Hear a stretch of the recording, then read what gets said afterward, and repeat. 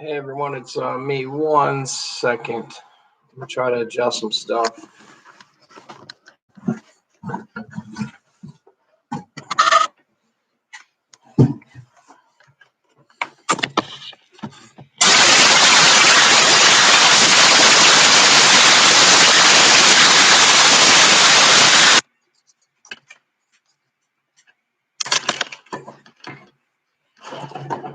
Hey Bearded Box, how's it going?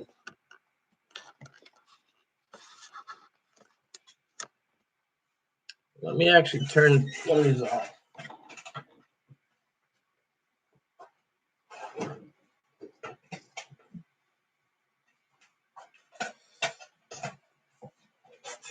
See if that helps any. No, not really. Just try to keep it right here then. So how's it going? So far, only one's on, or well, 4 people's on. It says so. How's everyone doing tonight?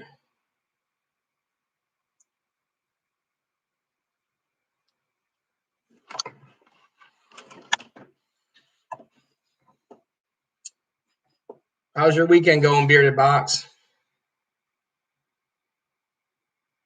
That's good.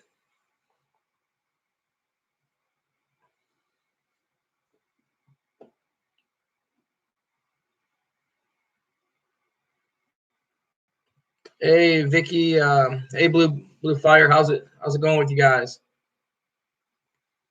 Hey Alicia, good to have everyone on here. So,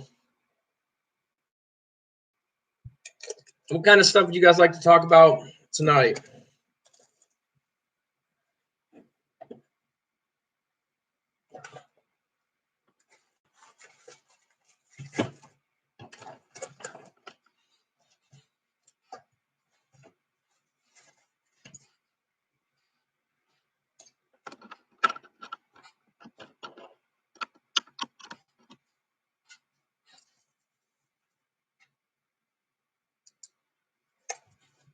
If that helps a little bit.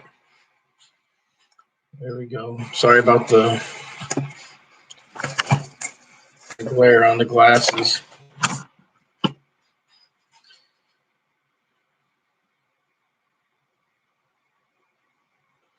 What kind of stuff do you work on, Alicia?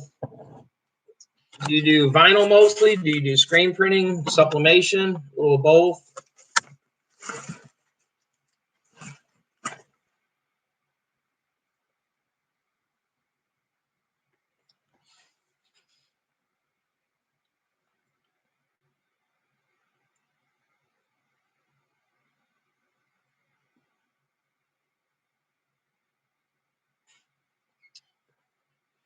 How about shrink wrap replacements in an emergency?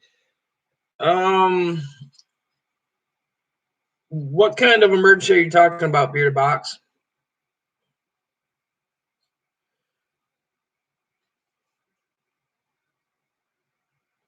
What kind of plotter are you using, Lisa?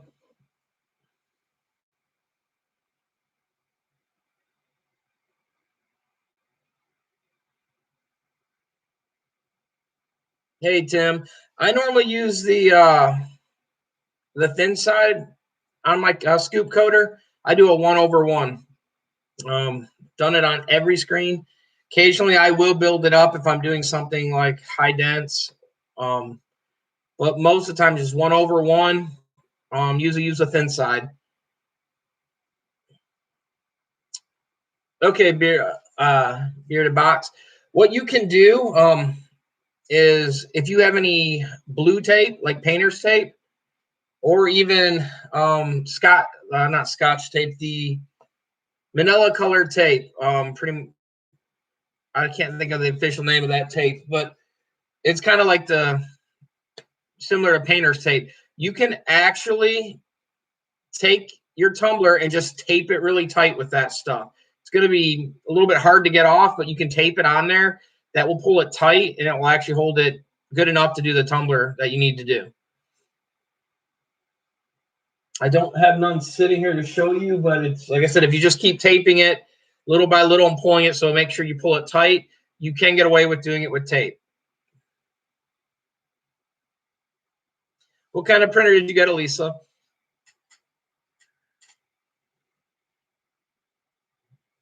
Oh, okay. Now I see it. Sorry.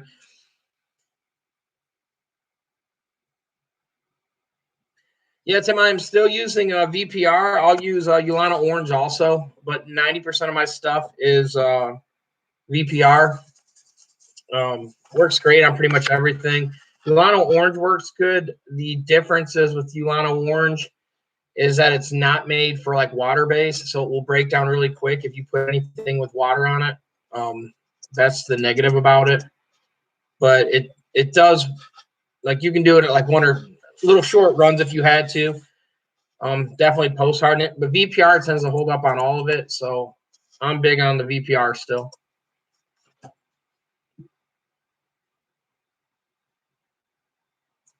Thank you, Vicky. Yeah, it's masking tape. That's what the tape I was thinking of. Like I said, you can actually do that. Masking tape over time, like a whole roll. I mean, you want to coat the whole thing, wrap it really tight.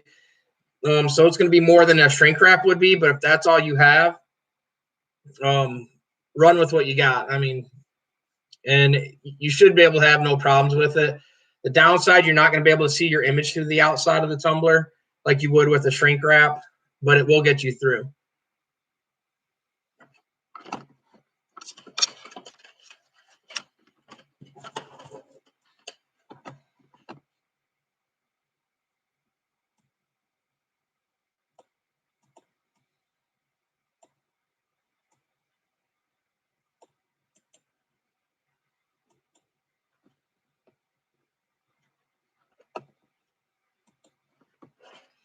So what kind of ink are you thinking to use, Elisa, in that printer? Hey, Denise, how's it going?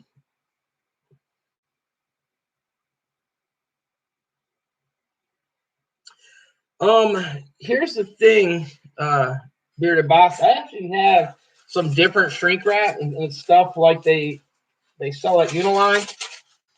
I've actually got some right here. Let me grab some scissors. They're stuck. Sorry about that. And what happens, it is a different material, most of it. It will shrink. You can put 2 layers on, but what will happen, it will actually, if you ever watched Garment Creation is his name, he did a video on using his shrink wrap, and they literally will melt. Like this stuff, it will pull it tight, but then it will actually melt and stick to it. You won't actually have the pressure after. If you put like 2 or 3 layers of this stuff on, you can get it to work, but you got to be careful because this stuff's going to stick to the tumbler then. But in a pinch, you could use this also. I mean, you could put this on, tape over it if you wanted. I wouldn't suggest using this as a last resort, but it can be done. Sorry, I only got 1 shirt of yours, and Juan's got a few, so I can't wear yours every day. It kind of starts stinking, so.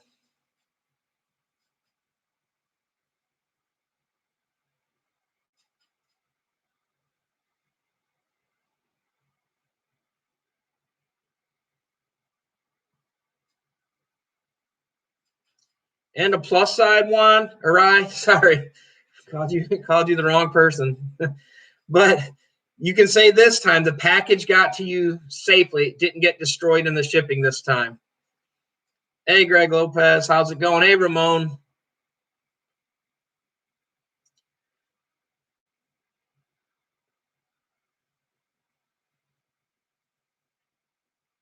Now, hopefully you can handle some of that honey rye. That's just a bunch of flavors. Don't cheat and look at what Juan got. I already seen the message asking him which ones are which.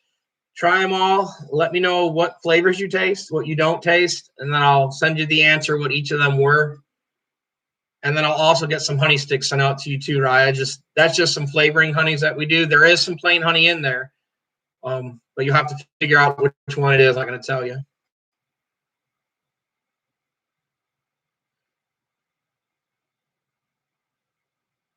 Yeah, Lisa, there's a bunch of aftermarket sublimation ink. Normally what I suggest is Epson because it's actually cheaper.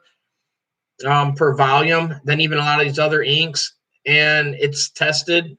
So I usually stick with that, but it's totally up to people. I've got some ink in that someone sent me to sample. It's Hippo ink. I've used it before. Worked okay. It's not the end all be all, but I had no issues with it. I wouldn't leave it in my printer long just because I don't know long term with it. I don't want to ruin a printer with it. But the prints and color profile on the Hippo, for instance, you don't have to change your settings. You pretty much just run it like it is.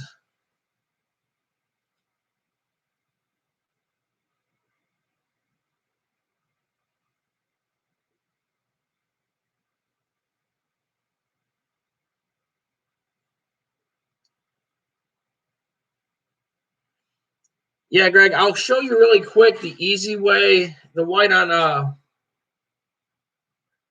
where the white on white are hard to determine what side is the cotton and what side is the polyester. Yeah, you got the dual layers or you got the single layers? Because the single layer is going to be polyester on both sides, but there is a front and there is a back. So let me grab some real quick and I'll show you.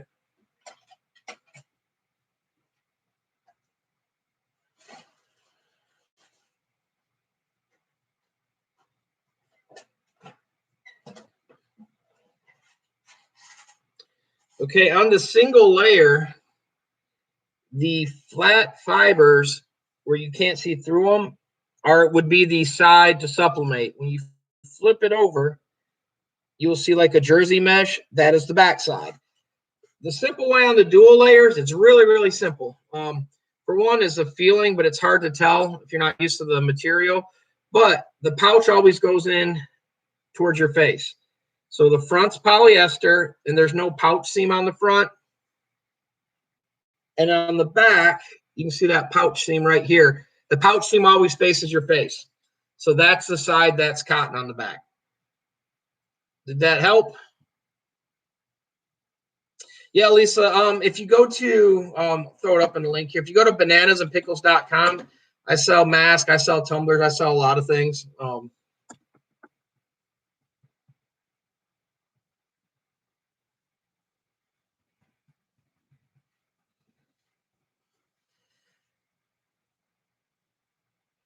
Like I said, we have a lot of stuff, Lisa. Fairly good pricing, fairly decent shipping. We can get you anything you need. We usually ship it out, try to ship it out same day, if all possible.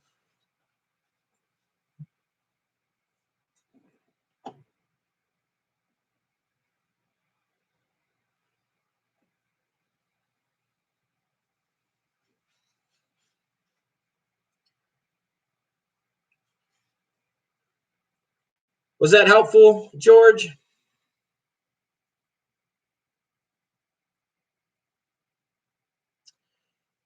I do, Denise. I have one side, like I can actually get even bigger than the XL. I stock them just because I haven't had too many people ask for them.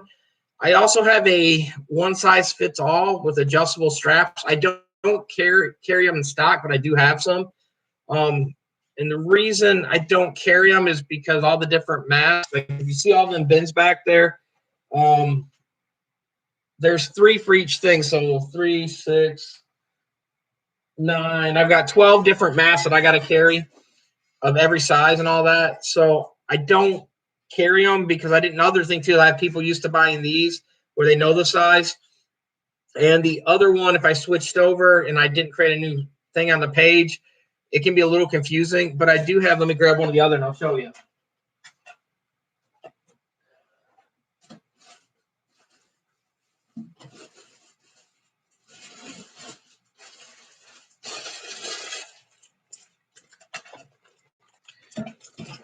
These are one size fits most people because what it is it's elastic, but I also have the little pieces that you feed through. You put 2 on each side so that you can pull it tighter or less so that you can make it fit. So these will fit anybody. As you can see how big it is right now. I'm not going to put it on, but You can see how big these things are. And they got elastic, so they'll also pull tight. But I do have some, Denise. If you need some, let me know, Denise. I've only got so many. I don't put them on the site because of that.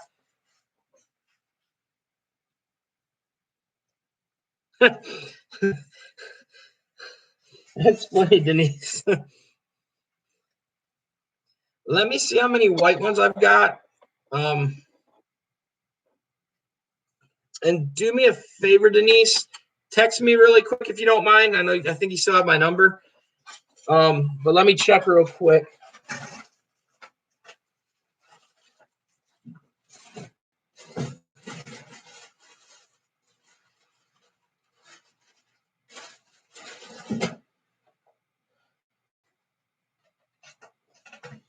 I do have some. I don't think I have the full 25 because it was, but message me, Denise, and I'll go over something with you.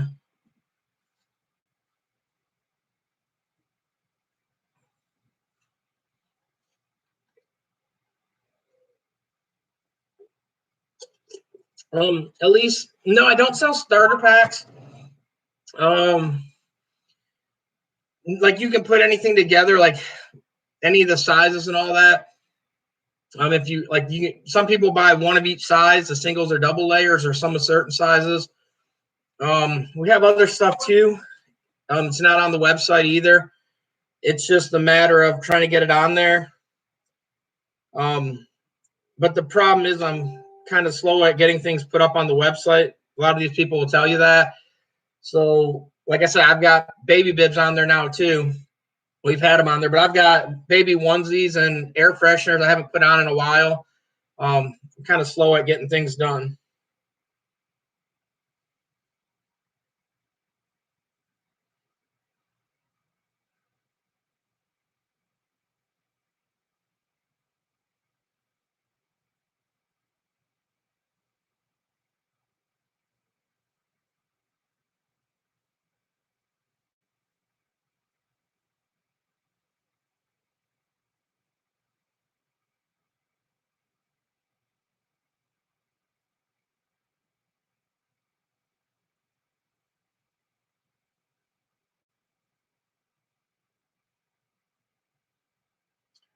Yeah, Denise, you've always been fine with that. PayPal's easier, but it's fine. I do have Cash App, as you know, but for you, I'll do it, Denise. You know that.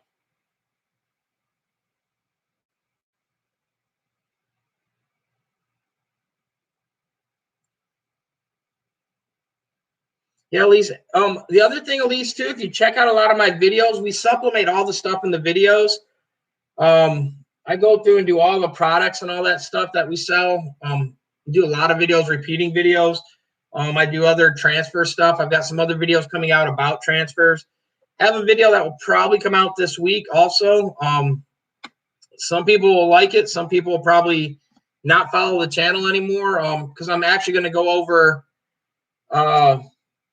the truth about the industry, some stuff that not everyone wants to hear, not everyone wants to talk about. It's kind of interesting. I've showed it to a few people. Most thought it was informative, but by me airing it, I'm sure I'm going to get a lot of hate comments, and people are already upset from the other video I did about the transfer. So there'll be even more people that will have their 2 cents to put on it, but probably going to drop it this week sometime. Like I said, it's a few people have seen it, but we'll see how it goes.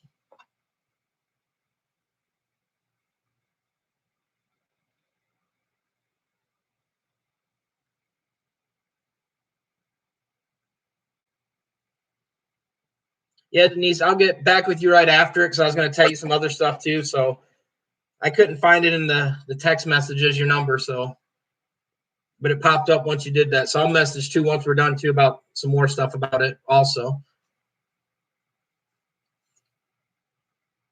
Yeah, Ramon, like Cash App's good. It's just the downside is like, for instance, on online sites, you can't use that because they can't verify it.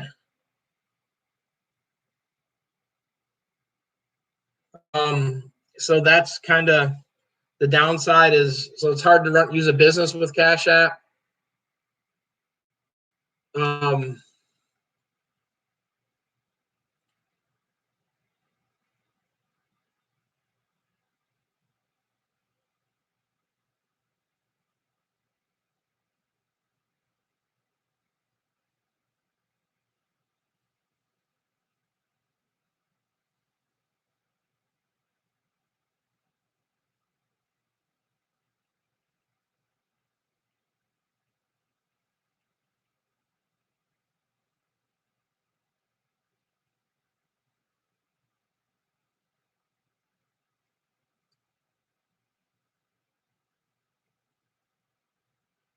Right. I have a question. Juan sucks. Okay, not really a question, more like a statement. Then again, Juan's not on here, so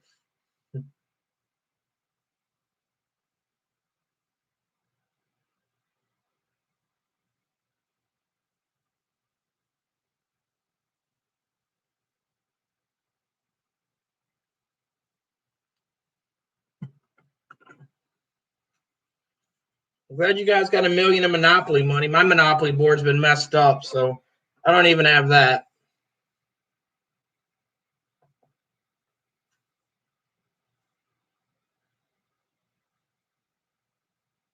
But I will say I did have GameStop before it blew up, and I did sell it before it dropped back down over this weekend. So downside, Robinhood put a stop on it, so I couldn't buy no more. But um, did profit a little bit off that.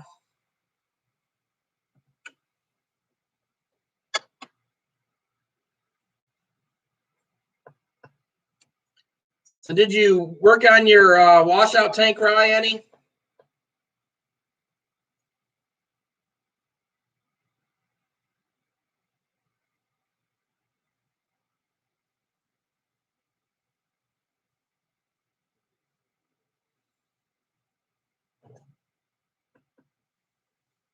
Yeah, Elise. A lot of people too, Elise, they just like doing it for the craft also.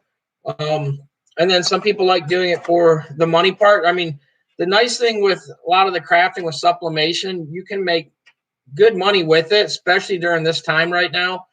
Um, there's a lot of factories that need masks, and they still need masks.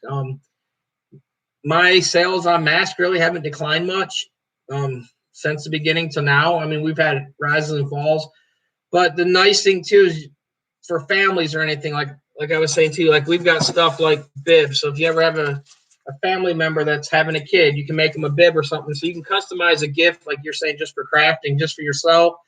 But you'll end up finding out once you start doing that, people will ask, hey, where can I get that?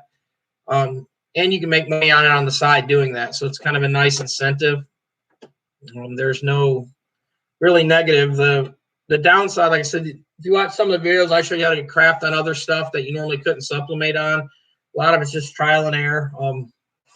I will say this too, guys. I did get after the other thing, I have a video coming out on it, but filmed a little while ago. But Supercolor did send me some stuff. They reached out to me after the other video. They weren't 100% on the up and up, I guess you'd say. They weren't negative. They just wanted to go over some stuff, and so they sent me a sample thing so I would actually do a live video of their product. So the video will come out soon also that I did on their stuff, so you guys can kind of see the truth on that stuff. Cover it more than I did in the transfer section, but it's just another product. Like I said, I'm giving honest opinion, honest thing on it. But like I said, you guys will see that also.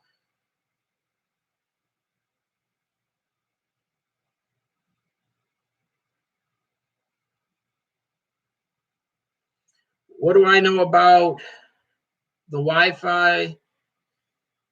Do you have to pay a monthly bill for? My Wi-Fi, I gotta pay like I'm on where I'm at, I don't have no options on my internet here. I am locked in. There is the only other thing I can really use is like the HughesNet, like which is horrible. My city actually has a co-op, and so we have our own system, but there is like AT&T and all that. They come through, but they won't come through this area, the city, because the city's got that little thing set up.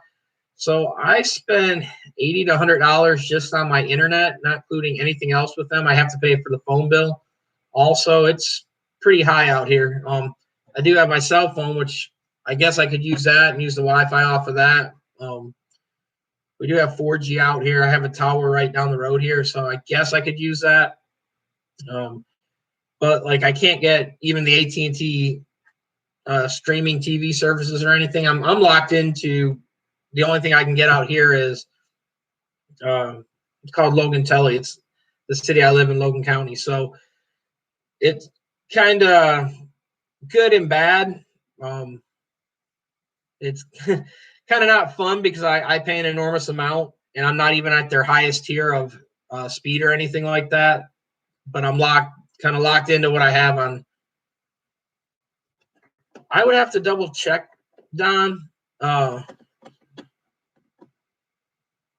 just because it's been a while. Like we find, like we're on fiber optic. They ran that like 2 years ago. We were actually had that before a lot of major cities. But like I said, it's been like hit and miss on the speed of what I'm supposed to get, what I have, and all that stuff. So it's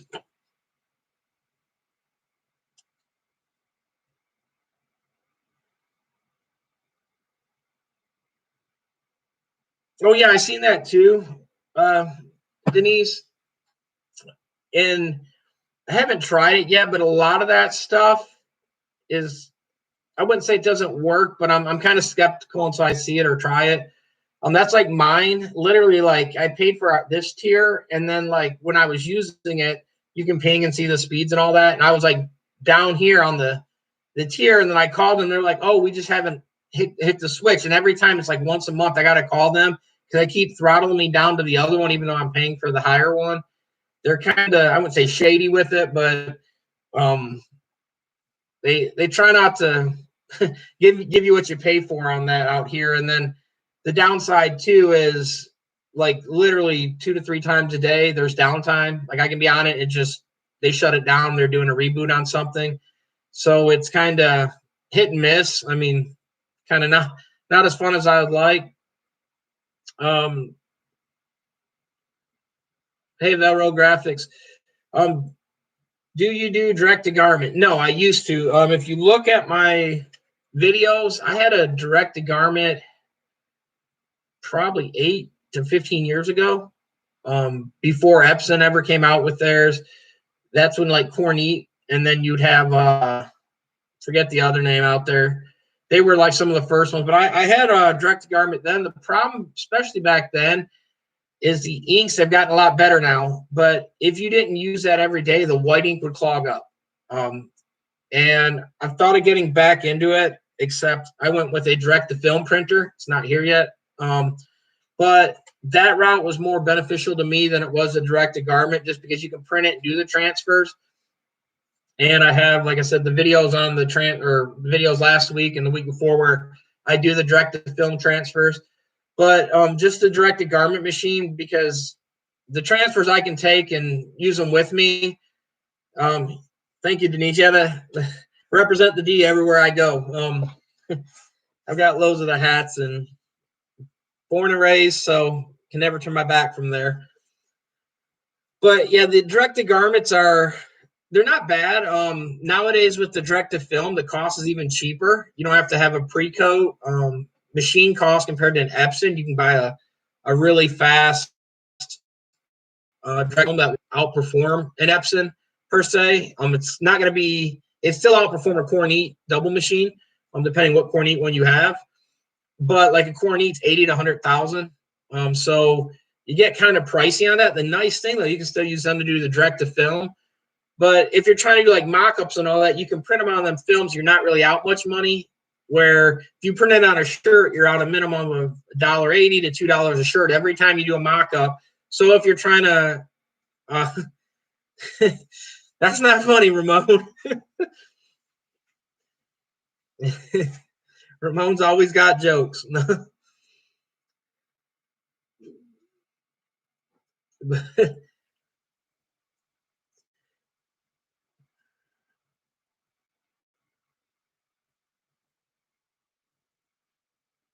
1 second, Valerie. I'm just trying to read the thing to double.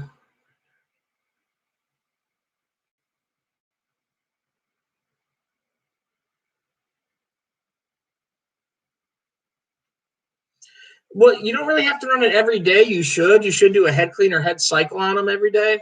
You can leave them go over the weekends. The problem with a lot of them, if you don't, or if you don't take the white ink out and shake it up every day, the white ink has got titanium powder in it, which gives it the white look. And it will settle down inside them tanks, and then it will clog the print head. Not all of them are like that, but even the Epson, they tell you take them out, shake them, and then you got to flush it and run it through and do the head clean. So you're wasting quite a bit of ink every time you have to use them. So it's kind of tricky on it. Direct to film is pretty much that. It's the same printer. It's a newer style printer head, but it's printing onto a not a vellum film, but it's a transfer film. So I don't have any sitting here anymore, but literally it prints onto a film. So all you do is use it as a heat transfer. So you still got to have a heat press when you do direct to garment, or you can run it through a conveyor. 90% of the people use a heat press, but when you do the direct to film, you don't even got to pre-treat or anything. You print on them, they run through a conveyor and dry them. You can put the powder on them, and then all you do is heat press them. And so when they're done, here's a shirt with, these are all direct to film prints, and they feel and all that almost just like a screen print. The stretch is insane. And they work great. You will have to, like you said, you will have to have a heat press to do that, but you would need one for a direct to garment also.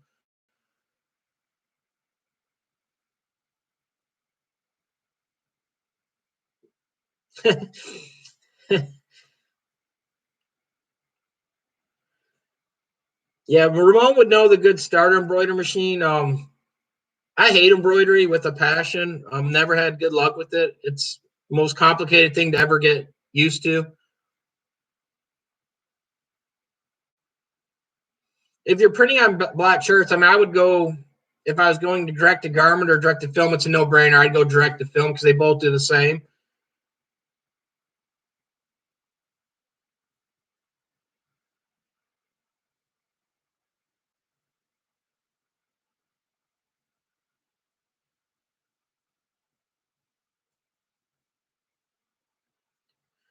Yeah, how I heat pressed them is literally it's just a normal. I think I was doing 300 for like 15 seconds. You peel the paper off, and then you I just pressed it again, and it presses them into the shirt, so the image gets pressed in really well. So as you can see, it's almost just like if you screen printed it, except the stretch is it's almost like it's hard to tell the difference. It has a different feel, but if you were to put that much ink in an area, it's going to have similar feel.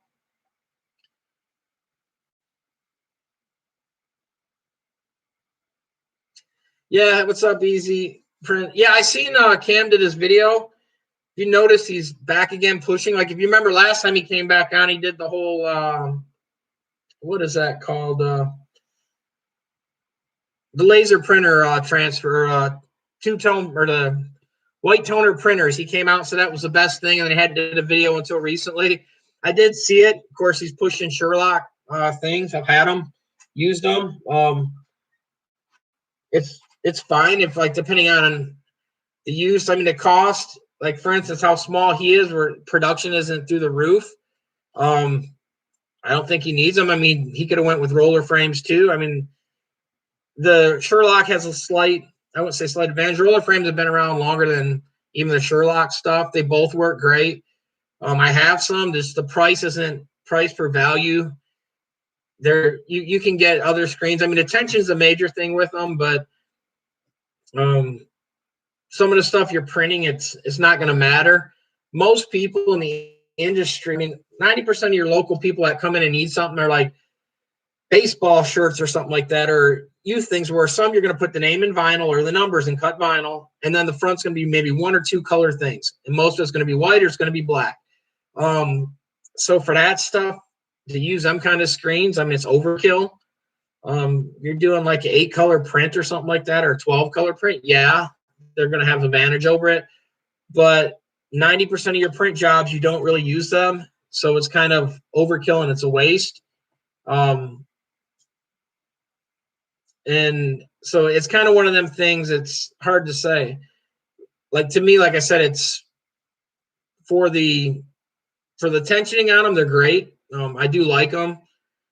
It's just the cost of them and all that stuff, and then the screens itself aren't cheap. You can use normal screen, and actually you got to buy the threads and all that, or the holding pieces.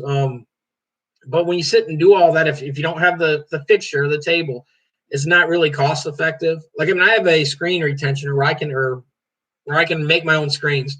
I have a really big one where I can do 2, depending what size screen, 3 at a time, and remesh my own screens. And a lot of times I don't even do that anymore. I just will either take the frames and swap them out, or I'll just buy new ones. It just seems that it's quicker and easier, for me anyways.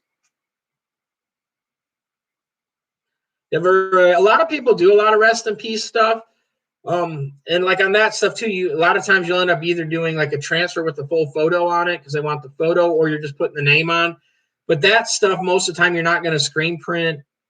Like 25 shirts, you're not going to do a full color image on a shirt unless you're doing it with like a direct to film, or like you're asking, a direct to garment. And the reason you wouldn't, it's just not cost effective to run that many screens for 25 shirts. And you're just going to have to charge them a lot for it. So, I mean, it's not bad, but it's kind of one of them things on that part. It's kind of, you got to look at your time, money, and effort and all that, which way to go.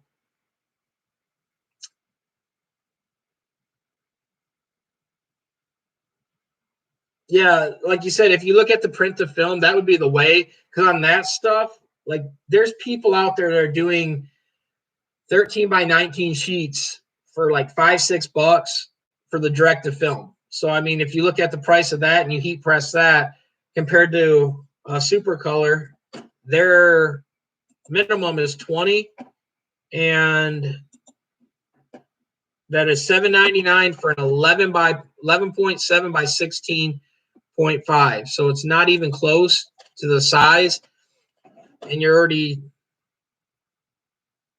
$3 less. So $2.99 less.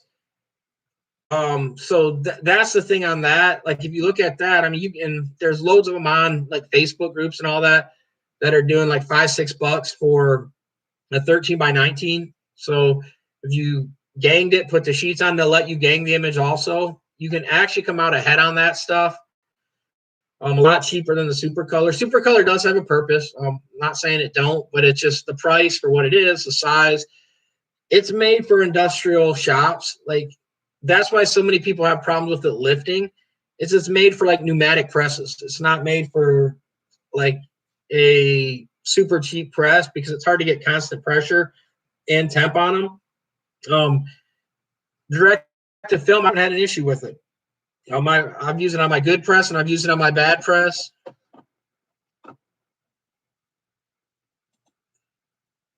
But yeah, Roy, if you like, go online, go on I got a Facebook page also, and message me there and all that, and I'll try to point you to the right people. Like I said, I don't have my machine here yet, so I can't even print them if I wanted to, but I can point you in a line where to do the direct to film. And there's no weeding with that either. So literally, you can like on this basketball thing, it's hard to see, but you can see all this little trailings right here, all these super spine dots. You can print anything and it's going to stick. And like I said, you just press it, peel it. So, I mean, there's no weeding, so you can do whatever you want, like in memory of, and have space all around. It comes out really good. There's no issues.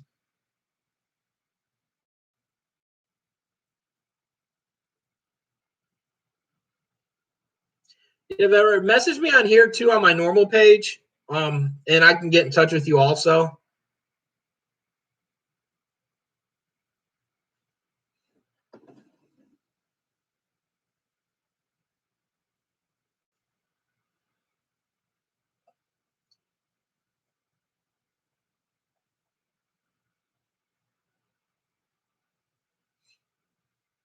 So you've been staying busy this week, Ramon?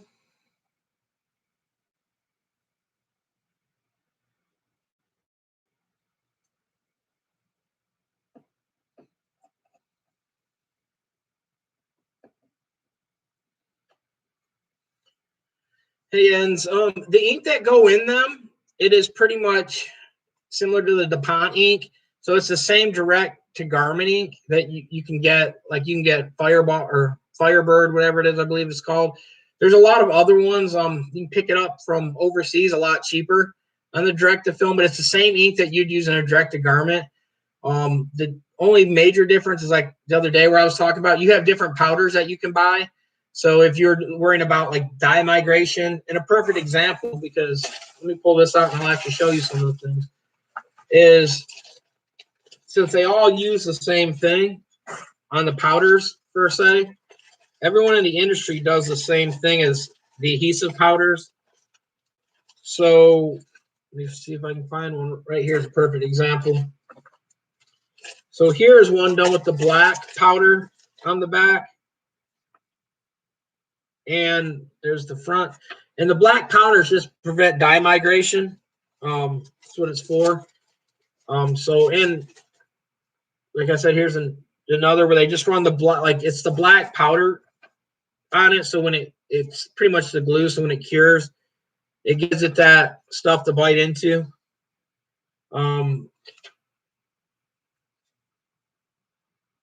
You can also on the direct film, there's other ways to print it. Oh, the printer just depends. Not really. I mean, there's a lot of them out there. It's trial and error. I don't have waiting to get mine in, so I don't really want to say which way to go until I actually do more tests on them. Just because I don't want to give information until I know the truth of which one works better. Yeah, Ramon, I know how that is. I was there, like I said, with my sister, and then my parents both have Alzheimer's, and we have more worse days and good days, so I definitely understand. So you ready for the Super Bowl, Ramon?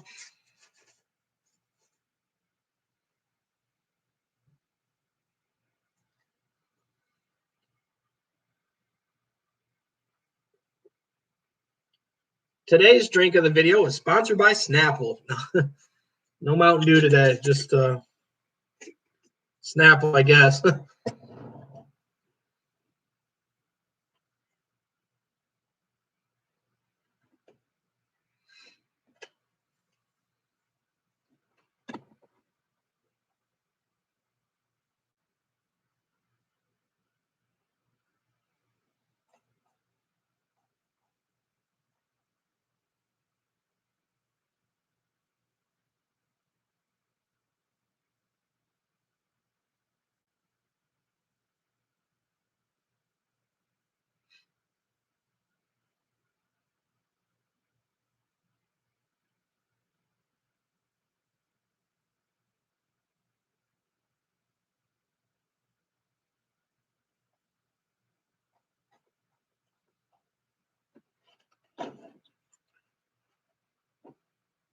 Hey, Renee Kelly, how's it going?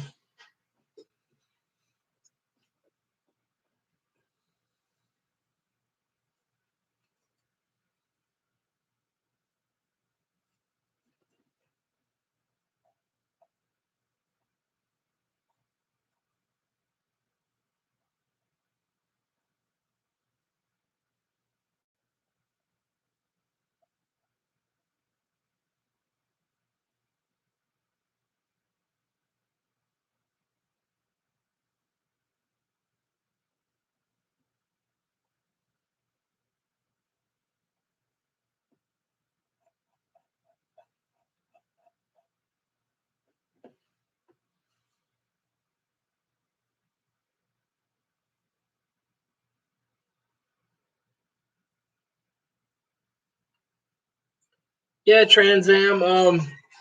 I know there's a few people here.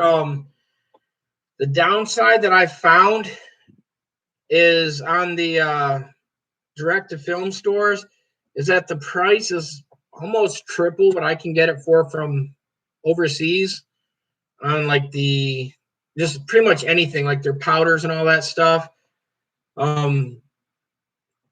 It's not totally bad. I mean, I understand buying stuff here compared to over there is going to vary a little bit.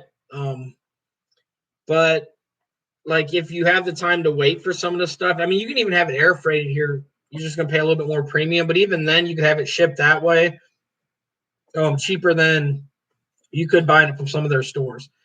The nice thing about the stores, though, they might help you out. They might give you a little bit more support. I mean, it's new technology, though, and a lot of it's all coming from over there anyways. They're just shipping it here and kind of going at it that way. Yeah, Enz, go ahead and shoot me an email, and I can definitely help you out with that. That's not a problem.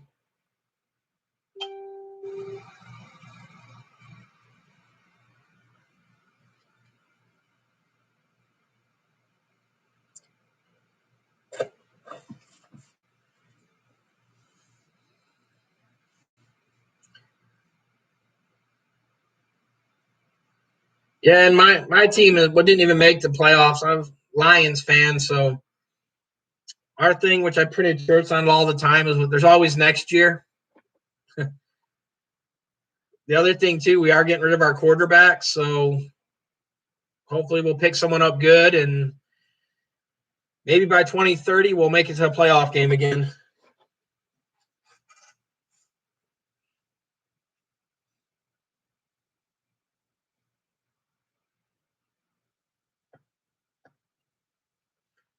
There's a few other ones too, Trans Am, that are besides them. Yeah, and I think I'm gonna have to almost delete you for the Go Penguins comment. It's wings all the way here. Just remember who's got more Stanley Cups. So I believe we've got a few more than the Penguins do. So we haven't had none in a while, but hey, what's up, Heart and Hustle? How's it going? You were pretty busy the other day. I was watching all your stuff.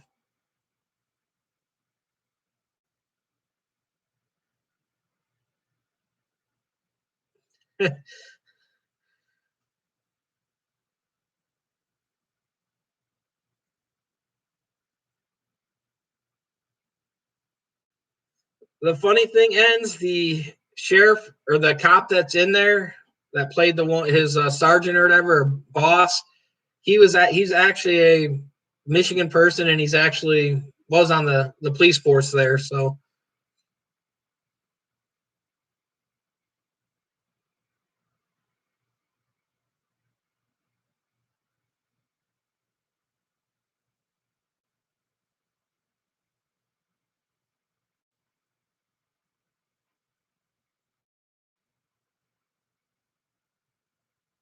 hey George, how's it going?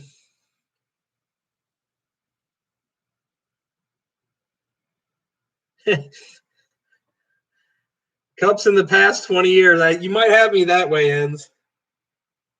How many cups does the Pittsburgh Penguins have in the last 20 years?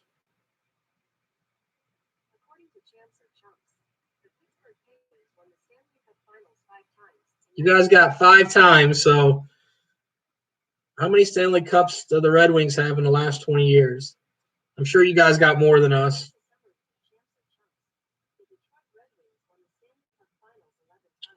Yeah, you guys got more than us. Because because we won in 2002 and 2008 were our last two. So,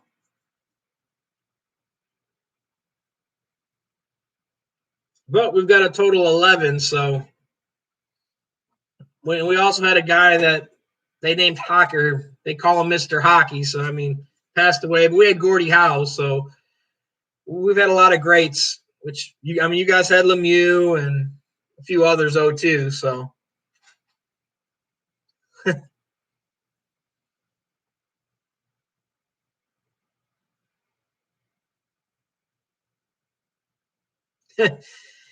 Yeah, we were one of the founding teams then, so it's kind of. I guess we got a few from that stuff. I guess you can say, but when we were also having our other heydays, though, we had the Pistons too at that time, so we kind of had the Detroit Bad Boys, Motor City Bad Boys, and all that. And we've had our heydays back when I was younger, anyways. The Fad Five and a few other things like that. That's one thing when you're a Michigan fan, you live in the past a lot of all the stuff. But you got to remember this, though, Ends. Where did the GOAT come from? Brady went to University of Michigan. I'm just saying that. So, greatest quarterback of all times as of right now with the most Super Bowl rings went to the University of Michigan. So,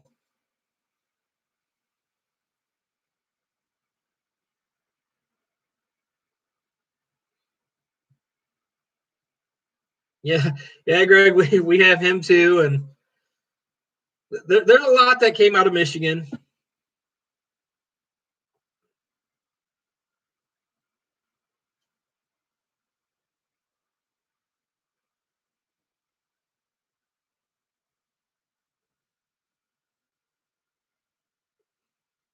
We also had Barry Sanders for our running back in the day.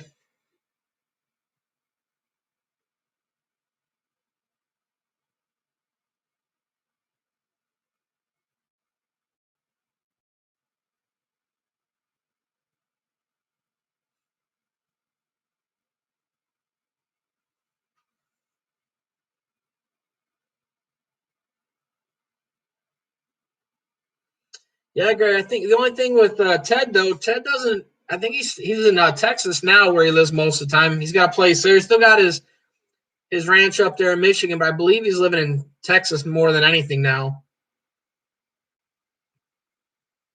I got to meet him a few different times.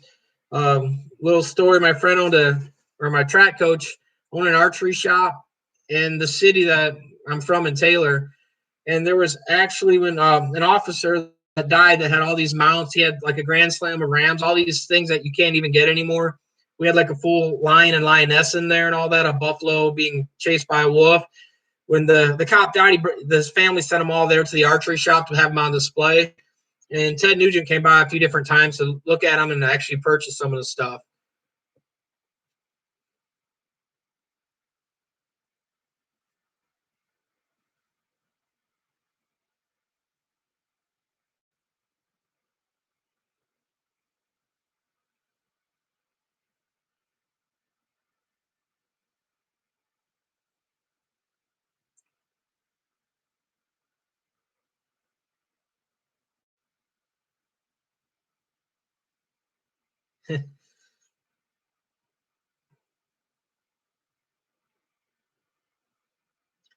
When I did find Denise, though, there's a lot of people that are from Michigan on here.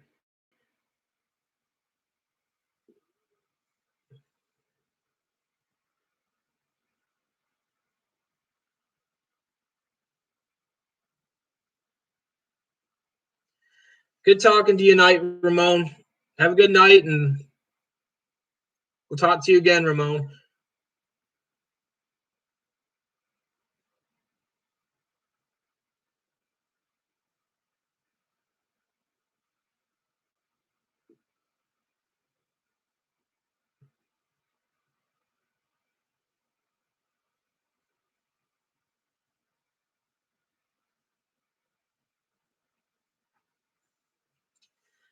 Is there any other kind of videos that when I make some more videos coming up that some people would like to see or certain styles?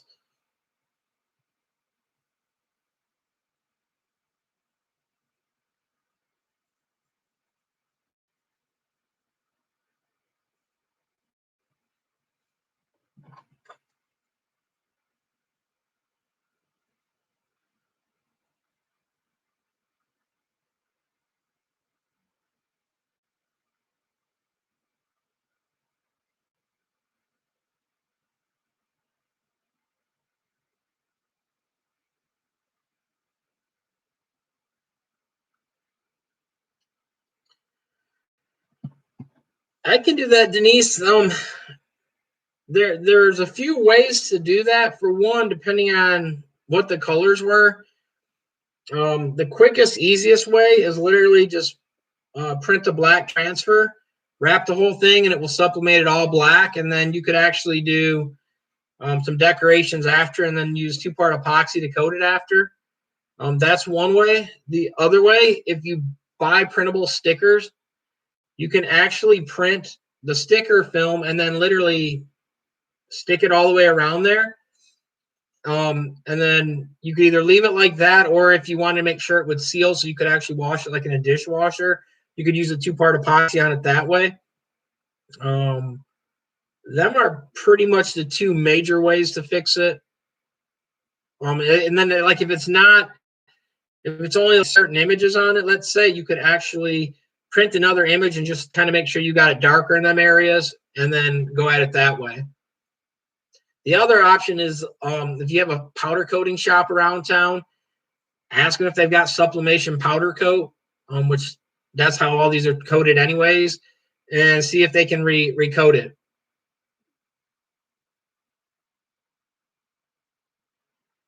One second, Greg. Just to recap, I don't need white ink when I placing direct to film on a white garment. No, Greg, you don't. Because the white T-shirt is going to be the color, so you don't use white ink on a white on the direct to film or a direct to garment print. They both, you wouldn't, if as long as you're on white, you're fine. Now, if you go on like a gray, you could get away with it, except the problem is like, for instance, if I didn't have white on here, this would be all gray. And then his shirt would be white. So it'd be like sublimating on a gray shirt. You can do it, but you're going to see that. So on a directed garment or on direct to film, it would look, which is a sublimation, but it would be just like that. You'd put it on there and it'd be perfectly fine. You don't have to use the white on the direct to film on a white T-shirt. So it's the same thing. Literally what happened with my direct to garment machine that I had, when the white ended up getting clogged after like the 10th time, we stopped using that and we only did white T-shirts with it. So we printed directly on there. The nice thing with that, we didn't really have to run pre-treatment on it for the inks that we were using. So literally we'd print right on the shirt, and we'd a lot of times run it through the conveyor dryer. We wouldn't even heat press. We used the conveyor dryer to cure them. A lot of people use the heat press. But when we did that, it was like no feel at all because you don't have the white buildup. It's almost like a sublimation because it's water-based inks. So on a white T-shirt, yeah, you're fine. You can just run right with it. We couldn't do that on printing onto a polyester, of course, but we could print it directly onto the cotton that way. Yeah, and you can actually, like the 2-part epoxy, that's what a lot of these people, if you go online and watch, Gina does that. Gina's got videos on it where she actually epoxies tumblers. You could actually do that. So you could put literally like stickers on it and then epoxy the outside with the 2-part epoxy. They got food grade epoxy. And of course, it takes a while. You got to use a rotisserie dryer, like a steak dryer or like a rotisserie thing that you use on a chicken so that you don't get runs in it. There are other ways to coat them too, but you can do it that way. And that's another way to fix it and use it. It's just cost and time. You're not going to do 100 of them a day like that just because you'd have to have that many fixtures set up. Could be done, but it's sublimation. That's why sublimation took over some of that market, because you could produce it. Like a lot of the people were selling them tumblers $20, $30, $40 when they're decorating them that way. That's how they get that high glitter into the stuff, because they're putting it on there and then putting the epoxy with it. But yeah, Denise said it perfect. Epoxy, then glitter. Yeah, that's the way they're doing it.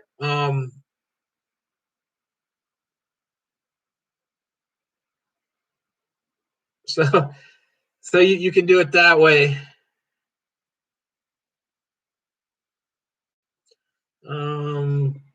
One second, let me read some of these others. What's up, Graphics Warehouse? How's it going? Ask one time about mesh count and about the details of artwork ratio. For example, what mesh count if it had 15-point stroke? What mesh count if the artwork has 3-point stroke? The stroke, it depends on like how big the image is. Because in screen printing, you're all DPI, George. So you kind of look at the image. There's a quick math form. I don't have it right in front of me right now, but it's pretty simple. I'll post it in one of the videos. But like, for instance, if you're using white ink, you're not really going to use like a 300, 320 screen. Manually, you'd almost kill yourself trying to do 100 shirts, pressing the white through it. Higher mesh will give you more detail. But like a lot of the stuff too, like for instance, if I'm doing this FedEx logo, I don't need much detail because all I do is got points at the edge. So like you could even run this at like a 60 and it'd be perfectly fine. You put a lot of ink down. But like when you're doing glitters and all that stuff, or like big chunky glitter, you have to use like 30, 60 mesh, really low mesh counts to get that thick, like bass boat flake into that stuff. Your higher mesh stuff, you don't have to worry. Hi, B and Pam. How's it going?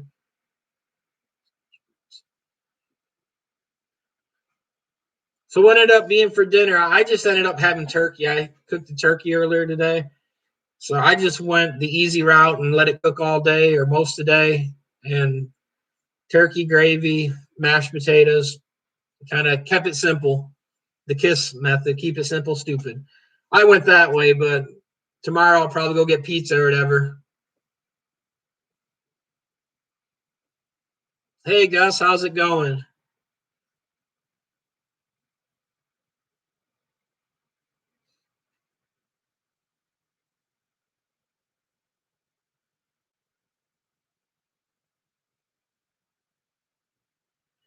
And yeah, like Denise said, you can get them from bananasandpickles.com. It's a great site. I know the owner personally. Yeah, we carry them at my site, my shop. We carry the tumblers. We have a case or two left over here. Got more coming in, but we went through, I want to say 600 this week already. I got more coming in. I think I got another 2,000 coming in soon. So,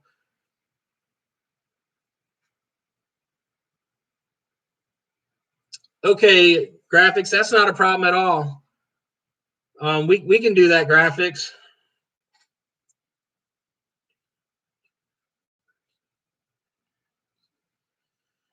What did the cartoon graphics of Pinheads help it held up in a would the cartoon artwork of Pinhead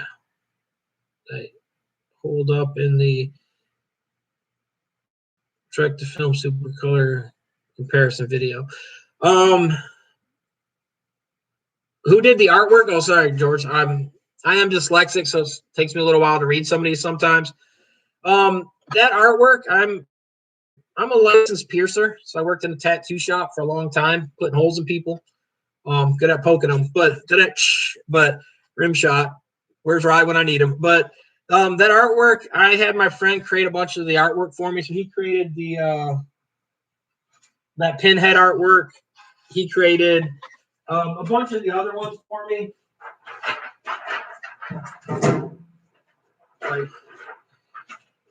he did the pinhead one, of course, that you've seen. There's the pinhead on sublimation air freshener material. Plug. The Freddy. He did the Freddy Krueger. He did. I think I got 6. What I would call scary movie stuff. We did like Jason. Man, I've got more that I haven't posted, but I usually use them 4 all the time. It seems like it's my go-to artwork thing because it's simple. It's my artwork, so no one can say anything. It was made for me. He also created my bananas and pickles logo. When I created that logo, we were sitting there and I was like, let's sketch something up. So I kind of gave him my idea, and literally in like 10 minutes, we had that bananas and pickles logo. And that was like 2 years before I even used the name and all that. We just had the artwork already created. So when I did create that store, I needed something that was just random and different. And I already had the name bought a while back. So it was just sitting there and kind of resting on the shelf. So we pulled that name up to use for that shop, and we already had the artwork and all that.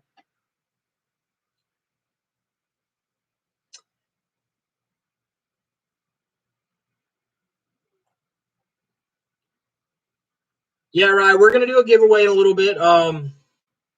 We're gonna give away 100 stickers tonight.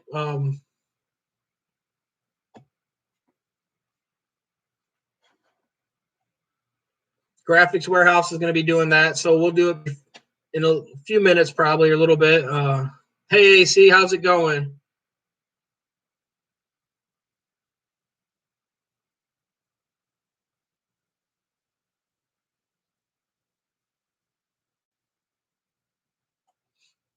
Hey, BM Pam, you got to post it when you start printing stuff. I can't wait to see that.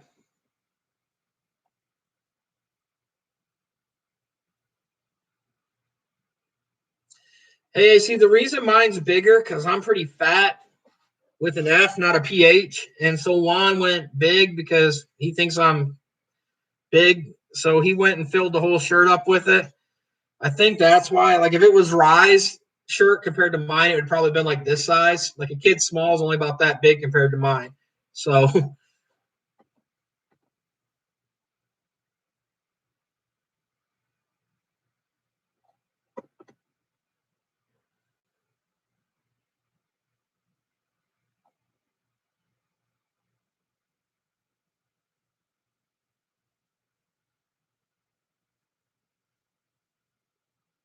that's pretty cool, Lens.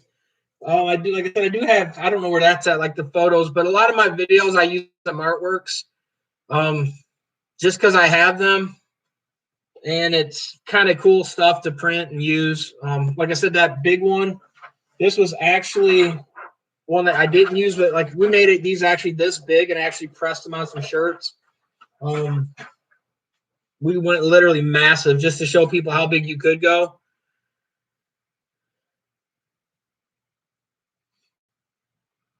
The nice thing though, or a bad thing, right? You're kind of getting scammed on material because like a 3T compared to 3X, I'm only paying $1 more and I'm getting like a bed sheet full of material, and you're getting like a toilet paper size on your material. So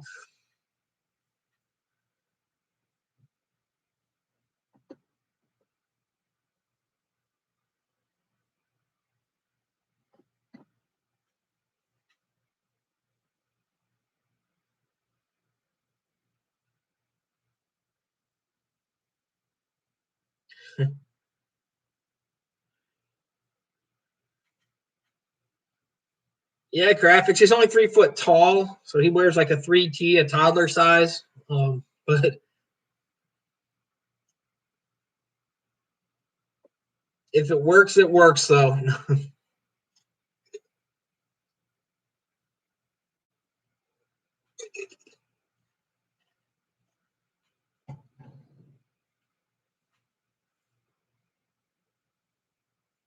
Hey, see, I'm sure graphics could do them. Um, oh well, there he goes. He said not at the moment. So I was gonna say, I'm sure he's using solvent printer, so you could buy the material. Like I have some that I used to do a lot of.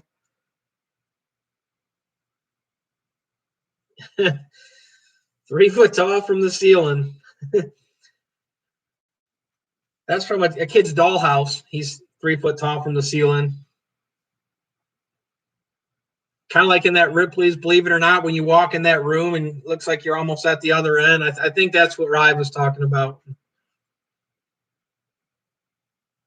Like in that giveaway the other day that he was on, I think he needed to stand on a stool to be equal height when they were doing the VPR giveaway. Um,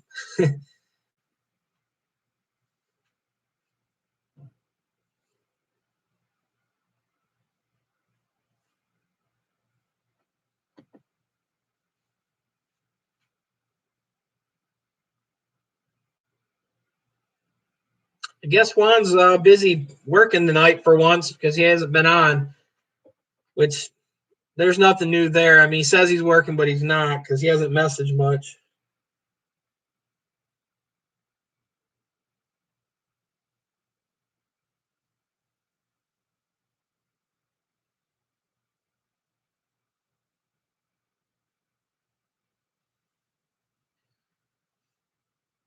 That means I can only really pick on Rye tonight then. So,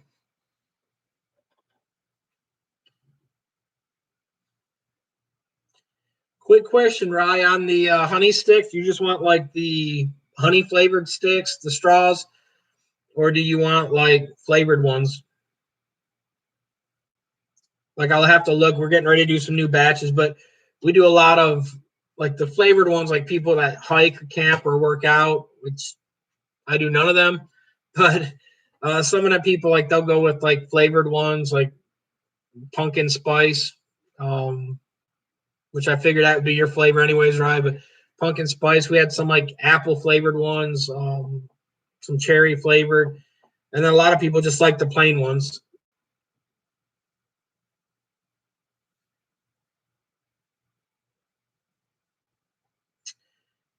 Um, Depends. Like the can glitter, Denise. I don't know how flat it would lay because the like some of that is polyester, but the problem is on them flakes. If you get the side where it's not coated, I don't think it's going to let it stick. Like it's slightly different than the glitter material that you'd use to press on a shirt. And then when you epoxy it, that epoxy is not going to let the sublimation go through there. Depending what epoxy it is. I mean, you can get a polyester blend epoxy, but I don't know how good it would work with that, holding the heat and all that, because you can use like even some of the spray, the clear coat spray after, and that will let you sublimate to it, but sometimes your paper sticks to it. But there is a possibility you could glitter it, and then instead of putting an extra layer of a powder, you could epoxy and then put the poly one over top of that and then sublimate onto that. Might be a way to work. Haven't tried that, but I have used the poly one, so I just don't know how it would bond in the two-part epoxy. But that is a possibility. Yeah, right. None of them's poison. I sent all the poisonous ones to Juan. It just depends on your taste of flavors. I mean, some people just like plain. Other people like the spicy ones. Other people like we've got like some elderberry flavored ones, which if you don't know what an elderberry is, then you probably are not gonna even understand the flavor or like it. Hey Jimmy, how's it going? We do orange flavored and all that. So it just depends on kind of what acquired taste people like the vanilla flavors and all that stuff. No, Rye, what I sent is because a big thing right now is we get a lot of people asking for hot honey. Um, and so people put it on their pizza. One of the competitors is Mike's Hot Honey. It's a big commercial name. So they put a little on their pepperoni pizza, add some flavor, adds a little spice, adds a little heat. So literally the ones that we sent out to a lot of people, um,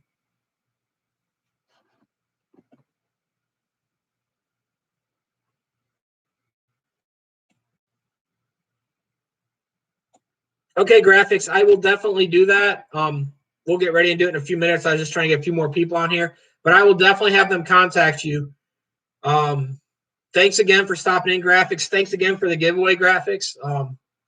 Really helps. It means a lot that people do this stuff. Without people like you, I wouldn't be here doing what I'm doing. So thank you for the help. Thank you for the support, graphics. Have a good night. But with the like honey flavored rye, there are some spicy ones in there, different flavored peppers. It's not doesn't taste peppery. It just has some heat to it. A lot of people like it that way. I don't know. I'm sure you eat more spicy food than I do. I don't eat anything spicy. Like fireballs when I was little, I couldn't even now I can't eat a whole thing of that. The little fireballs, the jawbreakers, they're too hot for me. But I've tried all the honey and all that. Some of them are pretty spicy. It does get a little warm, but it's not unbearable. But that's what a lot of them were made of, just because we were doing that. And then we didn't do Hershey flavored. Juan said there was one that tasted kind of. Oh, you want Hennessy? My bad. Yeah, right. You can actually buy the free flavored Hennessy with that, I guess. But uh, I don't have any of that. You're forgetting I'm in Kentucky. We're from Shine. We make Shine. Tyler Woods, if you ever watch some of the old Moonshiners, I guess season 3 or 4, whatever. Tyler Woods lives literally right down the way. He's about 15 minutes from me. So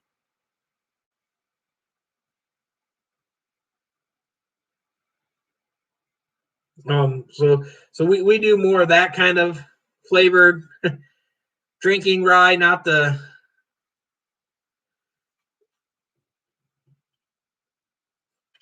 Well, if I go to the ISS ride, I'll try to get you some or send you some if you want it.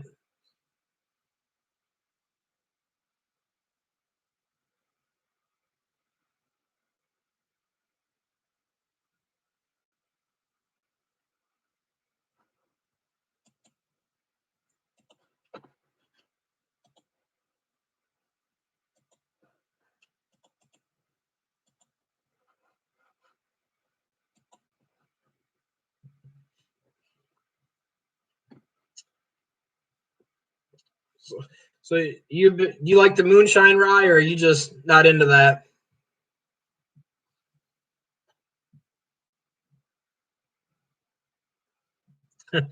Jack Daniels got their honey too, Jim, flavored. So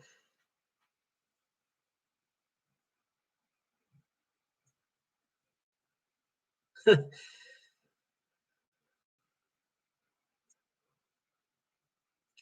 don't have that flavored either, Greg.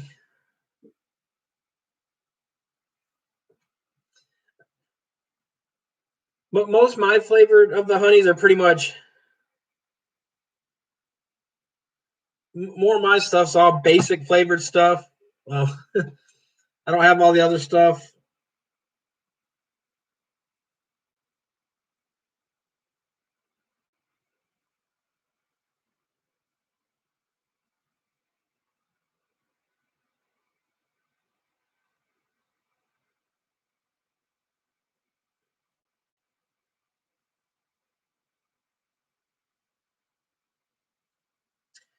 Now I do have some of the Jolly Rancher flavored honey sticks ride, but Jolly Ranchers is trademark. So like I have some like that, similar to their watermelon and their cherry flavor honey sticks. We use, of course, artificial flavorings on the honey sticks, so they have some of that in there. But you still taste the honey with it.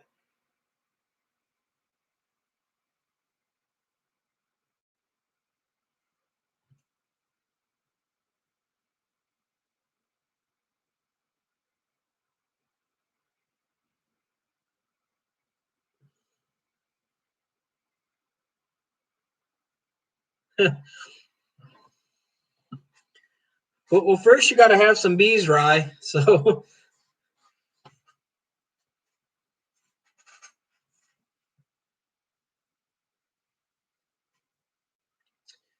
a lot of the stuff, Greg, that I found out anyways, a lot of the commercial stuff is nowhere near like getting it from the people in general. A lot of it too is cut down for more mainstream people. It's not as stout as some of the other stuff is.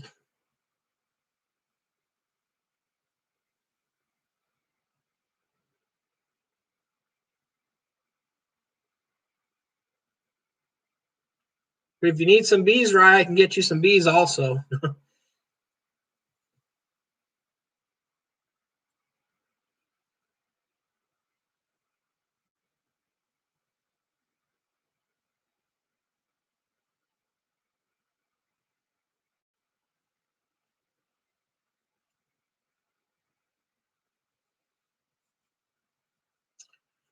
Yeah, being Pam, literally when I was little, that was, well, not peach moonshine, but literally like Kessler's and honey was pretty much whiskey and honey or Jack. But that was my dad's method for cough syrup medicine was heat that up, put it on the stove, and pretty much you'd sweat it out overnight, and that's how you got rid of a cold or really bad sore throat fever like that. That's kind of his home remedy for that.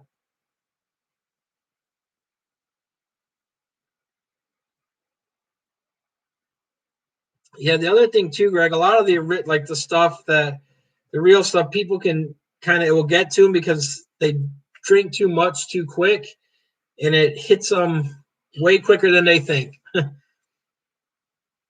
Here's a little story too, being Pam though. Um, like my dad did construction a lot his whole life. When we got down here, we were actually sitting in a trailer court and building it up and all that. So I went over there to help him do some of the work on it. And this is kind of how backwoods he grew up. Little side note: when he was younger, because tobacco is a big thing, Uh, he lived here, then he moved up to Michigan, and that's where I came from. Then he came back here, but he was stripping tobacco. That's what you have to do. Strip it, stake it, and all that stuff. And they grew up kind of poor. So like when you're out in the field, you didn't wear shoes. Well, literally he hit a rock and actually lopped off his big toe. And he had to go take a shower and get cleaned up before his dad would let him go to the hospital. My uncle had to take him to the hospital. They actually ended up sewing it back on. But my uncle told me the story about that the whole time. And dad still got the scar on his foot. But when we were doing the trailer court thing, there was nails around there and I wasn't paying attention. I walked and I actually had a 16 penny nail go through my foot twice. I stepped, lifted off, I thought I had it off, and stepped back down. And literally his home remedy for it was to put kerosene on it. He said, come here and pour kerosene on it. Literally I got home that night, my foot swelled up where I had to cut the laces off to get my shoe off. So then I actually went to the ER and the doctor kind of laughed. He said, that's one of them backwoods remedies. And he said, it does disinfect it. He said, but nowadays we've got modern technology, so we don't do stuff like that. But that is kind of a little story about kind of old remedies and the other stuff like that. Hey, George, I'm in Kentucky now. I've been here 98, 99, roughly. And I lived in Michigan since I was born, so I was 19, 20, and then I moved down here.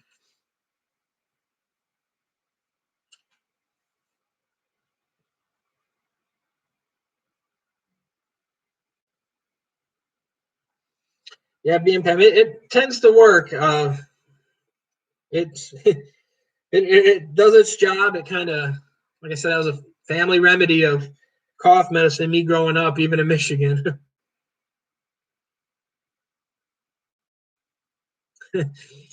Yeah, I don't got my pinky toe right. I got all my toes right. Another story that when you brought that up, Rye, my dad's pain threshold is like through the roof. Like he fell out of job in Michigan at the University of Michigan. They were building a thing. 2 stories collapsed and broke his ribs, and he continued to work. He was struck by lightning on a scaffold also and went back the next day because he had to go get checked out. But when we were down here, he's actually helped me build some beehives.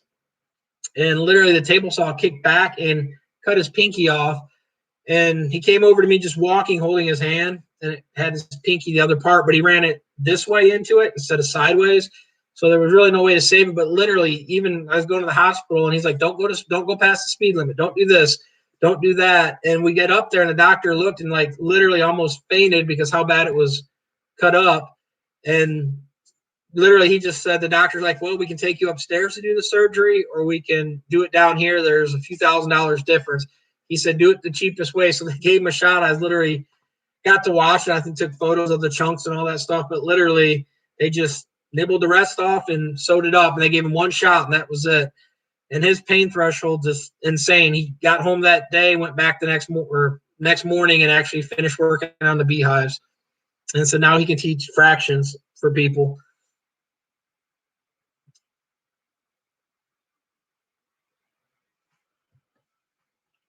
Yeah, home remedies are always a really good fix.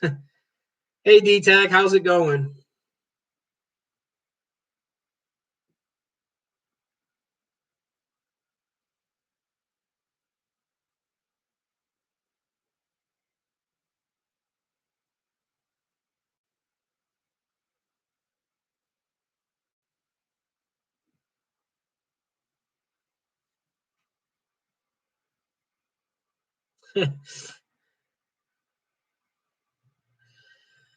I signed up for Long Beach Rye.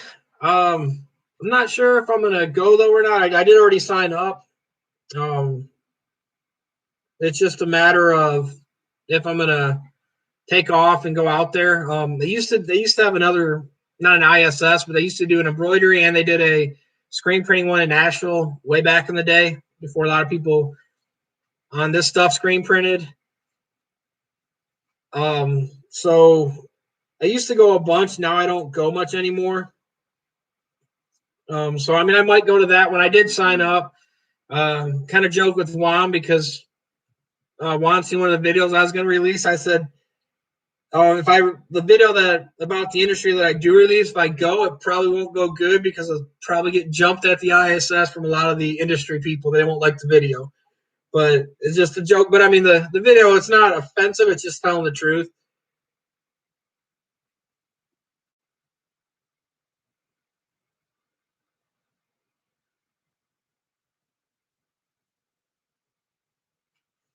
Yeah, Rod. Before you do that, let me record it so I can kind of video and at least get some monetization money on that. The two little people going at it. Hey, Mr. Rooster, how's it going?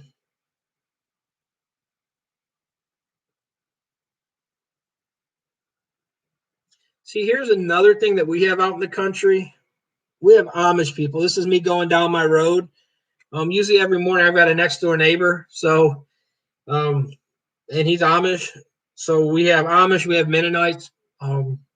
Mennonites drive vehicles. Amish don't. Amish drive horse and buggy. Amish don't have power. Mennonites do.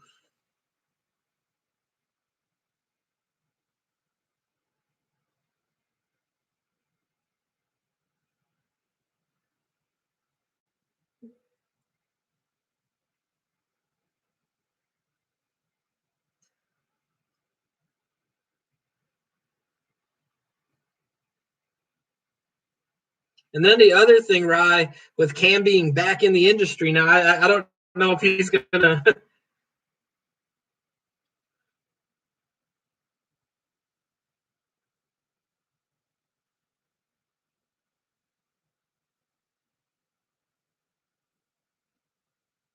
Yeah, Denise. The funny thing when you said JBM, I actually did a video. Oh, hey, now I see JBM.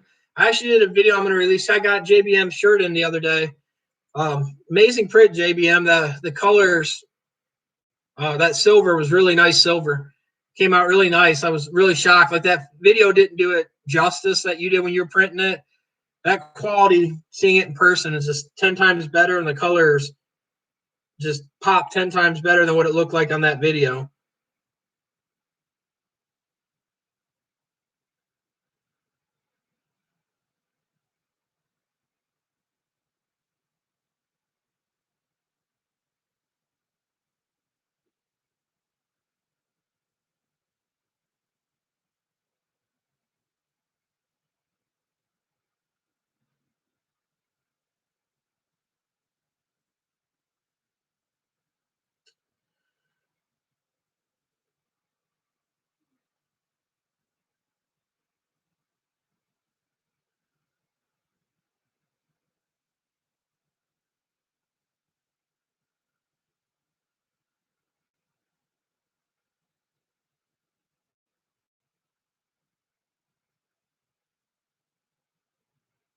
No, Rooster, that was actually just black plastisol ink.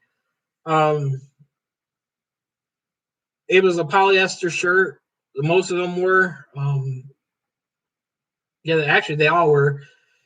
Well, actually, I take it back. I don't know if we had them all in that video or not, but it was just a basic. I'm trying to think what brand it was. It's just a basic black ink. Um, some cheap stuff because it works good. No issues with it. So I tend to use that stuff. I don't use too much water base anymore. I like it. It's just humidity where I'm at in Kentucky's horrible.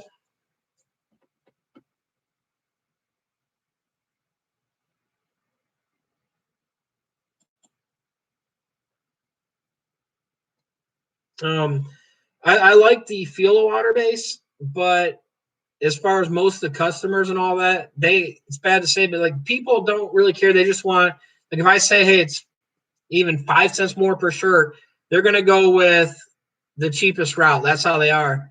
Hey, tree one balls, beats, tree one beats. Sorry about that. Good to have you on here. Here's a shirt, Rye, where you were talking about Hennessy. This is one we did a while back.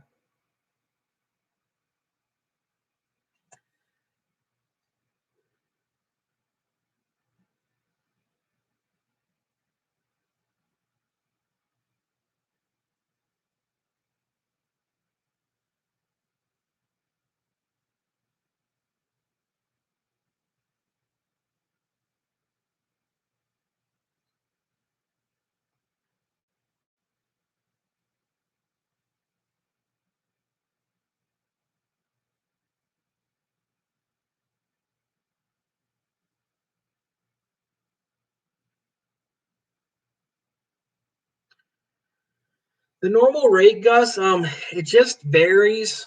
Um, we do a lot of sales for one color, one location on a Gildan up to XL. We do a lot of, like, it's not all the time, but we'll do quite a bit of sales, $5 on them shirts. Um, one location, one print for a lot of people.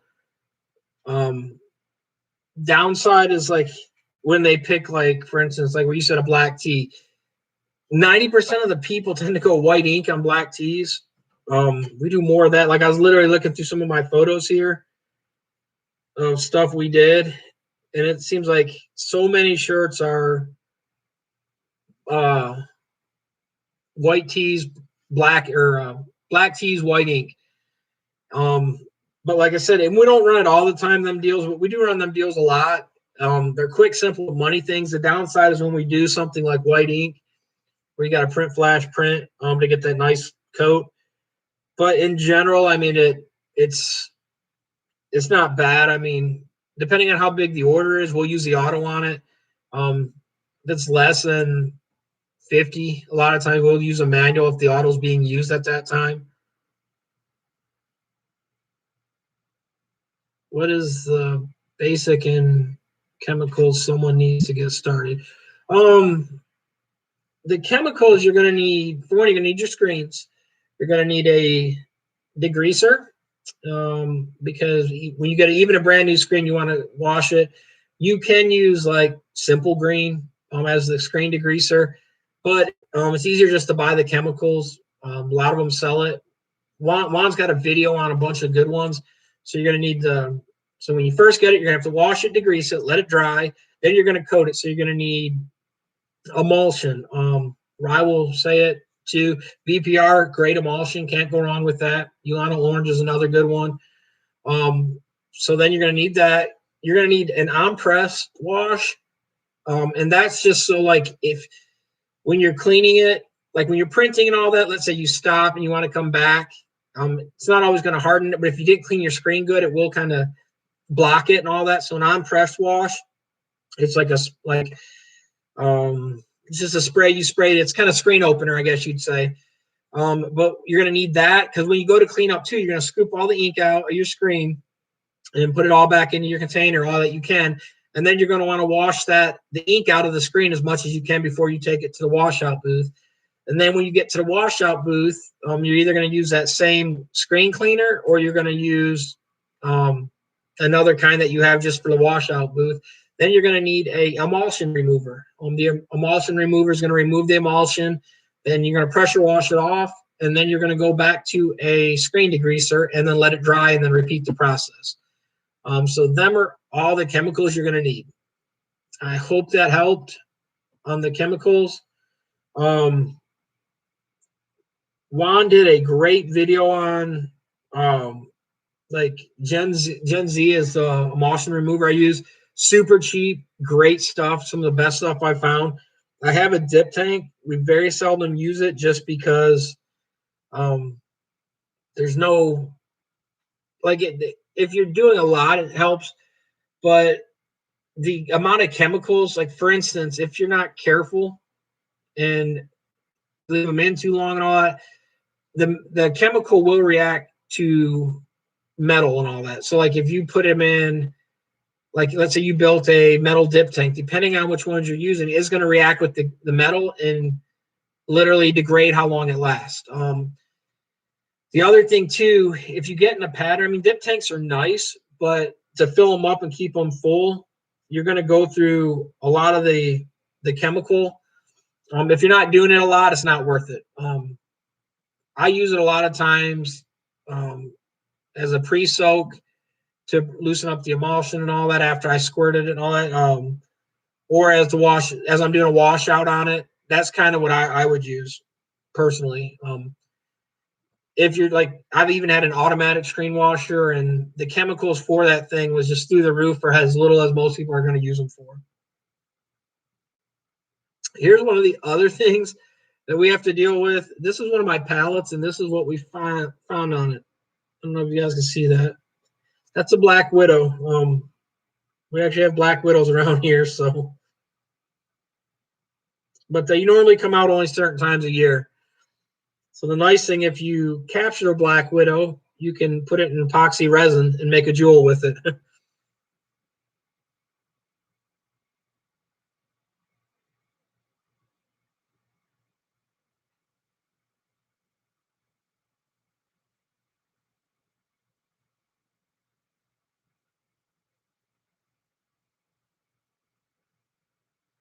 Yeah, no problem, Rooster. That's anytime. Anytime anyone's got a question, I'm gladly help as much as I can.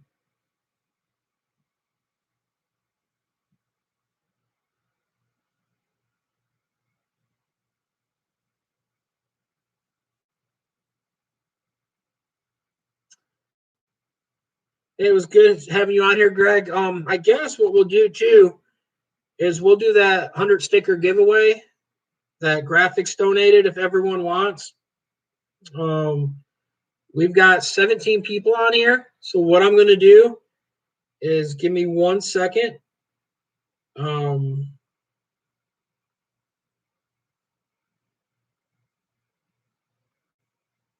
so let me actually do this.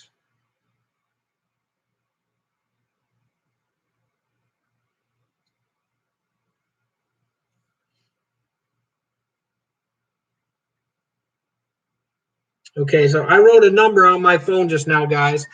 And so I'm going to hold my phone like this so no one can see it. So we're going to pick the numbers 1 through 17, and whoever gets it first will get them stickers. I will put his Instagram link in the description. You'll have to contact him through Instagram and tell him you won. But we're going to start now. So everyone go. Pick a number 1 through 17. First one gets it, gets the stickers.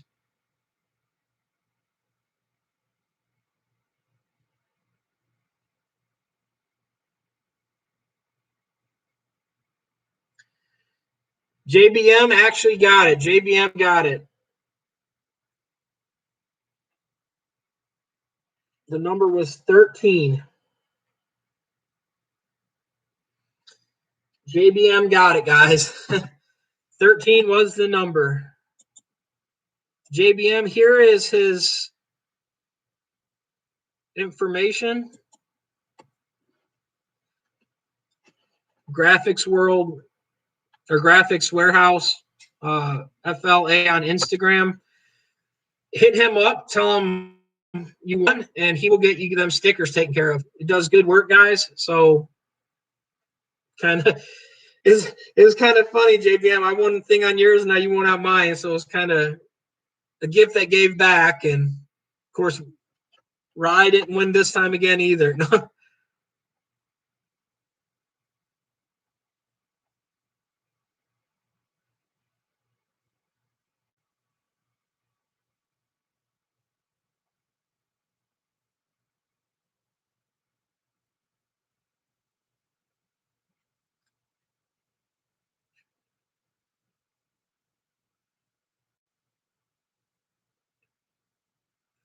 Hey, AC, how long do the neck transfers hold up? As long as you keep the moisture away,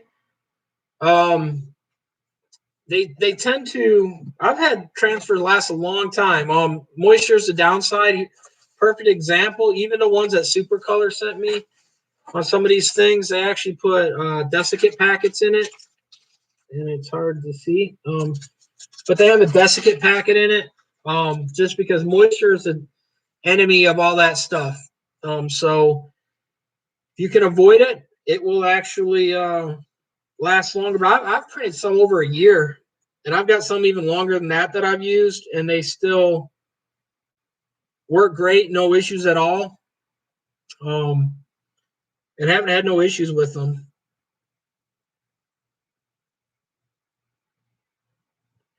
Here's another thing, guys, some kind of stuff where I've had my ankle snapped a few times, both of them. It's a stupid thing, but like it's been out there. If you Google, I've actually did a commercial for the hospital, and they actually have marketing stuff. While I'm cutting acrylic, but this is one of the hospitals. I'm in the lobby of all the hospital. I'm on their commercials, TV commercials, and YouTube things, all their marketing.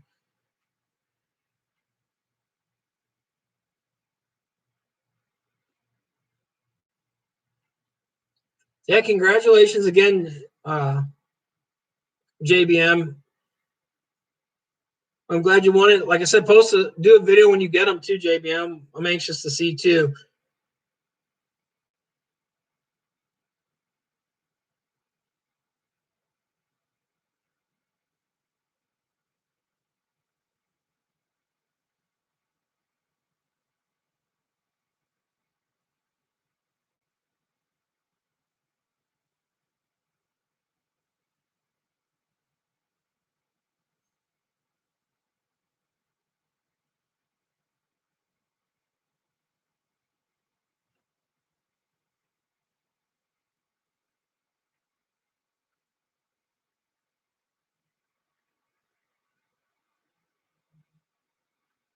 Yeah, Juan said he was cutting acrylic.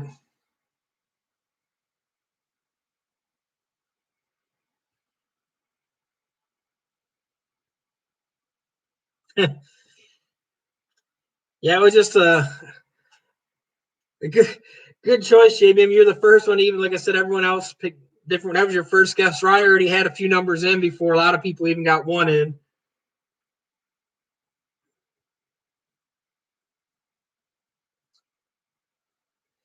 Yeah, Rooster. I try to get my views up. That's why I've been kind of doing the live. I mean, my first live I had more people on total than this one. It's weekend, people work. I don't really have a set day. I try to do it Saturday or Sunday. Um, and there's a lot of people too. Some of the stuff I say offends some of these other people when I say the truth. So doesn't always go over well for some of the people, and some people don't like the truth. So it's kind of is what it is. Like I said, when I drop the other video, we'll find out um, how many people really want to hear the truth and how many are just fine with it. But I mean, it's stuff that um, it's kind of interesting the stuff people will say and how mad they get over stuff just over different things. Yeah, right, or Juan. It was a nice shirt, Juan, but now I got to take it off because you're here and I've got some other shirts people sent me and they didn't like your shirt, Juan. They said the image was too big, you made it too big, and I'm too large for it. Here's another thing, guys, that I encapsulated. This is actually the staples that they stapled my leg back with. It was just something kind of stupid, but it's a little piece I have to remember what I had to go through.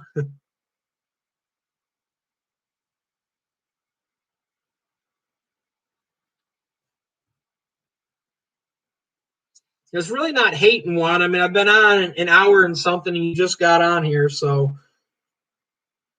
And the acrylic will cut itself. You didn't have to babysit it, so.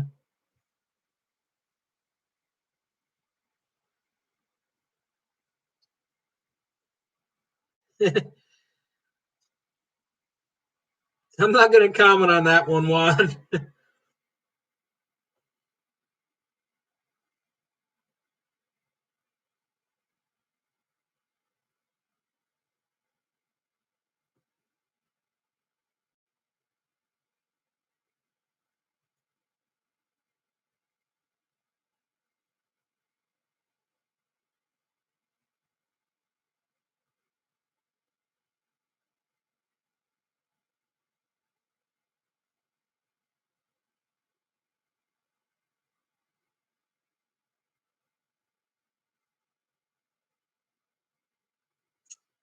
Well, you missed a giveaway, Juan.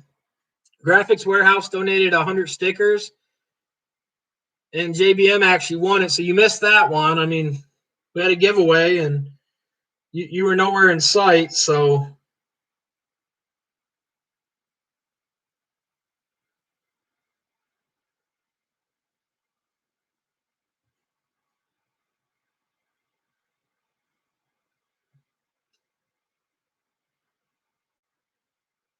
yeah, right.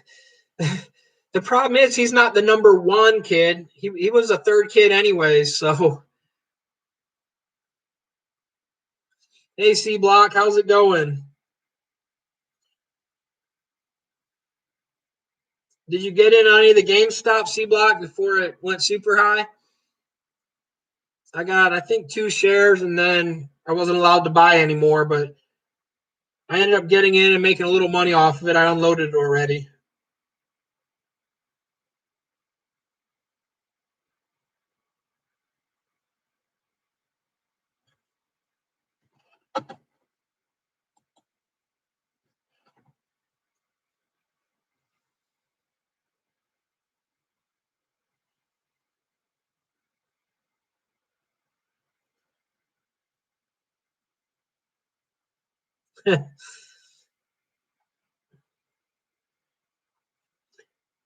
the other the other 1/3 is named Jesus Liberty. So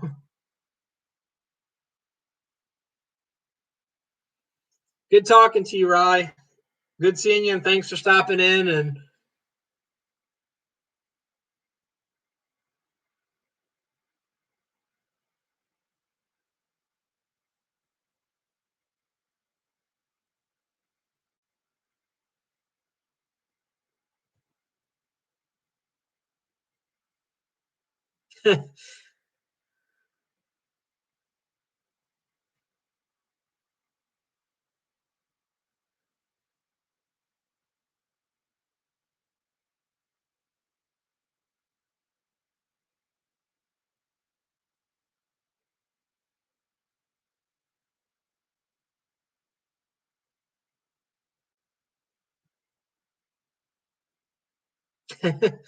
the battle of the 2 little people, the number 1 and number 2.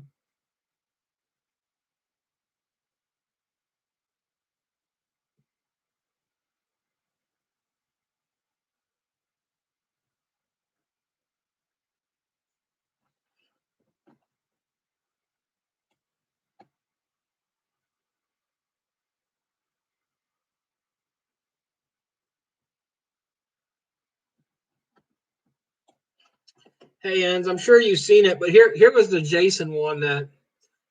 Well, here's the Jason artwork one that he actually drew also too. It's one of them.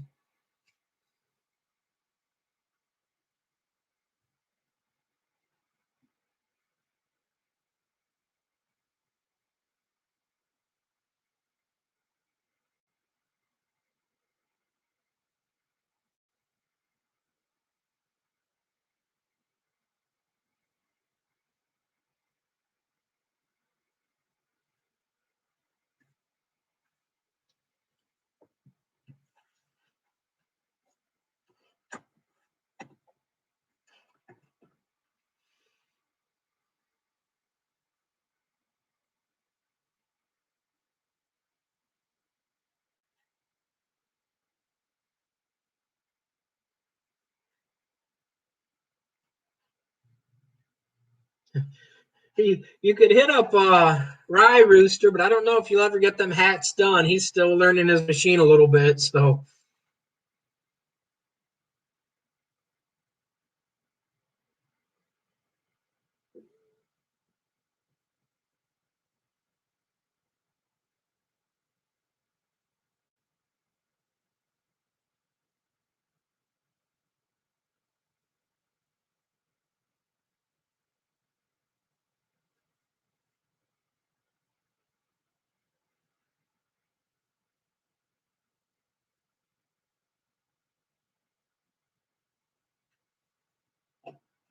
So did you get most of the other acrylic cut one, or how many more you got to cut, or how many more orders you still got?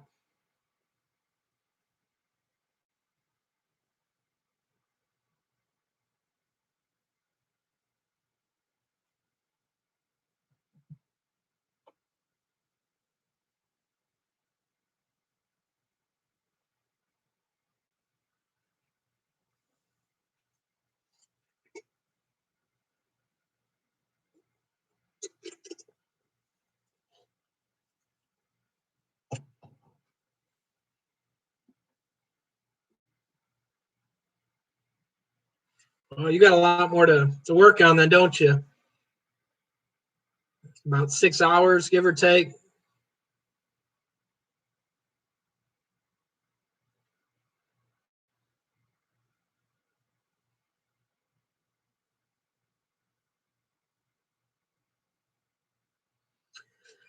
Um,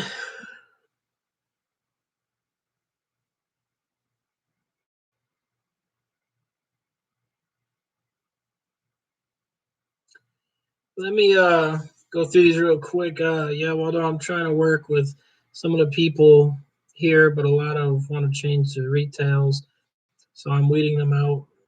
I have a business license resale. I'm not paying retail.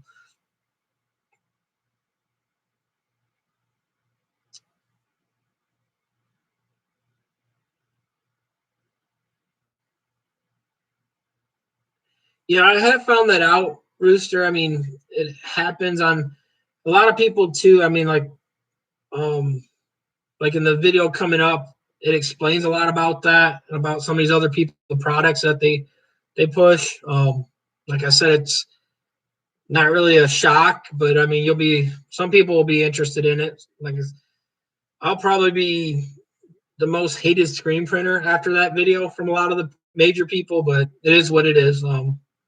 Like I said, a debate when to release it and all that, but there's been people that checked it out. You mentioned earlier you use PayPal. I know that they charge a fee when someone pays. Do they charge a fee to transfer money from their account to their own bank account? George, no, they don't. You can transfer it to your personal account. If you rush it, like let's say I want to transfer my money today, then like if I want it today, done today, they charge me a $10 fee, or they charge me a percentage, 1% up to $10 on the fee part. Their normal fee is like 2.9, depending on what level you're at. You get a little bit less, but that is their normal transaction fee. They also have a way you can't do it on a store, but they have a friend way, it's called, so you can send money to a friend, family member. Like for instance, when I sent money to Juan for the giveaway, I sent it as a friend, so he got the full amount, and no one lost money. I didn't lose 3%. He didn't lose the 3% or the 2.9. It goes straight to there. Um, but they do charge a fee, like if you're using it like on the store and all that, like I use. They do have that fee, which is 2.9, 2.8%. There's no way around it really, but unless you set it up as like you can't really set it up your store is that way. But if it's something like where you know them, you can have them send it to as a friend if you want. The downside about that is like if somebody didn't know, you wouldn't want to do it that way because you can't get the money back. There's an issue. Then transferring it from your bank over, they don't charge you anything if you do the normal 1 to 3 days. So it'll take 1 to 3 days for it to get to your bank. Normally, I've noticed it within about 2 days, the longest, but I had it go through, and sometimes one day, other times it's took a little bit longer. Um, the other thing you can do too is I have a PayPal credit card. When you do enough sales and all, or you can just request one. You don't even have to use their credit card per se. You can just get a debit card with it too, and you can use it at any of the stores and all that, and have it pulled directly out of that account. So you're still using the money, but you're not actually moving it around. And you can just like I have the app on my phone. Let me open it up and let me see, make sure it doesn't show any information real quick.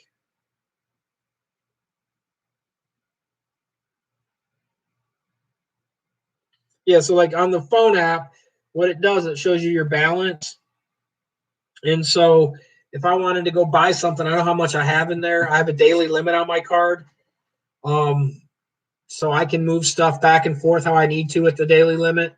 Like if I want to move it into my bank, or for instance, like there I had a little over 3,000.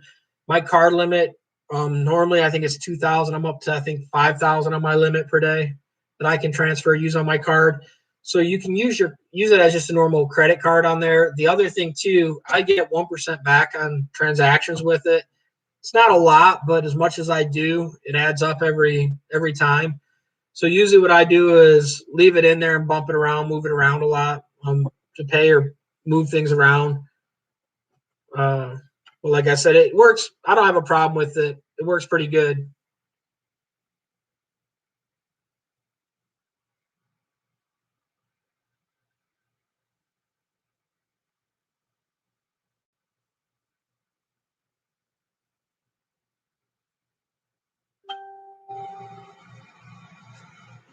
Thanks, Gus, so much for the super chat. Thank you so much.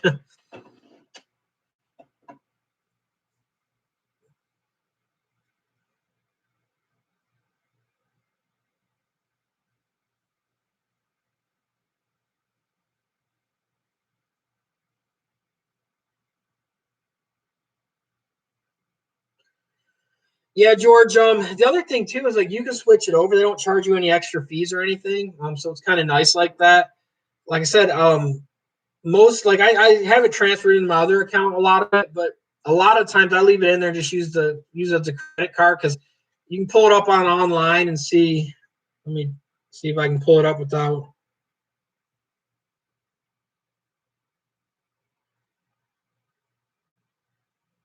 Like it will show you like for instance money coming in, money going out. So who you sent money to or what the transactions were. So it does a lot of it for you. So if you're worried about that stuff, you can have it kind of follow and do what you need it to do. Um, I'm big on a lot of like free apps. So like I use Waves to do a lot of my online invoicing and accounts and all that stuff. It's a really good program. It's free. A lot of people will use any other time. I'm drawing a blank on it, but I do have some paid apps I use for things, but a lot of times I try to find other ways. Like I said, the PayPal thing too, you can create a PayPal store also, so you can just use your phone and do it that way. Um, and like I said, they have a lot of benefits. Like Juan's saying, he uses it too because that 1% cash back. Like I said, like on that one machine I bought recently, I spent a little over 10,000. So 1% on 10,000 adds up really quick. It's a nice chunk of money to get back that I wouldn't get back any other way. I do have 2% on one of my credit cards, but um, there are ways to like pay the one off to move the other money, but it's kind of a tricky way just to get that back. But like the PayPal, literally now they've switched where they do weekly refunds on it.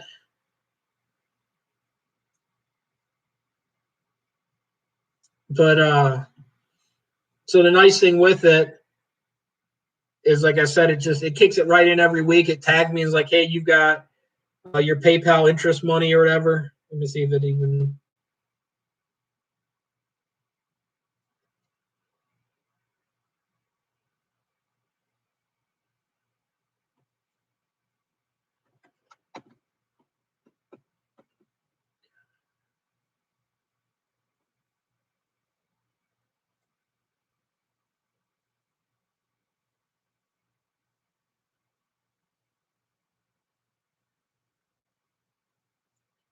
Because the other thing too, I use it a lot. Like we use it in the local store too.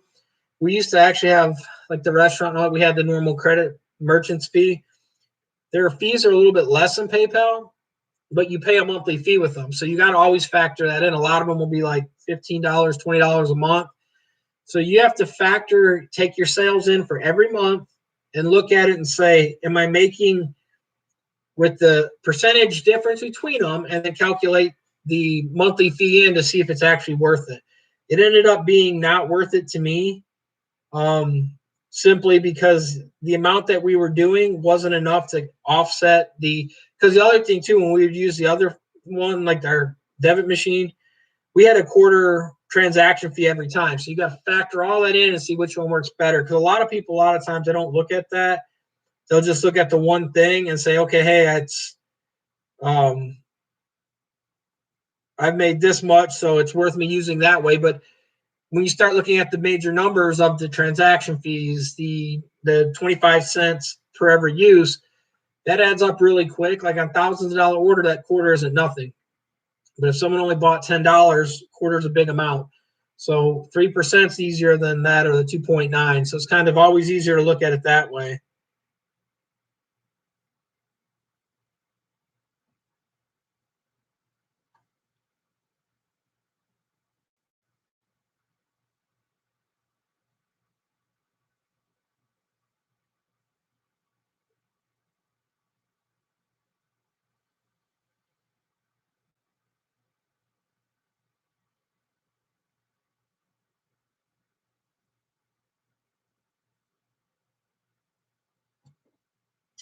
I can't find it to pull up in the account thing without linking all the other stuff. But like I said, PayPal does kick it back, like Juan said too. They give you that 1%.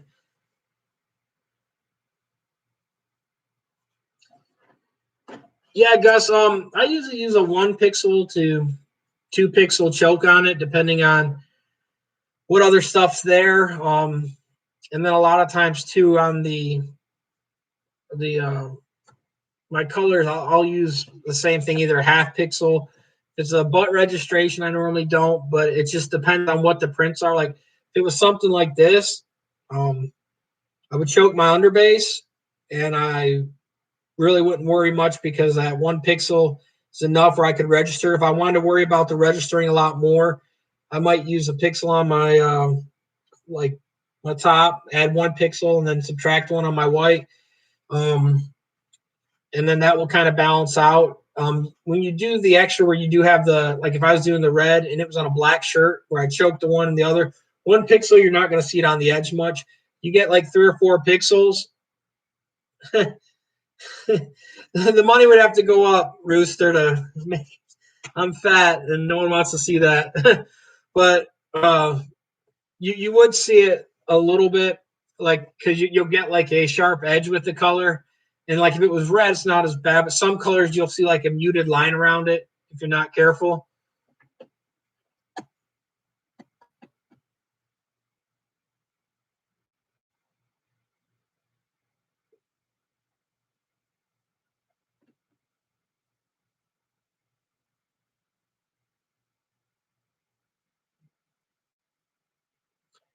The other thing too, Gus, like I would rather, in a way, have some customers paying cash. I just hate the change, trying to keep change on hand. Um, but like to me, I mean, it's easier to have the cash than the other way because you're always going to lose percentages on that, depending which way they pay it.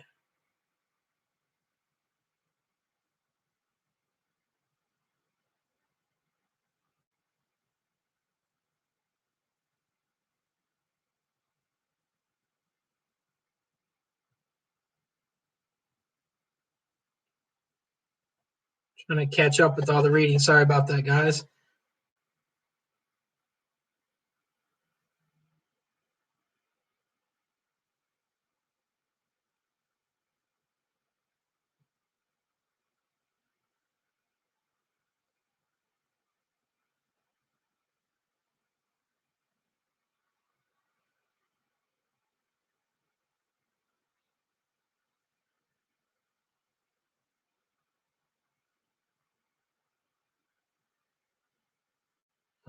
Heat change.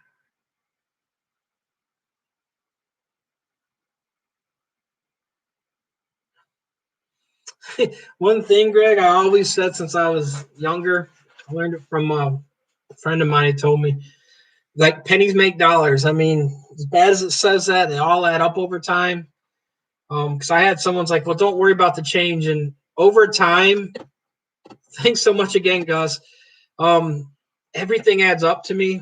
I've always like when I talk to Juan a lot, I'll say that too. Pennies make dollars. It's just a thing that I've always said, and like I've always believed that because um, it's not a lot, but they do all add up over time. And like I said, they do add up. It's not like I'm not going to get rich off of 1 penny, but you save them all and all that, and it does add up. So I mean, I've fallen into that thing, and it's just kind of weird that I say it, but yeah, Gus, I am on Instagram. Let me try to post. It's my real name. So let me see if it will post this now. There you go. Hopefully it posted. I don't really post much. I post a lot of photos where I'm driving around. I don't really post work on this one. It's just my personal one, but I do post them occasionally. Um, I also have like the 2 Facebook things. Um,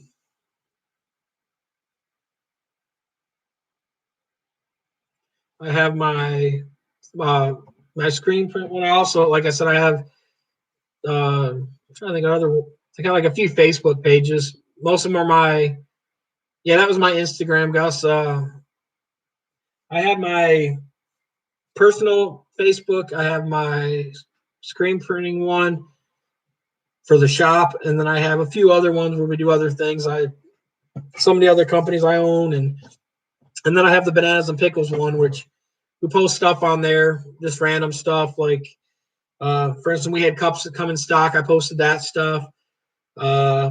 Post kind of wand stuff about it. The transfers, Mr. The ones that I was showing a minute ago, these ones are from Supercolor. They sent me after my video. I was contacted because they have a lot of people out there that get paid from them. And literally, I got contacted on a Sunday from Supercolor. One of the boss guys wanting to talk with me, asking for my number, asking how to reach me, wanting to go over a bunch of stuff. And then asked if during our conversation, long story short, he asked if I used their transfers, and I said, got some or ordered some, never got them in from the samples, ended up getting them from some friends that had them and did some tests on them. The first video wasn't as flattering. I had the lifting issue just because I was trying to find, like, I didn't have anyone say, like how they got them on here, they say pressure and all that, temp. I didn't know what the temp pressure was, so they did lift the first ones I did. So I never published that video because I didn't get all the correct information, so I didn't want to give it a bad review. In which I told him that, and he asked if I wanted any artwork done. I said I would let him know. He said, well, either way, he was going to send some stuff out for me. I said, well, just send me a random pack. Let me look at it. I told him I'd send him some artwork when I get some time. I might send him some of the ones that I've got, like here, because this has got a lot of dots that we printed, and that's something I want to see how it would hold up. So I might send him the collection of my artwork there. But I never sent them yet just because I said, send me what you send everyone so I can check it out. So he sent this. He sent a shirt. And that's kind of it. The other ones that I did, Rooster, these ones, they created them. They sent me them. It was just, I'm looking at getting some of their, I ordered a printer, but I was looking at some new materials and all that different vendors make. So they all sent me them. I had to pay for them. They're like $20, $30 from China. They each vary. They send you just random stuff. So you don't know kind of what's what. Like the one was supposed to be a certain paper and they didn't send it. But them samples are theirs and I paid for them, but it's one of the companies where, like, the machine that I was buying, the basketball one, is a machine that I bought. This is one that was done on his. And so, like, I was impressed with how small they were able to print. They didn't lift, didn't have issues. They're cold peel. They do have some hot peels. I did in the last live, and the other video I did pulled it kind of warm, and it did the same as Supercolor, which I knew it would. But as long as if you do the cold peel, I had no issues at all. So I can't really complain or say much about it. Supercolor, I had did some videos. I'm going to drop them. I don't know when. I tested some of these that they sent me. It's not bad, but like the big thing that even being on the phone and talking with him, the major thing with them is like their shop. And if you watch any of the video that you see inside their shop, they're using pneumatic presses. So pneumatic presses, you can generate a lot of force. They've got expensive presses. Most people, general people starting out, aren't going to have them presses. So that's kind of my thing where I've always said about that. The quality, I'm not going to lie. I mean, I've felt their stuff. It feels almost identical as the direct to film. They have their feelings. Like I said, this one was large print. It's still a different feel. It feels really close to screen printing. It's not exactly screen printing, but if for the average person, they're not going to be able to tell the difference. You've been around it, you can kind of tell. Even like feeling these, you can feel a difference. Like the noise, where everyone does that little noise thing. They both sound the same noise. I mean, that noise thing is kind of weird, but like the biggest thing where I've always told people is like when you do a massive, which these aren't that big, but when you bundle up a print what's it look like? For instance, when you use it like Walmart transfer paper, when you do this, it's like wrinkly. You can almost fold it. It's like paper on there. That's how I compare to see how the feel of that is, because you can always tell the other stuff. It's not going to let water wick through. It's not like halftone dots. So you can do halftones with the other method. You could probably do it with super color too. But like I said, it was just one of the things that's kind of it's not gripe with them is not everyone's going to have expensive presses. Like I've watched Yadig, and she had lots of issues with them. And the problem is her press, she's having issues, but the thing is she's using a heat press nation press, which they all push. And it comes back to this video that I got coming out soon. But that's one of the things is like she said it was her fault, not the super color fault, which is fine. But you will see a lot of videos out there where a lot of people have them lifting. A lot of people have issues with them. Honestly, Walmart is top of the line. That's literally, I mean, that's where I honestly buy all my materials from.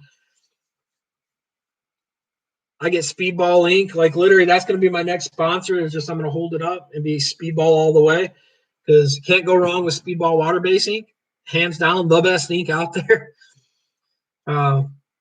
But yeah, Rooster. Yeah, I guess it's kind of it's not my thing. The other one, not that I'm trying to push people to buy mine when I get it, because I don't even know if I'm going to sell mine to the public. I just got it for me in my shop.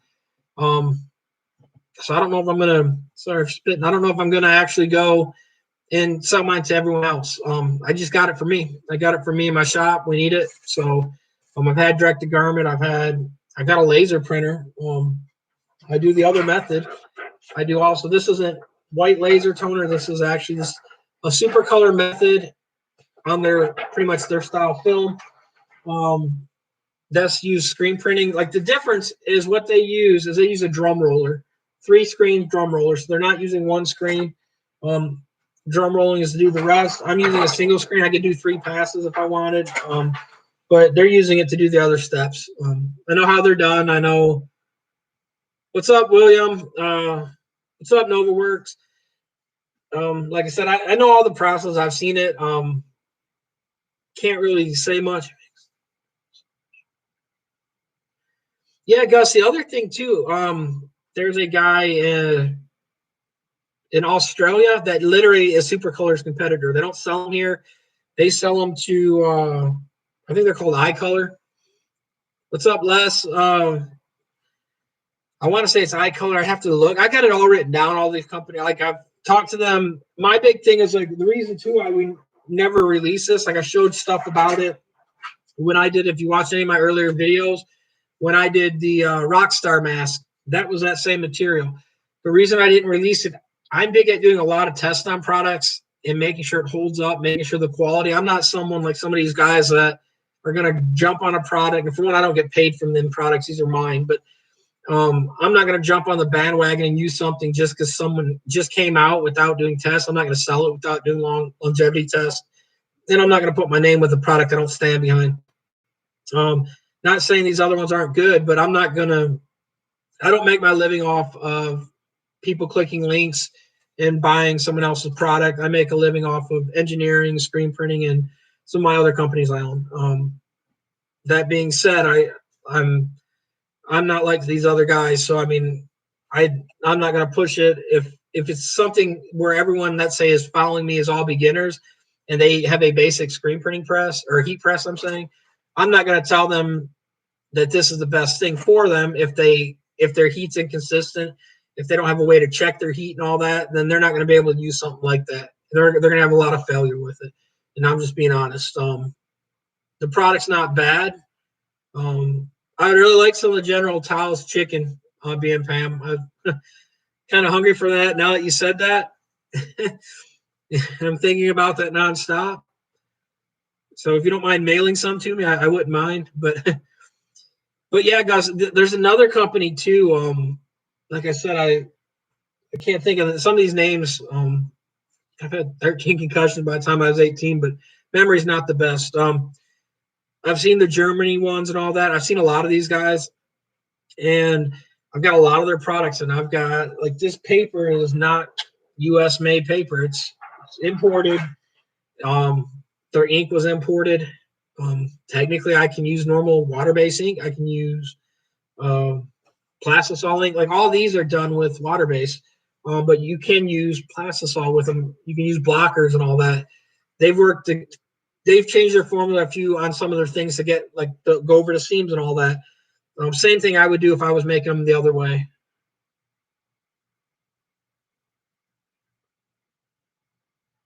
Yeah, well, and that's where I make my money. I shake my money maker and get the Jello rolls jiggling, and blind ladies love me. I mean, they're like, "Hey, look at him." No, that was bad one. That was horrible. But yeah,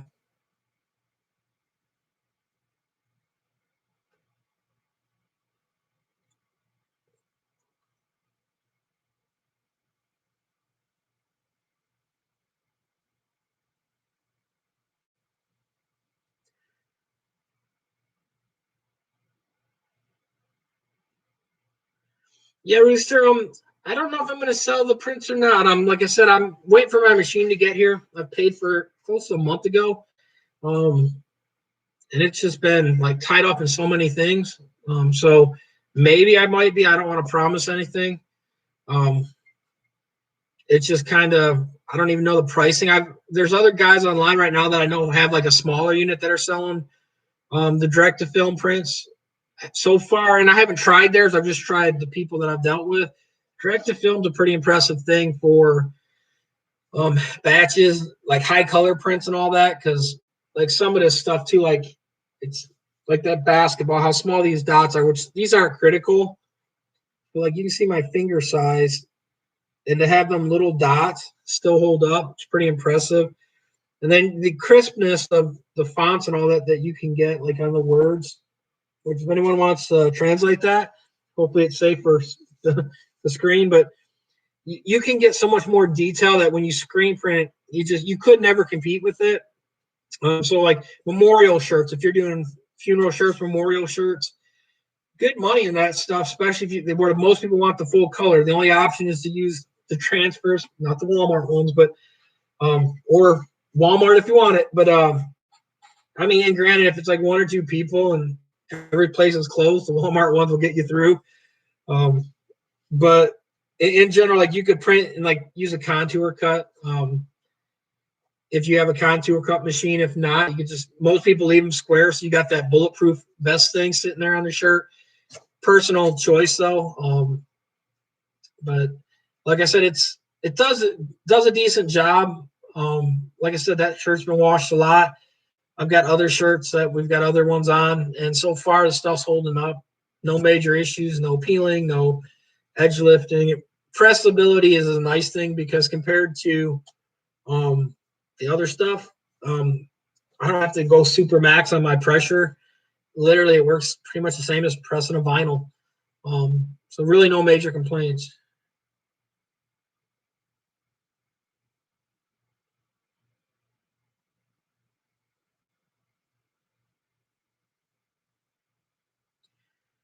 Yeah, Rooster, I'll definitely let you know. Like I said, it's something. Like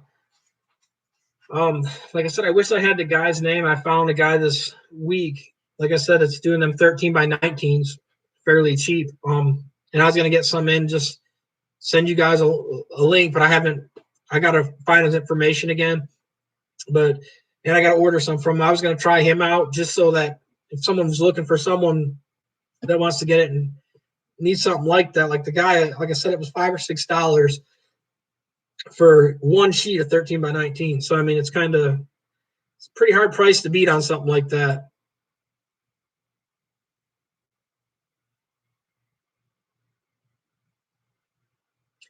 Gus, I'm not sure.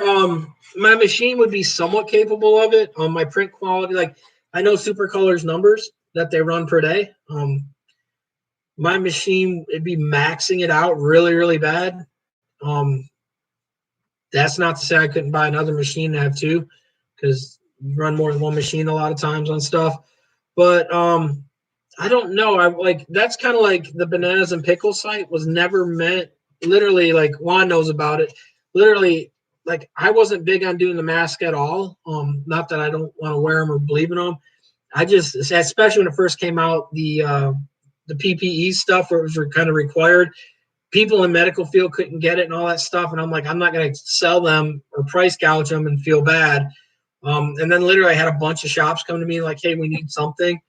Um, so all my like warehouses and all that we deal with, and they're like, "Can you get us anything?" And that's when all the little cloth stuff were coming out. So I reached out to one of my cut sew vendors, and he made them for me. Made sure the quality was like I wanted, but it wasn't something like I'm not one like. There's people that sell them cheaper than me now. My vendor never came down on the price. He's always been the same, so I can't really lower it much lower. But it was one of the things to me. It was not set up to be a big company, and it just happened to be people wanted more stuff. So to me, like I do a lot of checking where I've been overseas and all that. Tumblers, I've contacted some vendors I've used over there to get tumblers at a decent price. The shrink wraps, I try to make sure the quality is up to my standard on everything. So I didn't like that's like I said, some of the other products. I mean, I've got the air fresheners; they're good. They're at my standard quality now.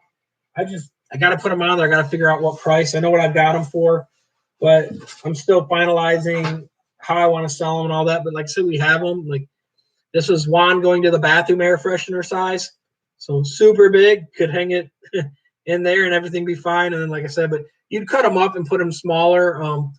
And me and Juan's working on something to do set cut patterns that he could do. And so we could do pre-cut ones. Technically, you could do a contour cut like he did on my bananas and pickle ones. Uh, but like I said, so he could have them all cut out in custom shapes for people. There's sky's the limit on what you could do.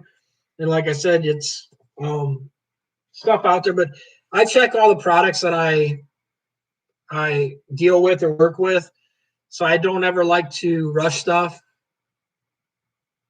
Yeah, like Mike said at NovaWorks, you could do like for like the 1 to 2 stuff. You could use EcoSolvent and use print cut.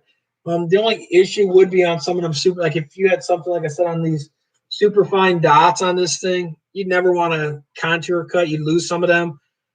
In this matter, it wouldn't matter anyways. You could keep a lot of them, but yeah, that would be the other option. I would go with. Literally, I used to do it all the time. Is go that way. It's kind of hard to beat that way.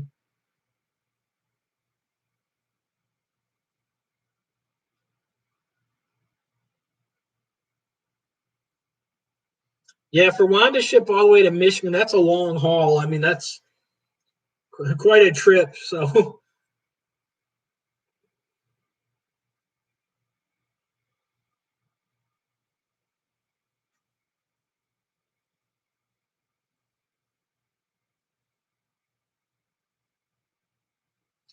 but the crazy thing about that, like during right before Christmas, I shipped a package. Louisville is like literally 2 hours from me. I shipped a package to Louisville, and our shipping mail here goes to Nashville, is our sorting center. So even though I'm in Kentucky, Nashville's closest to me.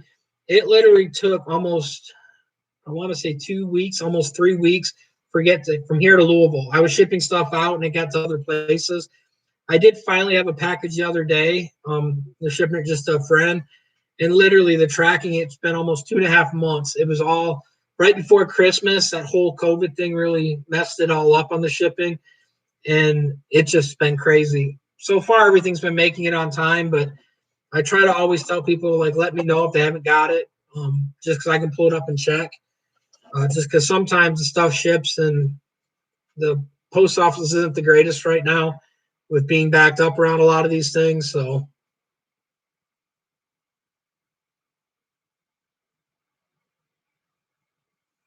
yeah, like I said, good thing too, Denise, you've got patience. I mean, I have people where I've sent the stuff out, like they ordered, let's say, Wednesday, and they expected almost Thursday, and they're like in California.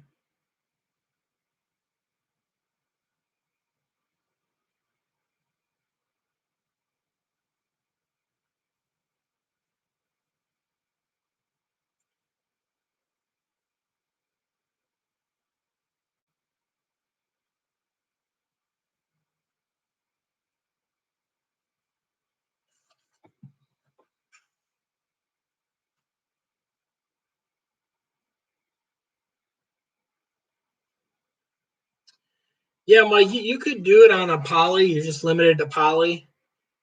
Um, like I said, I just normally too. I mean, like a lot of the stuff too. If a customer did do that and we were running it that way, I'd kind of try to find other ways around it to kind of convince them, hey, let's do this or let's try to change that up a little bit.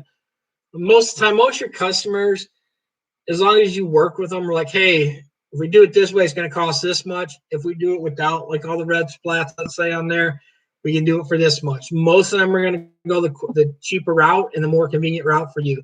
You just got to work with your customers. I mean, doesn't always work, but most of the time you will have a customer that will work.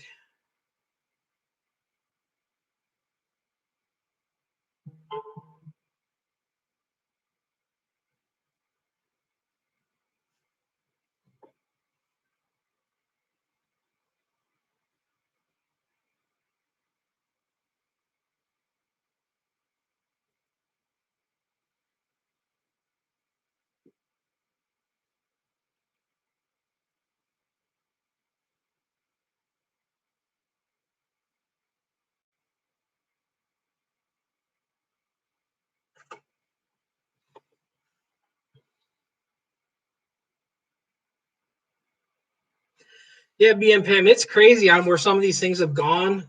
Like you can even ask Juan. Like I had a package come to me, actually it was Juan's package. I sent it to Juan and it went to I think South Carolina, then back over to him. It's kind of crazy how some of these things end up where they do. Um, it's kind of it doesn't make sense. And a lot of them they don't have a reason, or like the one they just said, "Oh, we misloaded it," which I understand. But like it got moved. Like actually, Juan's went up to Chicago, over to North Carolina, I think, then back down. It went away that it should have never went. So I mean, it's kind of crazy on some of this stuff.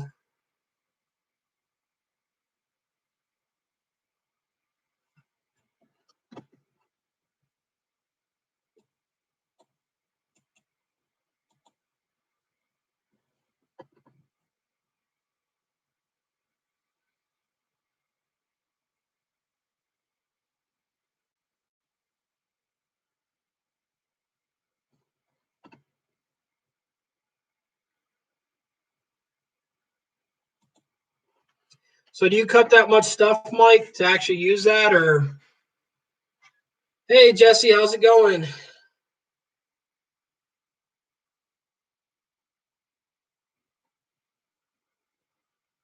Yeah, the crazy thing too, like when we were talking about shipping too, like JBM sent me that thing and he's like, hey, it shipped, and literally it got here a day or two ago. I want to say 2 days ago. I can't remember. I did a video, I haven't posted it yet. But it was shocking how quick um it got here. I mean, like I said, we ship a lot. I've got orders that I just printed even to that came in today. All these orders that's got to go out. It's being Sunday, so or Saturday right now. Shipping's already done for the day. So I'll drop them off Monday, but most of these are. Well, hopefully they're none of your guys', but unless you ordered today. But like almost everything will go out. I think we've got everything on these orders.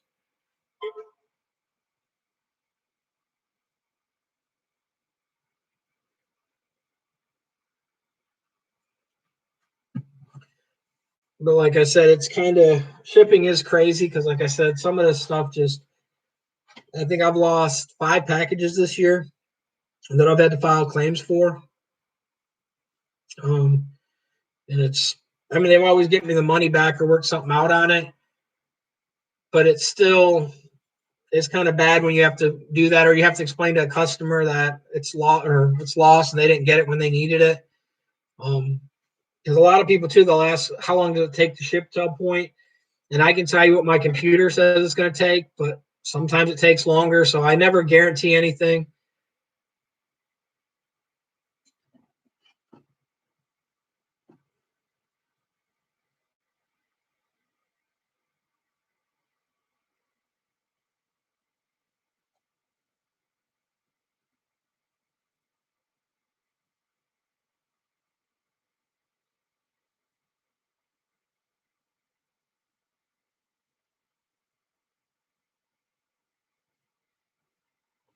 Yeah, Denise. The other thing Juan needs to do is kind of do that reflective ink video. I think that ink's no good by this time now.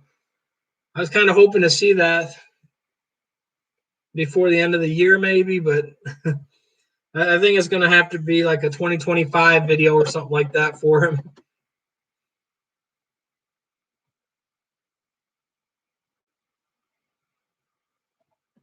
It's kind of cool, Mike, that you're going to mount it and swing it down. Hopefully, as long as the supports and all that hold good, you don't have an issue with that.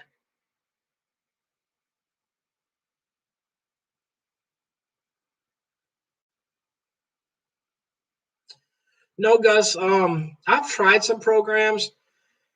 What I do, we've got literally, I don't have one sitting here. I've got like a price chart of our standard pricing, what we charge for everything. I do print out a lot of the paperwork because when I use my waves file, I can. It's not a full thing, but I can use like I think it's called Sunday or whatever. I could tie it into there. A lot of times, what I'll do is print the wave thing, and I can see pending processing and all that. So we'll print that stuff out, and then I'll detach all the artwork and all that on just a separate thing for the guys out in the shop, showing them what we're doing, what process, and literally it's got all the file information and all that for them. And then literally they run it. Usually I try to do weekly things of what we're going to be running that week. And then as orders come in, I look at them at night and I'll sit there and kind of categorize what we need to do. And if there's something that had to be put in front of another when I do it, we're really not that big yet where I would want to use a software program. I'd like stuff, but to pay a monthly fee on some of these things, you've got to justify it at the end. And some of them aren't.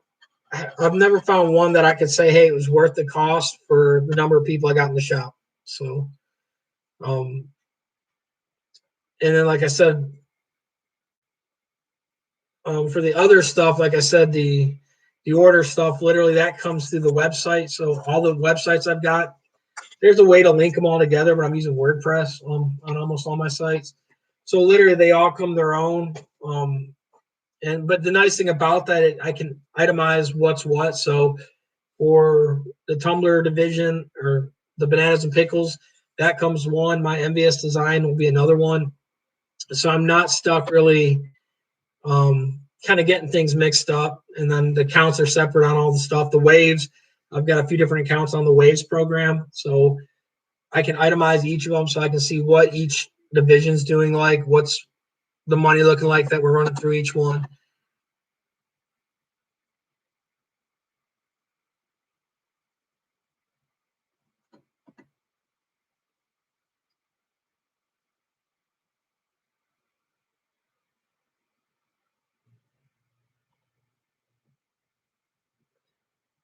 The problem with that being, Pam, is I don't know if Juan would ever get it sent in time to.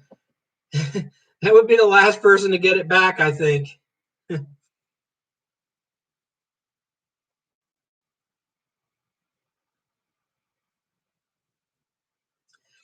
Yeah, George, a lot of things too, like even on my program, like the downside too is like, for instance, when I print these, it doesn't say anything until I go in and like, so once we have everything closed out where I know it's all shipped out, I've got a confirmation from the post office or UPS that they received it.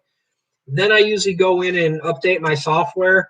But there's times that customers have gotten the package before I even update it because sometimes the software is kind of wonky and just doesn't update it, or I don't get to do it every day on them. So like I itemize them when they're shipped out. I put them in piles. Like I said, these are all this week. These are orders that went out this week.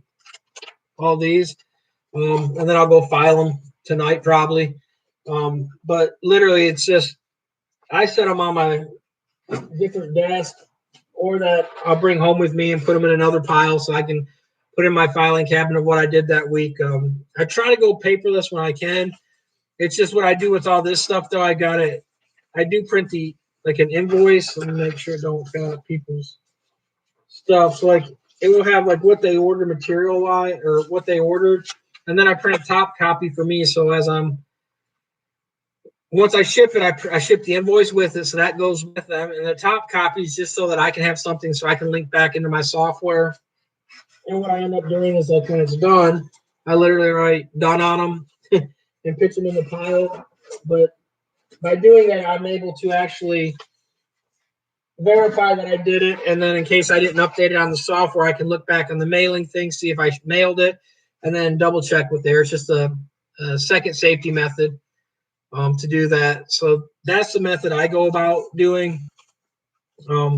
Waste some paper, but it's fairly cheap. I've got laser printers that I use for a lot of things. So um, I guess I could do it without it, but even then, I'd have to have an automate, like use the tablet and then use a software that would let me, because I've still got to print an invoice with people. I mean, I've got Zebra printers and all that stuff, but I still got to pack a pull list and all that I got to have. So there's no way to get around that. And then, like I said, the whole thing too is for me just as in case files crash. We've had, what is that company? I can't think of it right now. It's the one that everyone uses mostly for your inventory and stock. And I use it at my other side of the business. And we've had that just over time lose files and lose information. So just having the paper trail is a little bit easier in case someone messages and they couldn't find it. I can at least verify that I shipped it, and then I can backtrack through there to see where it went.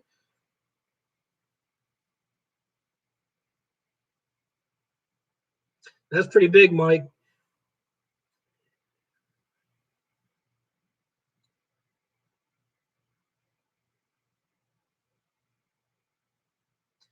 Yeah, Gus, I'd like to do that. Like literally one of my other websites that I've designed most of mine, but I had a designer literally that we were working on another software system, but um, it was before Cam was doing it because literally I was doing the thing when I was in a lot of the online orders.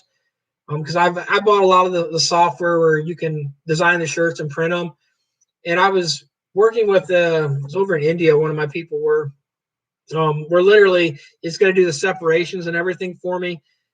The only problem I ran into was communications, trying to get a hold of them.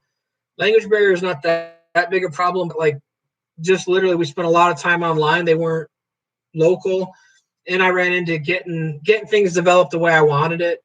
So I wasn't content with it. So it was something that I never. I mean, I've tested it, worked. A lot of little things didn't work the way I wanted, as far as um, like workflow and all that. They kept modifying it, but it got to a point where I just said the heck with it and went back to my old method. But it is something I would like to do. I mean, Cam's system had his, and Cam's doesn't do anything. It's just it's a glorified storage space with extra waste. Because the other thing too, he linked in like on his, he links to the shop, which is nice. The problem is where he does the pull orders at the end of the day. So if you ordered a shirt that only had one in stock and someone buys it, his system's got a fault. The other thing too, his is only linked up to the one store that you have a contract with, which was SNS Activewear. Nothing wrong with that, but not everyone buys from SNS. Which I mean, it was a nice feature. That part was, um, but there's other ways to do it. And then his doesn't like you can do a separation, but it doesn't do it for you. It doesn't do anything else. And it was just like I've known a few people that had it and tried it, and a few liked it. You could buy a lot of the other ones for what he was going to ask for when it was all said and done. He loves his own program, but it's his. But it's one of them things. Is like when he was designing it, he's a single small shop, and he was trying to design something that he thought would work for everyone. He had one employee to it the most, and it works fine for smaller numbers. But once you hit a big group, something that works for small might not work for big, and something big. So like there are ways to get something that works for a lot. I'd like to do that. It's just me finding the right people to do that. Um, it's in this area, it's kind of hard to find the people, or they want to charge too much where it's not cost effective for the programmer for me to do the upkeep on it. But Gus, yeah, it's something I definitely like to do, though. Long story short, sorry for all the talking on it.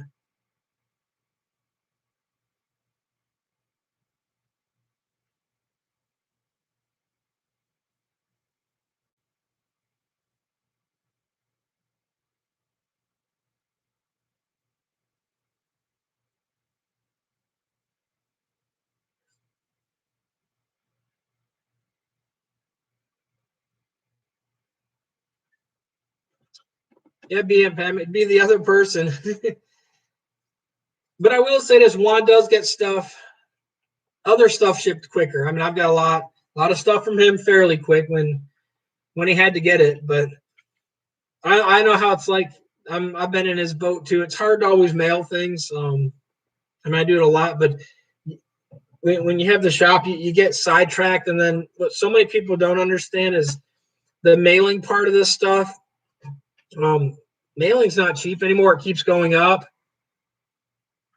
And it just seems like it doesn't stop on the price cost. That's like when I was giving out ink. Literally, it would like I could have bought the ink from my vendors and probably had them drop ship it cheaper than what it was costing me, even though I already had the ink. Because ink's not light, you got to ship it differently, and that's kind of the thing that is kind of adds up really quick. And then what happens too?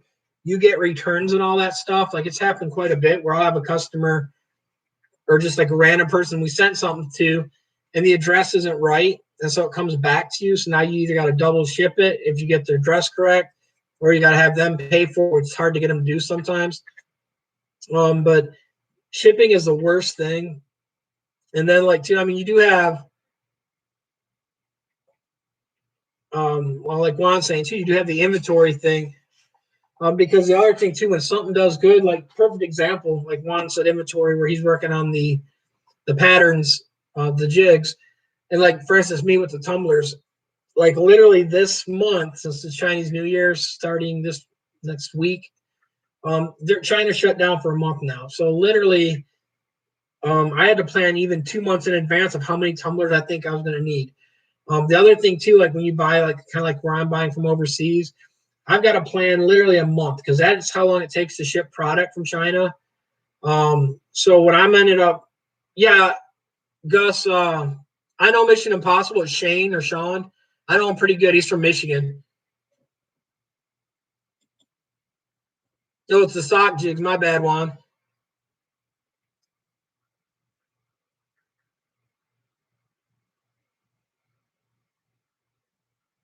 Oh, you're talking Mission Imprintables. I'm thinking, I think that might be is the one in Michigan, right, Gus? He does a karate dojo. He does a lot. Shane or Sean. Is that who you're talking about? Because he's got some really good software he's been working on too. He's someone that's in there. I've talked to him a few times. He's actually sent me a sample when he was doing the modified eye color stuff.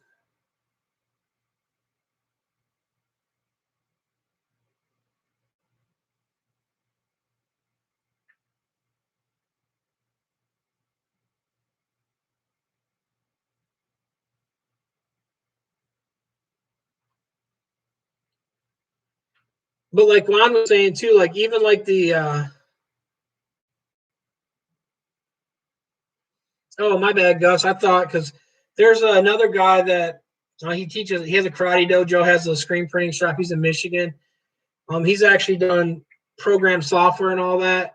And he's done a lot of stuff. He's a pretty good guy to pick his brain on stuff like that. But he has a shop very similar to the name. But like Juan was saying, like the inventory thing can be tricky because like especially too like on some of the stuff, even like tumblers. Yeah, you'll eventually sell them, but tumblers aren't cheap. Shipping's not cheap from China. Um, and so if you have it air freighted, you're paying a lot. You're losing money on them. And to judge how much someone's going to need is always hard. And you got to shell out money that you're not going to see for a month. It's like I've got a few thousand, more than a few thousand, almost 10,000 in China right now that still hasn't got to me yet. So that's the tricky thing about doing stuff like that is you've got money tied up that you're not going to see for a while. And you've got to look at that on your books that way too. That's the thing where a lot of people can do it. It's not hard to do that stuff or get the contacts over there to get stuff. It's hard to find a good supplier, good vendor, good quality, and adjust the numbers throughout because like it seems like I keep ordering more and more, and it every time I order more, it seems like we go through more, which is good. It just it gets where there's a point where you're tying up so much money on that stuff, and it kind of can be pretty tricky on it, trying to adjust how much to do in that product. Because the other thing too is like where I do the mask, bibs, and all, you got to figure out all that stuff. The nice thing, my mask and bibs and all that stuff are done India, Pakistan, so it's a lot easier. Good night, JBM. Good talking to you. Glad you got a message and all that. Let me know how it goes on them stickers, JBM, and have a good night. Thanks again, JBM. Yeah, BMPM, that's the other thing too, is like suppliers, like Shirtsford's one nice thing is like I've got suppliers that are SNS Activewear and TSC Apparel are 1 day shipping to me. Sanmar is a 2 day ship point for me. So where a lot of people will use Sanmar, to me, they're just not my first choice because they're 2 days. But like for instance, Juan and them, they can drive. The vendors are that close to them. My local any vendor, like I got an ink supplier, Tech Source. They've got a small little place in Nashville, so I can go there and get it. But in general, they don't carry that much stuff, so a lot of stuff they're going to ship to me. No, I do have stuff like, man, I've got a bunch. I'm trying to think. I got other vendors that like Grimco, for instance. They're in Nashville too. I guess they can get me supplies on some of it. But like for my science stuff, they do shipping Tuesdays, free shipping, as long as you order enough time to get it on the truck. And so it's free shipping, but they only deliver on Tuesdays with the free shipping. If I want the other shipping, or let's say I ordered on Tuesday evening, then I'm going to have to pay a shipping if I want it shipped to me or go pick it up. So there are some of them that are nice about that. Like when I used to do laser or neon signs, which I do have one right there. You guys didn't know, that was just not the one I planned on putting up in here, but the other one's in the other spot. But my glass tube vendor came up once a week too. So it's there, and they do ink supplies also. So there's a lot of them that you can find. But a lot of the times too, like when you get into specialty inks and all that, it's just harder to get there. Hey Stan, what's up? I've been trying to figure out, Stan, how to get a hold of you other than the email to set it up to do the live. Because I don't know how to do a dual link on it. But whenever you got time, Stan, I'll gladly do a live chat with you on it. And just to show you, Stan, because where Rome got a hold of me,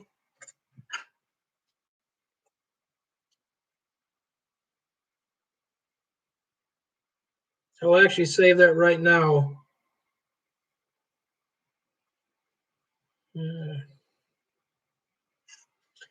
Thanks, and I'll message you right after. But just to show you, Stan, which we already recorded it, but Rome did get a hold of me, and so I am going to do a video directly on Fresh Out with all the instructions to make sure it meets the thing and all that. So it's not a bias thing or anything, but we did get, when I talked to him the other day, we talked for a little while.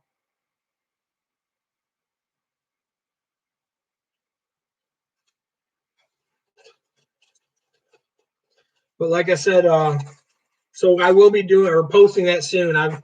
It's just going to take a while. I've got a lot of other videos posted, but like I said, I did get their stuff, so we can actually, I can show that too, and not, be honest with it too, like the pressures and all that stuff to go over. But yeah, like I said, I'll call you after too and go over it. The thing that I have, Stan, it's like I don't have a problem with it. Which I've got a Chinese press, but it's a high-end one. And most literally stuff at Sign Warehouse is made in China. They're just having it rebranded, which a lot of companies do. I do also have a night press also I have, which is made in the States. But it's the big thing that I find for most people, in general that are using it. Like for instance, you dig. I seen her video today where you sent her the logo and all that. She got her press fixed. The biggest thing that like my pressure was fine. I cranked it really hard down and all that stuff on the samples. is it's a pressure driven thing. And like you said before too, a lot of them, like in their store, like I know Rummy's using the pneumatic presses. For the average person that are out there, kind of like the general population, the people kind of that you reach in your videos that are starting out, just getting into it, most of them are going to have a China press from like Amazon or eBay. They're going to have like $100-something press. That's where I see they're all going to have the issues. And that's my only thing. Like for me, the pressure was not bad. It wasn't, I mean, it was, and I mean bad. It wasn't hard to get it correct, but I understand what high pressure is. And my press, I ran thermocouples on it. Like for instance, people that use the laser guns, just so you know, because I'm sure you've got one at your shop. Laser guns are not accurate on that stuff. The reason is it's a reflective surface. Laser guns are not made to temp perfect on that stuff. I'm a mechanical engineer. I've done testing on that stuff. They are infrared, but they're not going to read every spot. Literally, you can take a plate and put a thermocouple on it, or probe all the way on there with thermocouples. And then you'll get a more accurate measurement on the temperature out the whole surface of it. In general, though, most Chinese presses, as you know too, aren't accurate and aren't consistent. So what happens is they're going to get hot spots and cold spots in it. And I think that's where the issue is. Like, to me, I don't have a problem with it. It worked fine. Like I said, the initial time, though, is getting it right on the first one or two. But the other thing, too, like, and you said even your other thing where you had your digital display go out a little bit, I think, in one of your videos. Yeah, Rooster, laser gun does sound futuristic. They have a laser pointer on it, so I always call it a laser gun, but they're actually infrared guns. But the biggest issue, like I said, is the machines that most of the people are buying are not the big commercial pneumatic machines. And so for commercial stuff, I can see it fitting and working fine.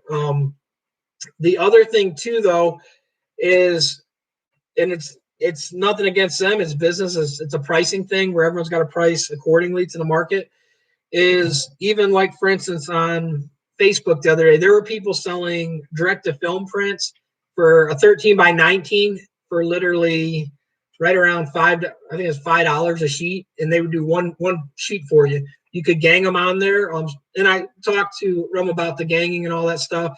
And I understand too how to set it up the way he's got it set up isn't practical to do it. They can.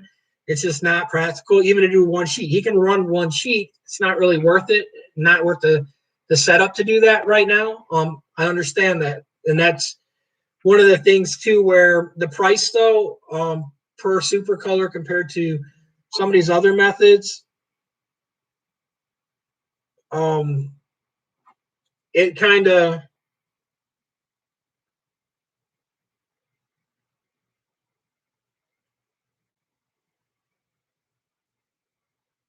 one second.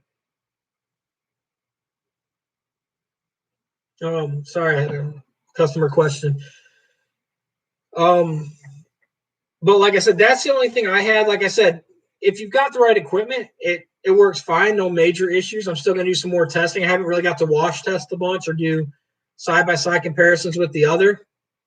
But so far, that's kind of my verdict on it.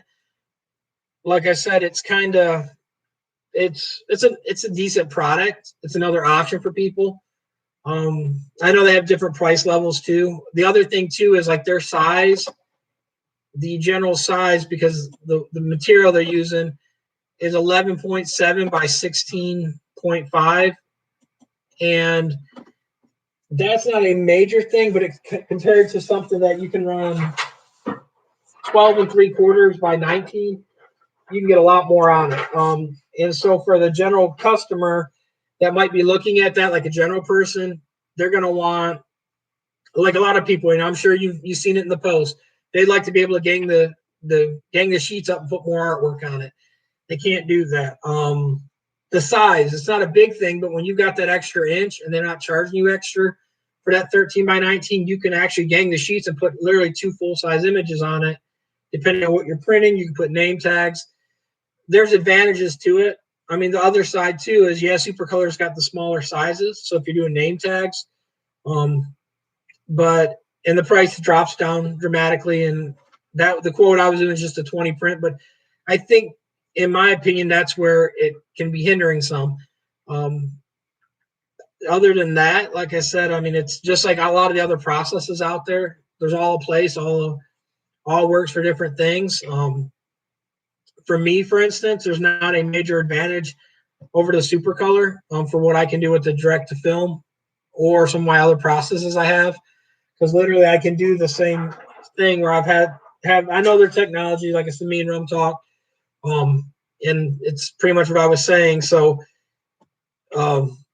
I like, for me in general, my shop, it's not a major marketing point. The time thing, like you talk about, it's not an important thing that way, because at the end of the day, we get orders in, we got to run it.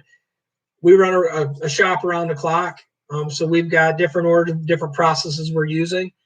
So depending on what the process is, we're going to either use our auto press, we're going to use manual press, we're going to use one of our other things. Time is money, but at the end of the day, too, I got to factor in everything. Like this shirt right here is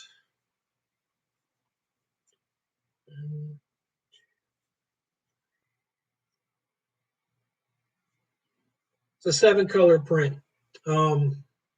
So for that, I mean, if someone wanted 20 shirts, yeah, that might be cost effective compared to what my screen cost is. But then if I went with the other transfers, that's $5 already, $2 cheaper. And you also got to factor in all the other stuff. Like, most people aren't going to come in and want a full decked out thing. Most people are going to come in and want stuff that are like 1-2 color prints when they know the pricing on things. And like Juan said too, is like a lot of us in the business do deals $5 shirts all day long. 1 color, 1 location, $5 out the door for an extra large.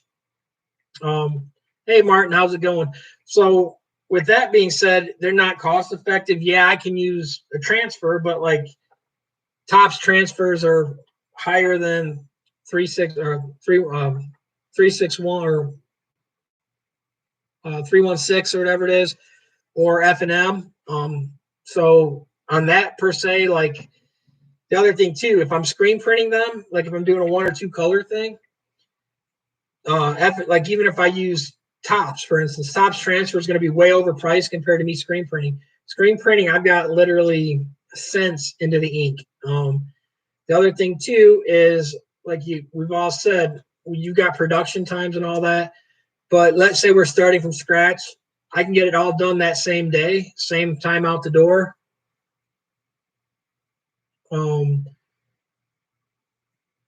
And literally not have as much issues. Yeah, Rooster, you could do a CMYK. I was just giving the true facts of how many colors are on here without being CMYK'd, without doing halftones and all that, because this would be spot color. Like you could run this on a spot color press, and there's actually one more color that I didn't see. So this is actually a 8 color with a white underbase. So you're looking at 9 screens. Yeah, you could do a CMYK on that and then run the white if you didn't have to hit the colors on it. But even with this, getting the greens with the CMYK, you would probably want to do more than CMYK on it. I probably wouldn't go CMYK on that print like that. I'd run. There's ways to do it with the greens. With a lot of it being spot color, though, I'd probably do it as a spot color and just charge them, or rasterize it and show them what CMYK looks like on that and see if they're fine with it and cut some costs that way.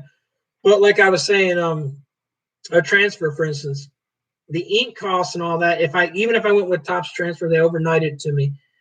If we're all starting at the same day from when we take that order in, I can actually, yeah, good night, BM Pam. I can actually run that same day and be done. If we're doing the whole thing of getting orders in, setting up and all that, because the other thing too, in all practicality, is my shop is lined up literally for the whole week, almost 2 weeks out on orders, what we've got going on, what we've got coming in. So even if I went transfers, I'm still 2 weeks lined out before we're going to press them, because you've got to order them. You're not going to order every order on Monday for the whole week, because orders come in throughout the week. So you're going to order constantly throughout the week. So you're pacing your whole week and lining it out. Same thing with the screen printing.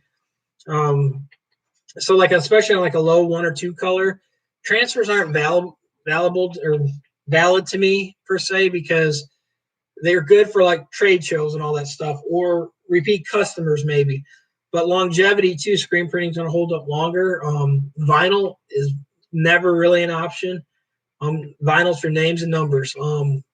Just because it's not cost effective. I'm not going to push a vinyl on a customer, even if I get like a 1 color print. Even that, depending on how much weeding's on it, if you're looking at it that way, you can almost burn a screen. And depending on how big it is, you can knock it out for the same thing. My standard turnaround stand, where we normally tell the customers 2 weeks, we normally knock it out within that week. But we always say 2 weeks because we've got a lot of orders. We got a lot of contract printing we do. We print for major companies. We print for like RC Components, which is the motorcycle company. We print for a lot of international paper, which makes all the paper that people use for most everything. We do all their shirts for all their factories. And we do Detroit Police Department. We do a lot of stuff for them. So a lot of times we always tell people 2-week turnaround time, because some of the stuff too, getting in special merchandise on some of the stuff isn't simple, or the sizing of it, like a 4 or 5X in a hoodie, whatever, isn't going to be that simple all the time. Well, yeah, the same day is not null and void, but the point of that is like you use, like, for instance, you're not going to take the order in either that same day and run it and ship it out and print it the next day. Literally, it's as orders come in. Like right now, like for instance, like I was showing them, this orders for Tumblr right now. We've got loads of prints per week that we do. And so even if an order came in with a super color, let's say I was running everything super color, you're still going to have that week turnaround time, because a lot of my stuff I run on the auto. My auto minimum is going to run 600 shirts an hour, and that's being generous, letting one guy run it by himself and taking his time running it. We're knocking out 600 shirts an hour with that. So my biggest thing is just production and all that stuff. We have a production flow of how we get through things. And so that part is, like we were saying, on a rush situation or something. Like I said, I'm still going to tell that person, even if I was using transfers, let's say, they're still going to wait 2 weeks just because of production order. I'm not going to cut someone in front of someone else just because someone's there. We do have premium fees if someone wants to get it done quicker, but we don't always will option that for them. If we've got other orders that are paying, we do it's first come first serve, unless, like I said, unless it's higher up. But we find out when they need the things. Like we'll do a lot of, which we haven't done much this year because COVID, but we do a lot of like event run, 5K runs and all that stuff. So we know when the race is. So on an order like most of that stuff, or like the hospitals we print for. Hospitals, any promotion thing they give us, they don't need it for 2 months. So we've got plenty of time. So what we do is, I'm not going to print them shirts. Like they give us a date that they order it, and then the dates that they want it dropped off roughly, because they don't want to sit and warehouse their own shirts, and I don't want to sit and warehouse their product either. So on something like that, we're going to order that week or the week before to make sure the shirts are in. If it's a standard black print Gildan shirt, whatever it is, we know it's in stock. We're just going to order it that week and then run them. If it's a customer that literally comes in the day that orders it, we're going to tell them 2 weeks. We're going to put them literally on the calendar of what we've got lined out that week, and we're going to run it as it falls in order. Will some of them get ran quicker? Yeah. But it does vary on that thing. That's what I was saying, like, to say that, because even if you took all that out and I'm doing it as a transfer, I've got to order every day for that order. Well, even on that, let's say the hospital order, I don't want a stack of transfers sitting around in here, because even like we're almost say too, any transfer in general is humidity, has a problem with humidity. So they got a desiccant pack in here. And the reason they have that desiccant pack is because they don't handle humidity well. So any transfer, I'm not going to sit on these transfers on any transfer. I mean, and you can. I've got transfers, like I said, that I've screen printed and all that we've ran. I've got transfers over a year. But in general, I don't want to have paper sitting around everywhere, or bins sitting around of hundreds of transfers that are just going to be sitting there that I got to manage to keep dust off and keep debris off and keep things from getting on them. We run the stuff through as we do it. When we do our films, when we burn them pretty much the day we're burning the screens. We save them, we warehouse them, and we keep them. But I don't burn them a month in advance. It's just pointless because I'm going to misplace them or lose them. So if I'm doing that with the super color, even if I ordered every day for all the orders, I'm still going to have a production time that I can't get away from. The other thing too, like we were saying just a minute ago, so even if I say I get them both here at the same time and we're not factoring the screens, the cleaning and all that stuff, because the other thing too is I personally am not cleaning the screens most of the time. People in the shop are, they're getting paid. The people that are running my machines, I'll do it when I have to. I pay them to run my machines. So even if I'm paying them to press, time is money. So if I can get 600 out an hour compared to, let's say 100 with the double head machine, 600 is greater than 100. Part of it in the shop is the cleaning and all that. But even when you factor all the chemicals and all that in, literally you've got $3 to $4 on a screen with chemicals. So like if you're doing a 20 screen job, or not 20 screen, but like if you're doing a 20 shirt job, you have 2 screens, you got $10. Now you divide that out. I mean, compared to the cost of I'll see you later, Wes. Compared to running the other ones, I don't see it being there's no way on price that you could compare, because like I said, either way, like you said in your one video and your last one, or the 2 videos ago, I think it was, where the time is money and all that, and you'd rather be able to go do the trips and all that.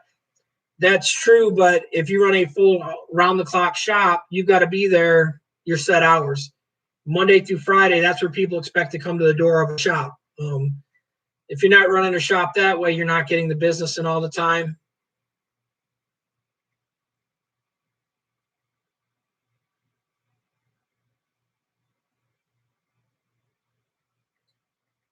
What are we comparing things in auto? I like what you were asking about what I think and what my thoughts are on the super color and can it be used. I'm just saying, here's the things, like a lot of the stuff that you'd have to factor in that compared to like the manual screen printing or even on the auto, it's like, for instance, you got chemicals and all that, but you've got a total cost per the job of how much material it costs, how much labor it costs. So here's the thing. If I'm using a super color, let's say a 1-color print, or let's say a 3-color print, because as you said too, you're not going to use these guys on a 1-color print job. So if I'm buying, let's say Topps transfers, $1 transfer is what they are, whatever it is per transfer. You do 100 transfers. When I take the cost of what I have into my screens and divide it out, I am still talking fractions. Like we're talking pennies to print shirts with the ink, with the screens and all that. Because when you divide like one screen out by 100, you got less than 5, or you got 5 cents with the chemicals and all that. So the ink and all, I've got literally 5-10 cents in a shirt at Topps, compared to at the end of the day, like you were saying, you just want to make your money go on. The other thing too is you got to look at the big picture. I mean, we do different things differently, and not knocking it, but like you're able to leave and go do other stuff because you get promotion money from Supercolor for marketing it. Not everyone does. So like normal screen printing shops, normal people that are starting out, they're going to be working that 9 to 5 in their shop, promoting it. They're not getting the kickback. The money that comes in from the shops are actually what runs it. Like the majority of the money that we make is from there. I don't know, and we can talk about it too if you want, but I'm willing to bet that the majority of your money comes in from promotions, marketing, and endorsements more than your screen printing. It's probably safe to say because I see you on the trips a lot. And if you're the only person running the shop, you're definitely not making the money when you're away from the shop. So and there's nothing wrong with that. That's kind of like Ray as the entrepreneur. He makes his money through YouTube. He doesn't make the money. Yeah, I know you start as a screen printer, but like I'm not knocking it, but like how the process you did it and all that isn't like how most of us do it. And most of us too is like it's nothing against you, but how you said it, and like Juan, some of these other ones can chime in if they want. Um, like most of us will always like like your shop where you said, hey, we went to vinyl after to use the number, like the numbers and all that. Most shops are going to have a screen printing press or a heat press in their shop. And then the other thing too, most of us aren't going to like we might 90% of the industry people that's ever started start with the cut vinyl, then they move up to screen print, and then the other way. Now you did it differently, but like for instance, like a UDO and all that, not knocking, I wouldn't call that screen printing because it's like a one color thing. You can't really, you can recoat the screens. Yeah, Mike. Well, the thing too, though, Mike, the cost of labor in any shop is it's going to be state variant and all that per se because everyone's got different minimum wages and costs. But the problem too is like, even if I was running it myself, my manual, I'm going to have the same if I'm heat pressing it or if I'm running a manual. I'm going to have the same cost as if I'm running my auto manual versus the heat press. Now, granted, I'm going to have more labor costs. I've got 2 full-time employees that I've got to pay. So you do have to factor that in. But at the end of the day, too, if we're going to look at it that way too, then you got to factor all the shirts and all the jobs that I run. And you could say you're going to run them with a heat press also, and you're not going to get them out in a week. So you're going to either have to double your time. So if you go over 40 hours, now you got to pay your time overtime because that's technically what you'd have to do if it was a person other than yourself. So you've got to factor all that in also. So like I'm looking at a 40-hour week, and let's say I'm knocking out 10,000 shirts a week. If you're going to run it on a heat press, you're going to have to do the 10,000. You're going to either have to pay another person to help you knock them out, or you're going to have to do the overtime and take it out of your own profit. And so when you do that, you got to factor all that in on these numbers. Not everyone does. Your time is money. And you said it too, Stan, time is money on it. So if you're working 80 hours a week to do a job that someone else is doing in 20 hours, that cost came down huge what they're getting done on that cost per shirt compared to someone else. That's why autos, literally, you can't be a manual shop and compare to someone that's running an auto shop, because an auto literally 600 an hour all day long, like it's nothing. Crank it up to 800 all day. You do 2 people, you can get up to 1,200. You're working, but you can do 1,200 an hour. So when you look at things like that, the cost per hour that you're getting out the door dramatically drops down the cost per shirt that you have in labor cost on it.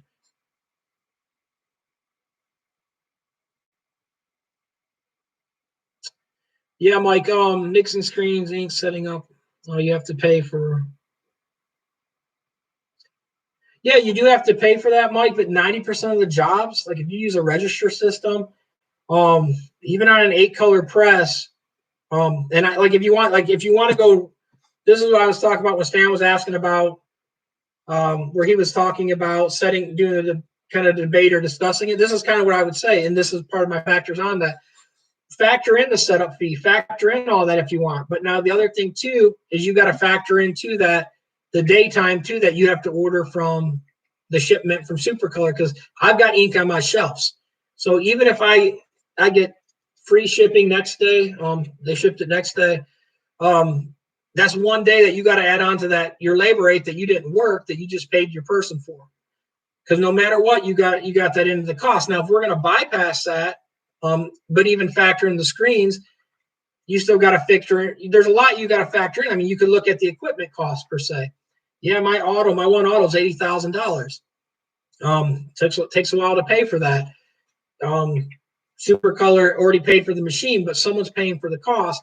So if I'm doing, let's say, 100 or 1,000 shirts, and I'm paying $5 a transfer now, and that's saying if I got them at that cheap at that quantity, what you're going to run into at them numbers, in auto is more practical. You got to look at it this way. Why does Harley Davidson, Disney, all your major companies use autos and screen print? It's the cost of the thing. At the end of the day, majority of your companies want a cheap product. They want the cheapest cost product. Disney's not going to come to somebody and say, hey, I want to give you $20 a shirt because it came out, it looks nice. Most of them are going to say, hey, what's the cheapest you can do? They're going to take bids, contract bids and all that. I deal with that all day long. People send me artwork and have me quote it out and see what I'll print it for. Do we get all the jobs? Yes and no. I mean, you get a lot of the jobs because we're reasonably priced compared to the market we're in. Do you get all the jobs? No. So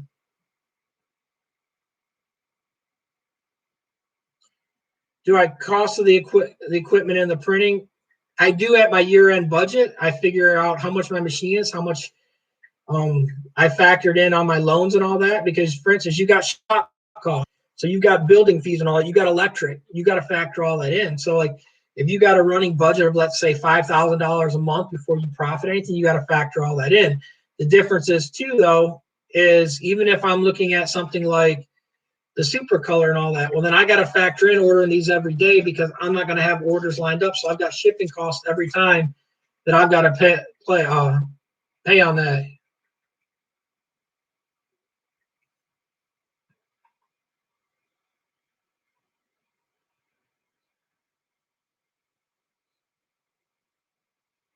So everyone out here, son of the internet, should run out and buy an auto.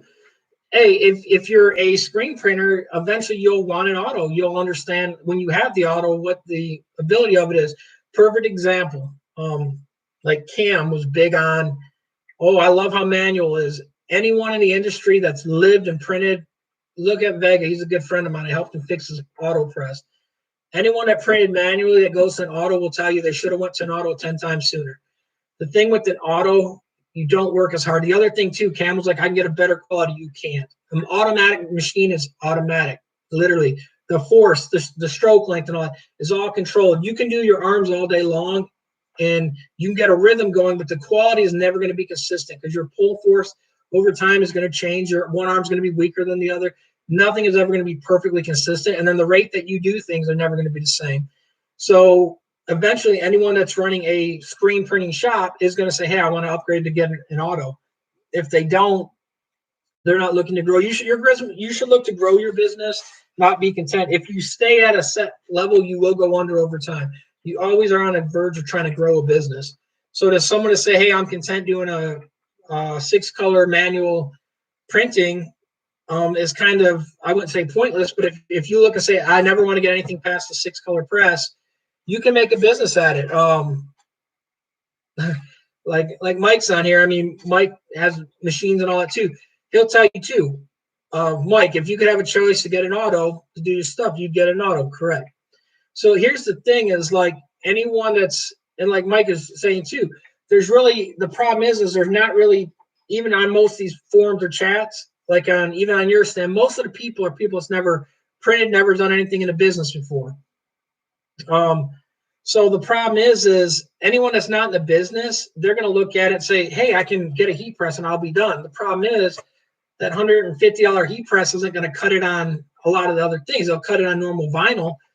And like you said the other day too, you try lining up a 7-color job. That's not even practical on vinyl. It's going to take you forever to cut and weed that. And like I said, anyone that has been in the business a while is going to tell you they're going to look at it into an auto. Yeah, you do have to factor the cost, the machines and all that in there.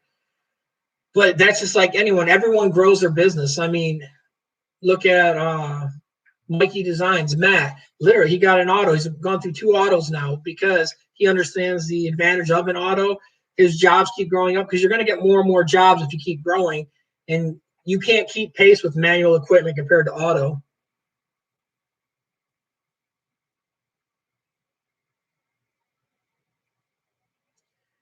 Yeah, Stan, I mean, you can say that. Should every corner store has that? But here's the thing. I'm in right outside of Bowling Green, Kentucky, where Corvettes are made. If you look per capita per year, we're in the top of the United States food store or fast food joints per market. Literally, I can stand on the corner. I can actually drive less than a mile and go to 3 McDonald's. The problem is we are super saturated with food things. But here's the thing. Every year, we keep popping up in the top 10 per United States. And here's the thing. If they can make it here in Bowling Green with a food market, they can take it anywhere and pretty much commercialize it. There's nothing wrong with it. It gives you more options and more choices. The thing is how good can you manage your business? Because the problem is all these other places are still open. The McDonald's, I know Biggs is his last name. He owns all them. I know the guy that owns all the Wendy's. He's up to 46 Wendy's now. The problem is he keeps building them, keeps putting there because there's money there. Could every corner have a grocery store? It's supply and demand. You just got to outprice your other competitor, or you've got to carry a product that they don't have that makes people come in to buy your product. I mean, it's that simple. But I mean, the thing too, I mean, I don't know where you live, but I mean, I can literally, every gas station around me has a convenience store in it. And every convenience store that's there,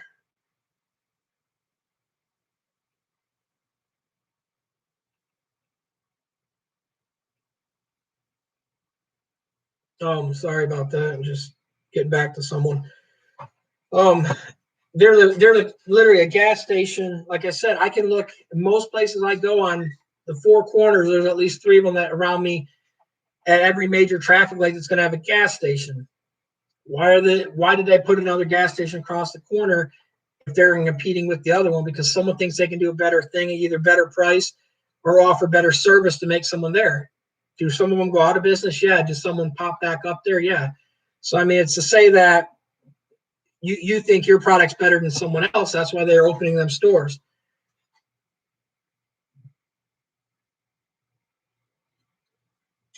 Is it a good choice? Sometimes, because the traffic or the foot area through them areas might be better than if they were, let's say, 2 miles out of town. 2 miles out of town, let's say they might only have 10 cars pass per day. You're not going to be cost effective with 10 people passing per day if you, let's say, have 100,000 people passing on the other corner.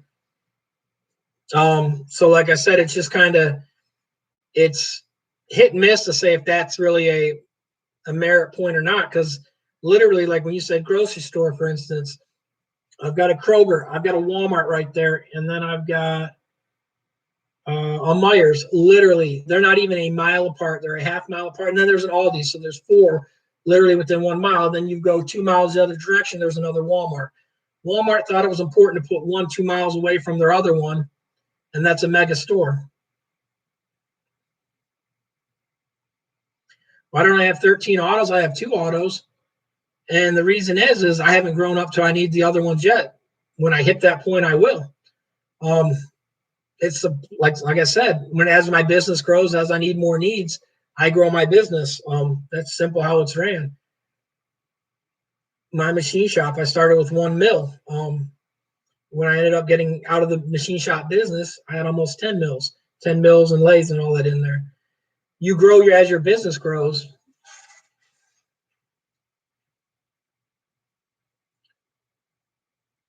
The company, Stan, I'll try to find the information for you. Most of the people that sent samples, they just sell the machines. And they're not U.S. based companies. Most of the U.S. based ones like that you've talked to, the problem is for one, they're all selling, like you said, even on your live, they're selling the smaller ones.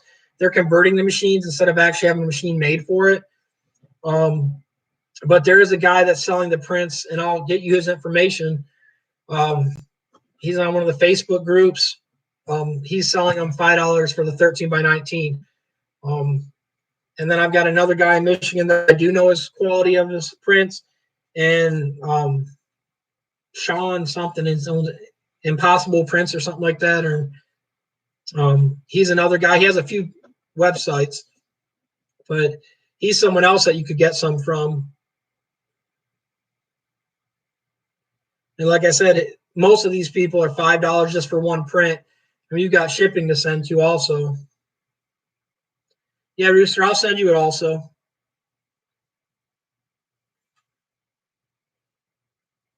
But like my point too, Stan, is like even if someone was wanting to go, like let's say we're taking out the whole speed and all that, because like I said, I mean, even if you look at setup costs, like of how much a machine costs, technically you could do a one color, the blueprints, or any of the other ones, like the one that you started on, the Ryonet one. If you're only doing one color or something like that, you could get into it cheaper than you could even a heat press. I mean, there's dryers, there's all these methods and all that.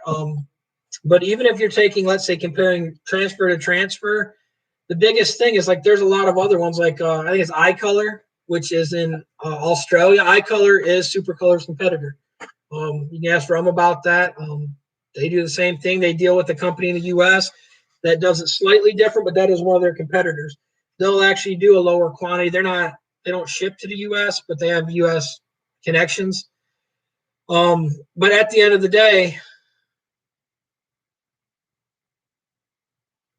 do I use them outside of testing? I ordered a machine. So that's why I got a lot of the other ones that I got a lot of samples from different machine vendors. So I did order one for that.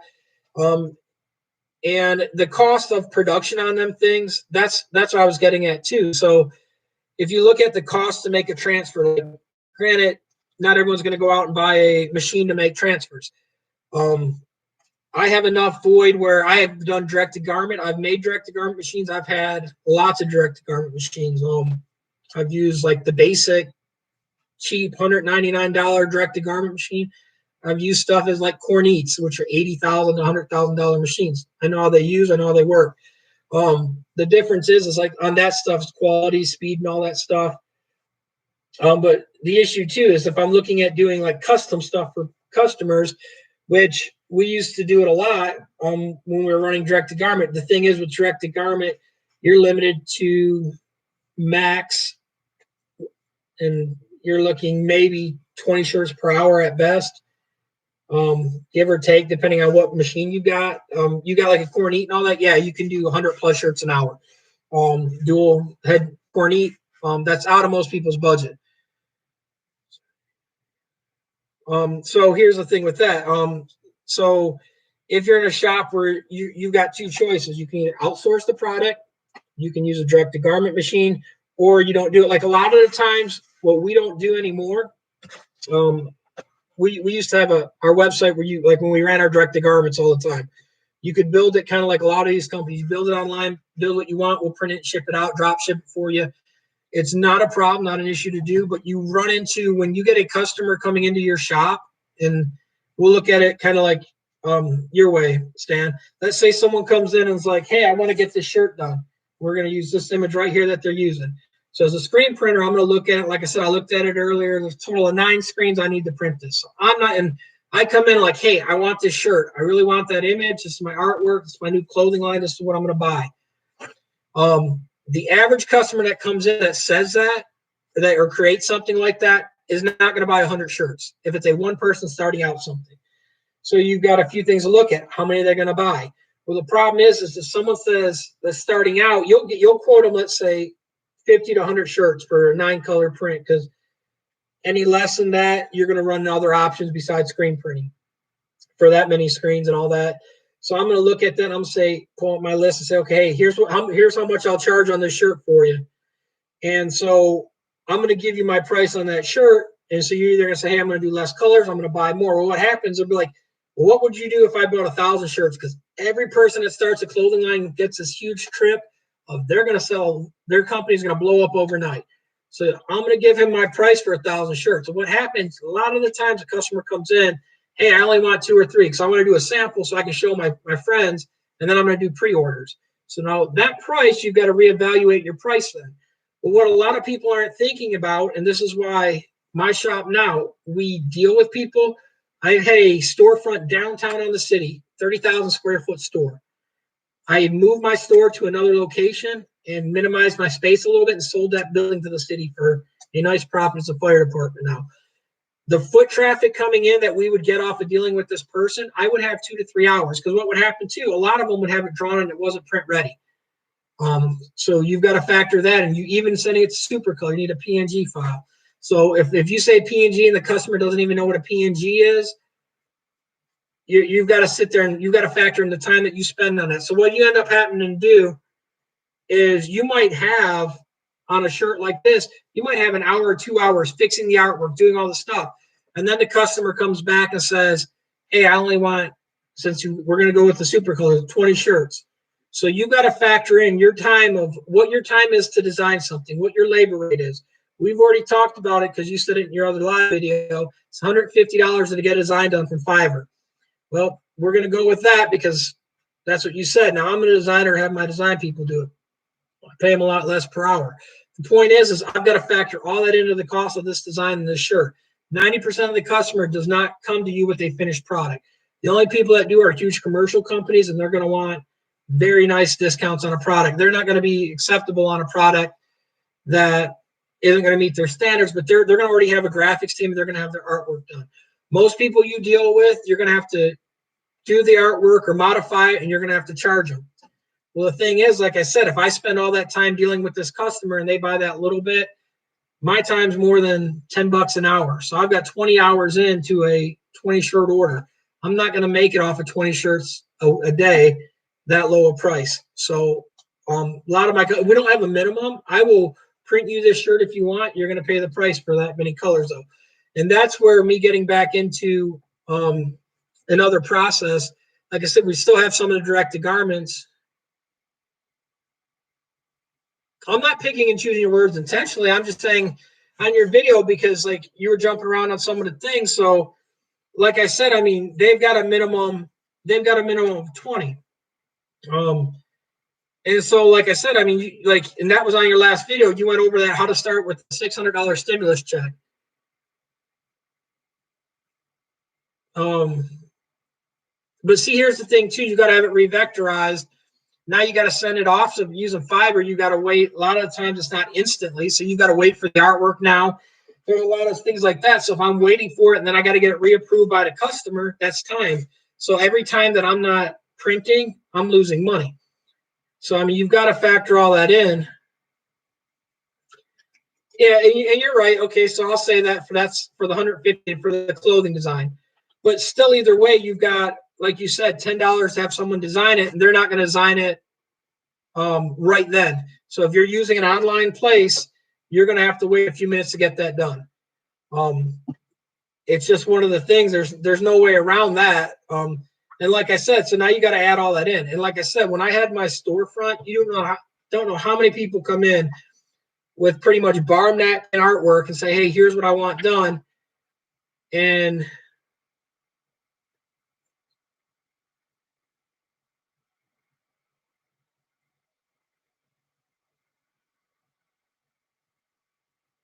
yeah, and here's the thing too, like Rooster said, I get people that want 1,000 full color business cards, UV coded for 43, and they want me to set it up for $43. Yeah, right. That's not happening. And that's just it. It's like the setup fee, the time that it takes to do all the stuff.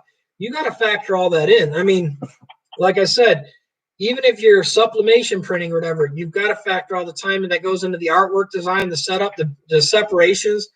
You got to separate this if you're having it screen printed. Even your vector guy, I mean, once he does the artwork, it's not screen print ready when they just do the vector, because now you got to do a choke on the colors, you got to do the bleed on the other colors, you got to adjust it out. So if you're going to screen print it, even if you're doing cut vinyl, I mean, you got to factor all the time that goes into doing that, the cutting, the weeding, and all that stuff. But like I was saying, I mean, the money on that, like the reason why I'm getting back into the machine is because we are changing some of the other stuff we're doing. Because of the thing, I'm not going to say like the customization on when we had the online store, the profit margins were really nice. But the thing is to deal it on an open, like a store where people come in and ask about all the pricing and all that on it. And like I said, Rooster's saying it too. I mean, like he does business cards and all that stuff. Even like where he's agreeing with you too, like the 150 is dirt cheap to do a brand design. But like I said, not every customer is going to pay that. So like if you're starting out and you're doing the screen printing, you got to deal with all these people. Like I said, you got to do the setup, the artwork. Even if you're doing the vinyl, whatever way you're going to do that, you still got that whole time that you got to tie all this stuff in. And like I said, time's money. You're not getting paid to sit there. So if you're not working when you're there, you're not making money. So like I said, by looking at the shirt, all the processes that go into doing it, a $20 shirt, even if you're doing a transfer, because look, I got to buy 20 of these now. So what happens when that customer comes back to you and says, hey, I only want 15? Are you going to eat the cost of that? Or are you going to do the factor of per transfer and absorb it into the cost for them? So now he's going to be paying almost 25 for a shirt. He might be fine with that, but you still had to buy 20 transfers, and let's say he only wanted 15. You either ate the cost or you're going to add it on to them. And at the end of the day, it's kind of like you're talking about the mask thing, not taking this out of context. You did a quote to do the mask, if you remember saying that. Well, that customer, they went with someone else. Not every customer, most customers nowadays are price driven. Any major company you deal with is not going to take the highest price. So if I go to them and say, hey, this is 25 bucks for a shirt, they're going to laugh at you and they're going to say, hey, Walmart sells that shirt for $5. Well, Walmart's buying a ton of the shirts. So you've got to factor all that stuff into your cost, your time, and your money and all that, what you're going to sell that for. And yeah, Walmart's buying thousands of shirts. Hey, Greg, it's good to see you again. What's my minimum, Mike?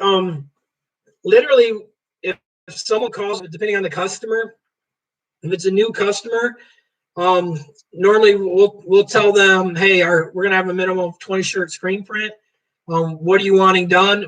And do you have the artwork? Let me look at it. And if it's something, because like I said, we've got printers that we do banners, signs, and all that stuff. I can print on like heat transfer vinyl and literally do a print cut with my printer and do something simple. If it's something like this where you had to do all the weeding, no, I'm not going to do that process. Or I could print it in black. I'm going to have other options. But if it's something that it's like a new customer and they say, hey, they only wanted one, depending what it is, I might say I'm not going to do that. With my directed garment, when we had them up and running, I'm going to do that. But the problem is I'm not going to spend time dealing with customers because you'll end up tying up more time than what it's worth. And a lot of times you could have 2 to 3 hours in the one shirt dealing with the customer because they'll say, hey, well, what if we made that pink camo instead of the green camo? What if we made it this way? When people walk in, a lot of times they don't know what they want. They have an idea. They want you to create it for them. Yeah, and you can charge it for them. Or like I said, at the end of the day, you could even do a quick napkin sketch when you're in there. Say, okay, this is what we'll give you. And they'll look at it and be like, well, I'll be right back. And they'll go right down the street and get a quote. I know most of the shops in my area, and I'll get a call and they'll be like, hey, did you sketch this up? Because here's what they just showed up here. And literally they'll go right to the next customer and see who's the cheapest.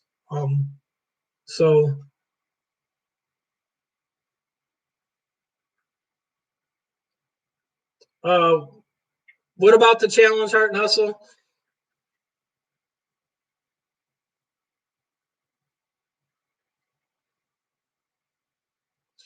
I mean, you can say you win, Stan, just by bidding on a contract. Sometimes they'll keep, like some places will keep the contract and for next time to look at someone else, but it's not necessarily getting to everyone's eyes. So if you spent the time to quote that thing and you didn't get that job, now you got to take that time out of the money out of your day that you didn't make during that time. And it does happen. I don't get every job I quote, but the thing too is, if I quote something where I'm not the cheapest, like you said on your thing, you're not the cheapest on all the stuff. I can't only make $2 profit on the shirt like this. It comes down to profit margins and how much I got to make. So to me, you got to look at how much you're going to make on something, and you got to look at and see, hey, what's your price margins that you want to make? Like literally, there's products that I sell that literally I make a quarter, but the problem is that quarter is over 100% markup. Quarter's not a lot, but it all adds up in the end. You got to look at what you're selling. Like for instance, shrink wraps. I sell them. You buy enough in bulk, and you can absorb the cost so that you can make a nice profit off them if you really wanted to. You got to look at the cost and the profit margins. I mean, 90% of the industry out there. I've worked in a lot of stuff. I'm a mechanical engineer. If you don't know that, I've got U.S. patent. I've got world patents. I've worked in a lot of industries and sold stuff literally like we had to do cost savings of a penny, and that made $1 million per year savings. So, but at the end of the day, is like I said, most businesses you're going to do a 30% markup or more. 30% is your goal, and you can live with and be happy with it. So, you might look at it and say, well, I make 100% on that shirt. Well, you do, but that you got to factor in all your other stuff. So it's not that simple when you look at it that way.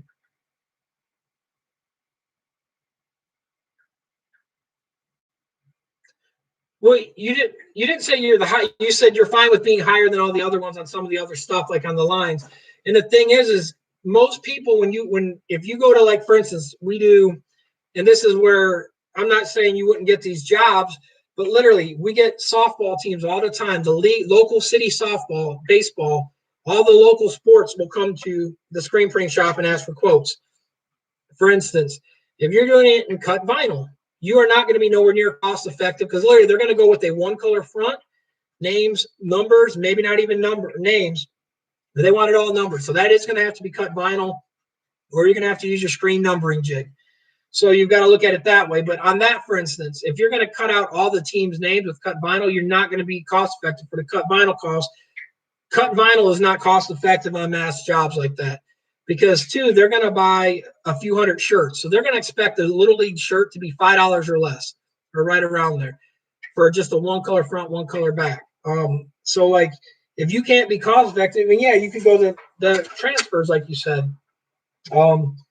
You could be competitive somewhat with that, but at the end of the day, if I'm screen printing these things,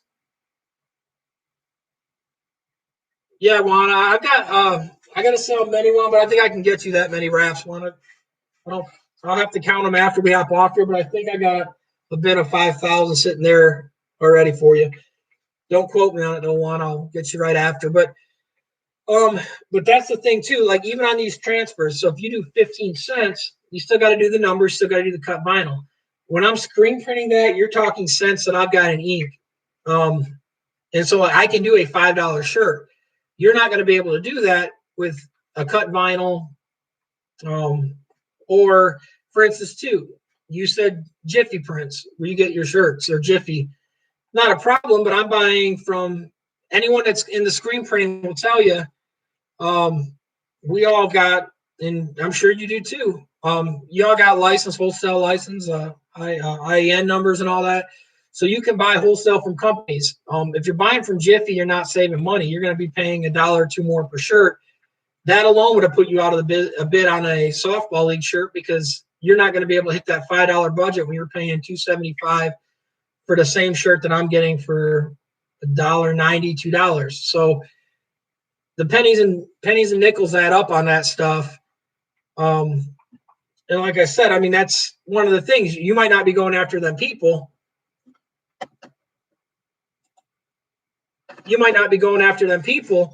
But like, and I'm not trying to take it out of context and get you all upset or anything, Stan, but like I said, you're bringing up the GIF thing when the people are starting the clothing brand.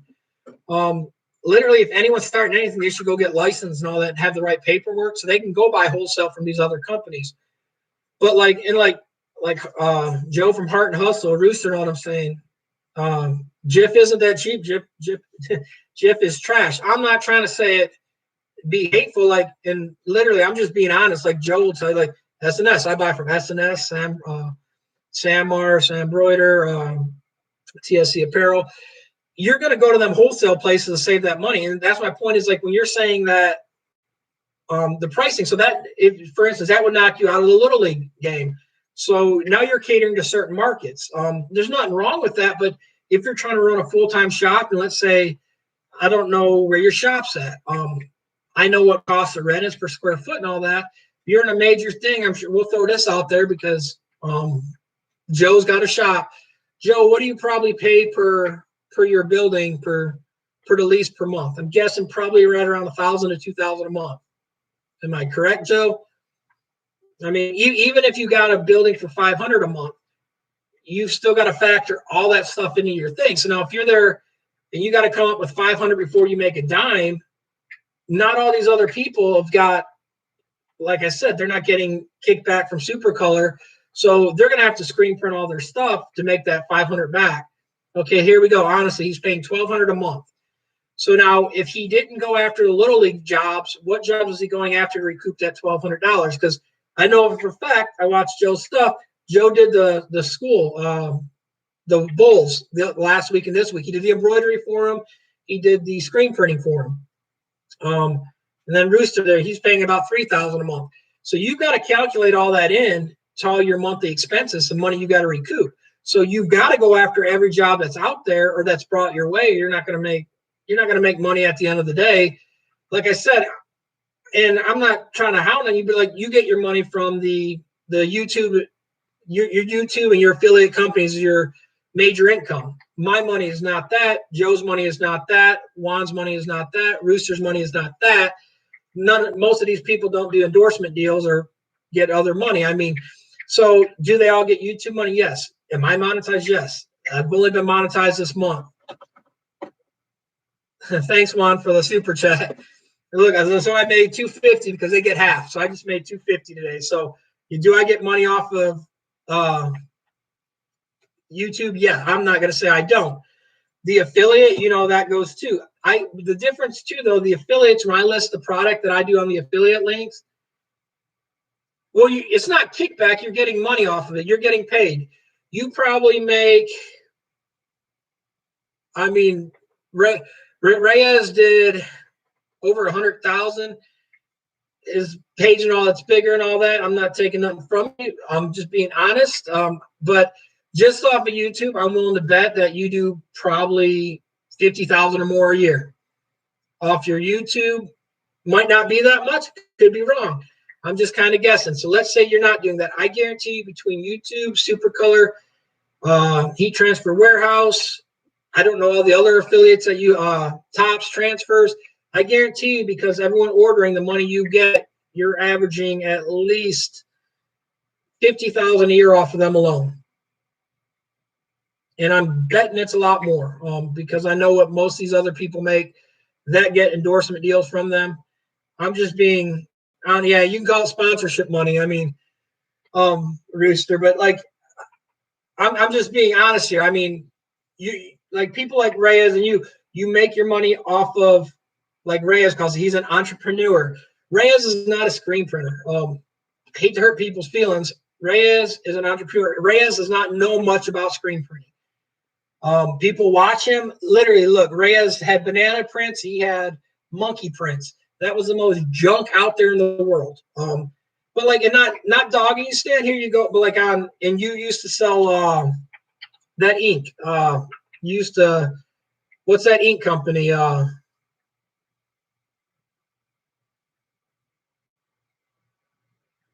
I can't think of the ink that you used to sponsor. But I'll be honest with you. Anyone that screen prints, what is that ink? Can someone tell me one, or can you say it, Stan? Any other time I could have told you. They're based up in, I think, Jersey or whatever, where he originally started. He has that other program. It's a software program. But like you even said in your last video, you brought up about the ink. Total Ink Solutions. There we go. Thanks, Enz. So you pushed the product. Now, you said it was good ink. I'm not knocking you for saying that. That's fine. But ask anyone that prints. Yeah, literally, Total Ink to me is almost like Speedball. But I've printed. I don't know if you, and I know you don't watch all my videos, Stanley. It's fine, whatever. I got into making the videos just to help people because I've got over almost 20 years of experience in the industry, and I just want to help people and show them stuff. You can ask Juan. I've got a building that is 20 by 30, I think it is roughly, floor to ceiling, 8-9 foot tall ceiling filled with ink, boxes upon boxes upon boxes. I have tried every ink there is that you can think of. I've tried every brand of ink there is you can think of. And at the end of the day, that does not rank in my top 10 inks. I would not use it. I have dye migration problems with it. I have other problems with it. There's so many little things that ink did not cut the mustard, what I would call a decent ink, or what I would recommend to somebody. Now, I'm not knocking anyone for using it or promoting, but at the end of the day, is you're getting paid from them. Yeah, I've tried it a bunch, and I paid for the ink. I didn't get it free when I tried it. Juan has probably tried it and bought it. I have tried almost every ink and never took any ink for free. I paid for all the ink out of my own pocket that I've bought and owned and have. And so when I've tried an ink, like I've tried Fusion 180, that ink is literally will like lock up in your frame after. It is like toothpaste after. It's the hardest stuff to print manual. It doesn't print on an auto, okay, yeah, but you better take that stuff out of the screen and clean it instantly, or you're not getting that out of that screen. It cures literally super low. And this is Fusion 180. This isn't Total Ink Solutions. But my point is like Juan said, Total Ink is crap. It's junk. Most people in this industry has tried some of these products. And I'm not saying you're pushing bad product. I'm just saying you get your money off promotions. You don't get it off printing. I guarantee you have probably I'll bet whatever you want to bet. I know you haven't tried all the inks I've tried. I'm not knocking you on it. I know for a fact that I can go through my library of ink out there if you'd like, and there's inks that you probably never even heard of. But this is my point. See, and I'm not off point because look, here's the thing. On your income, how much do you make from actually screen printing products? Is probably like I've got a video coming out this week and it explains this too. And it's not picking on people like you guys, but here's the thing, Stan, is like what people do for a living that you call yourself a professional at is what brings your money in. So my number one money is my businesses and all that I own.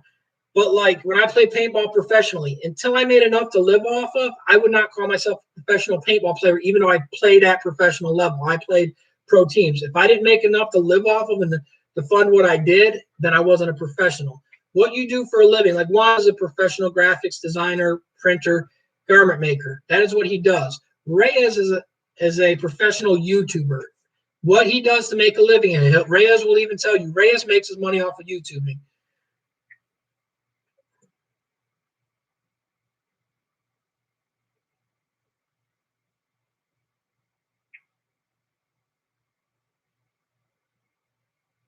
And like Hart also said, like he doesn't even like the owner of Total Link Solutions. Greg says Total Link's total waste. Like, and I'm not picking on you, Stan, or trying to sound like I'm picking on the people. Like, but the problem is like here's my point: is like, yeah, but like, and you used it, promoted it for 2 years, but how much other stuff did you use? What other presses did you ever run an auto stand? What other material? What all did you press on? Did you ever have to screen print umbrellas? Did you ever have to do late like spandex materials, leggings? What all stuff have you printed on in the print industry? Have you done hat bills underneath? What is your experience on printing? Because here's the thing: when you start printing on everything, you know there's inks for every little product. And if you've been printing for 2 years or even long enough, you've probably tried printing on most things out there.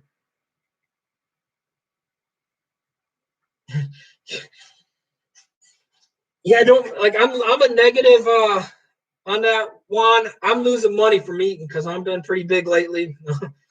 Gotten big because I've snapped both Achilles tendons. And had them both repaired and never been the same since. I do like them donuts though. I mean the 2 dozen donuts from Great American Donuts. Shameless plug, but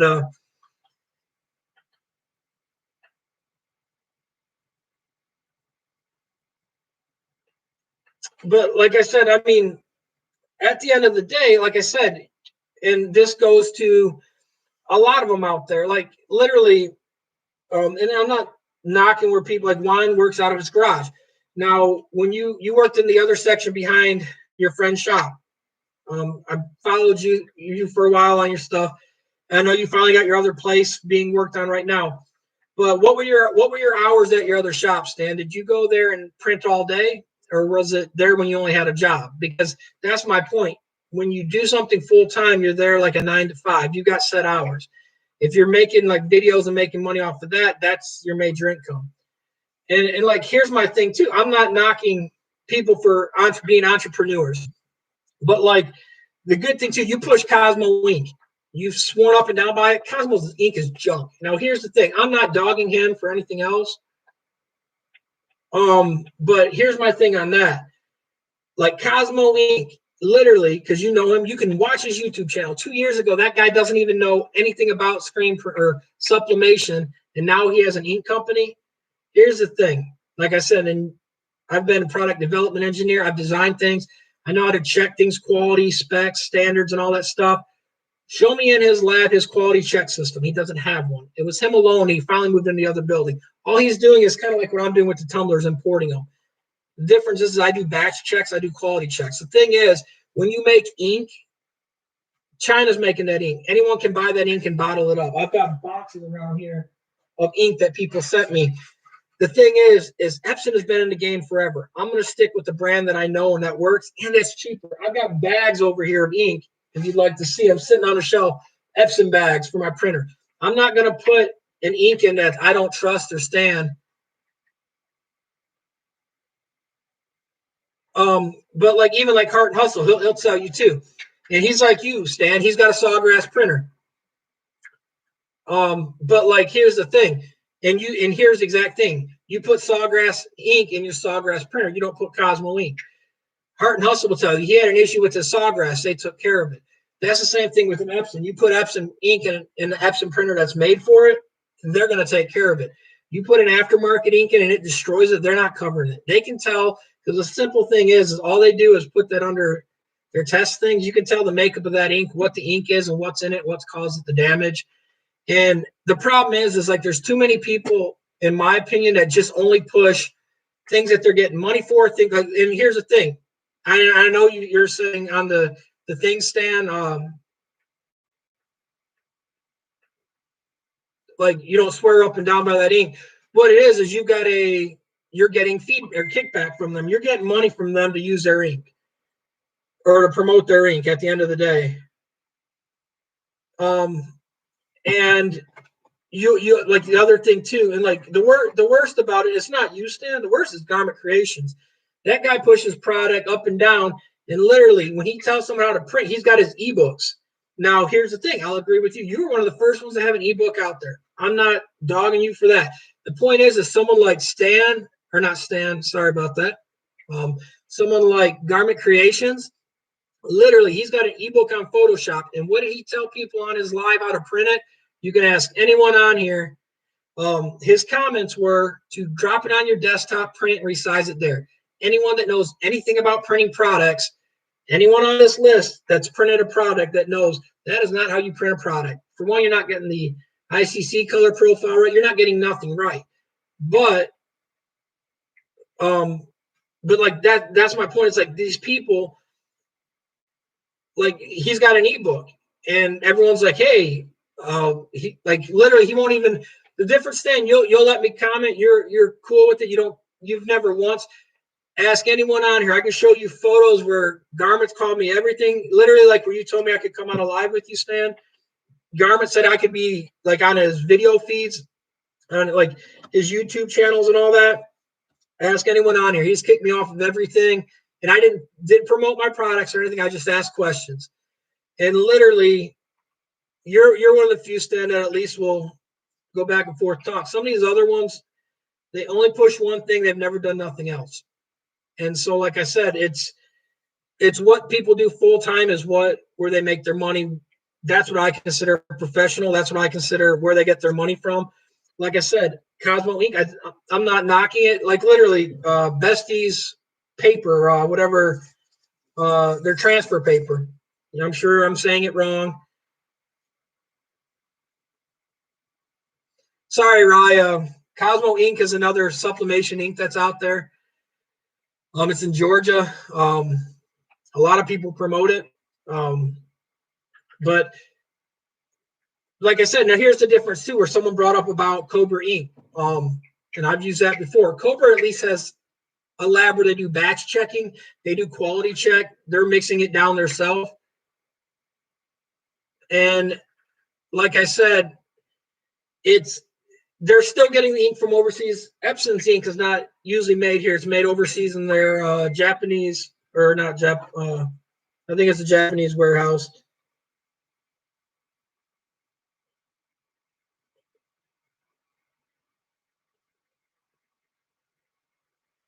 But like that's my point. Is like there's nothing wrong with getting things overseas and all that stuff. It's part of the business. But like it's how some of these people are doing this stuff. Like an example, like I said, look at some of the stuff. Korea. Thank you, Greg. I knew it's one of Rye's family's sides over there. I know Rye's Vietnamese, but I knew it was someone over in that area. Just joking, Rye. Don't get mad about it. But the other thing too, like you said, hey, you'll have him on there and talk about printers. He doesn't make printers. He sells an ink cartridge that anyone can buy and put it in and he's putting his ink in. To say he knows how to convert a printer, it's not converting it. He's putting an ink cartridge in. I mean, and the other thing too, I can show you right. I'm laughing at some of these guys' comments. Like I can show you right now the Epson T49 ink per liter. That ink is cheaper than Cosmo ink by a lot. And like I said, here's the thing about that is like, it's not that I've got it like an issue with people marking things up. It's you got to make a living. But like, there's people, like literally, a perfect example is Garment Creations. He literally got on his thing and he keeps hollering Black Amazon. I don't know what Black Amazon is. I asked him. He's like, he wants to be the black people of Amazon. I'm fine with that. The problem is, though, is what he's doing. He's buying product from Amazon. He's even said it. And he's upcharging it and charging people that he's trying to help a premium. You know, like the difference between me and him on that is I'm going to put my link down there. If you buy it, you buy it. If you don't, I don't care. I'm not going to try to get rolls of paper in and sell it to you at a price above what you can get it from the same vendor for. Like if you can get these cheaper on Amazon than me, that's fine. Go ahead. I'm not going to buy them off Amazon and sell them to you triple the cost and say, hey, mine are this or that. That's what some of these people are doing. Like I said, and it's fine to be competitive. I mean, I guarantee you.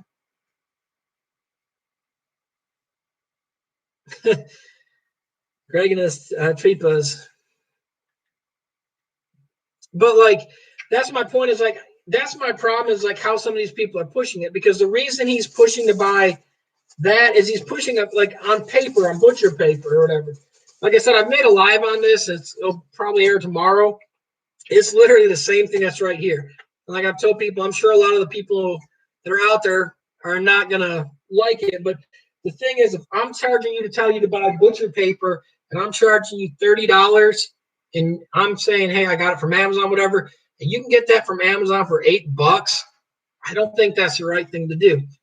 Yeah, it's business, but like to say it's, oh, this is better than that, I don't believe in that. I believe karma will come get you. Like treat people like you want to be treated. Give them a good product, give them a good deal on it as best as you can, and at the end it will all pay off. I mean, it's fine to mark things up. You got to make money. I don't have you a problem because I know the cost of these are more than another cost. So you got to charge more for that shirt. I don't have a problem for that. It would be like if you say, if I go online right now where it's $7 or whatever for the large size, and then you tell everyone you're going to sell them for $20 and people know they can get it from there. I don't understand why people do that. That's just me. But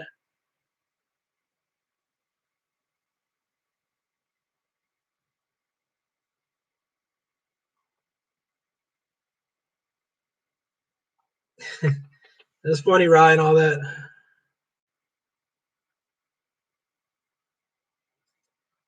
No, I'll go live, Stan. I mean, the thing is, it's going to be the same stuff we're talking about now. Is the cost, like the cost to print per shirt? We're like, well, we can't take out the shipping time because you're a week projection. Even if you were doing transfer full time, if you were doing the same number of shirts I was doing per week, you couldn't do them the next day either.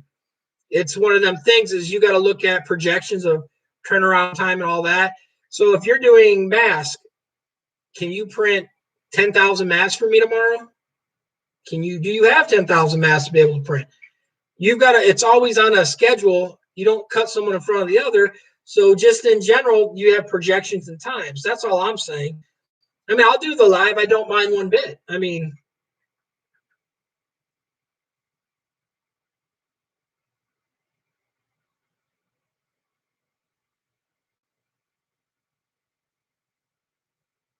yeah, and it's like Don saying, let whoever wants to get ripped off, get ripped off. I mean, I'm fine with that. But my thing is just like, there's people that like, and Reyes is a good guy. I've talked with him and all that. Reyes is an entrepreneur. So when he says, hey, buy this, or like a perfect example, Stan, is like Reyes does the 2-color laser toner printer. They gave him that free. Cam, they gave it to him free. My good friend, Kenyon Kai, a good friend of mine, talked to him. They gave Kenyon Kai that. You know what Kenyon did? He gave that printer away in an auction because he tested it and gave it away. He didn't promote it and say it's the next best thing. What did what did Reyes do? Reyes made a video, and then he also had someone come in and print. He's like, hey, this is what you need to do.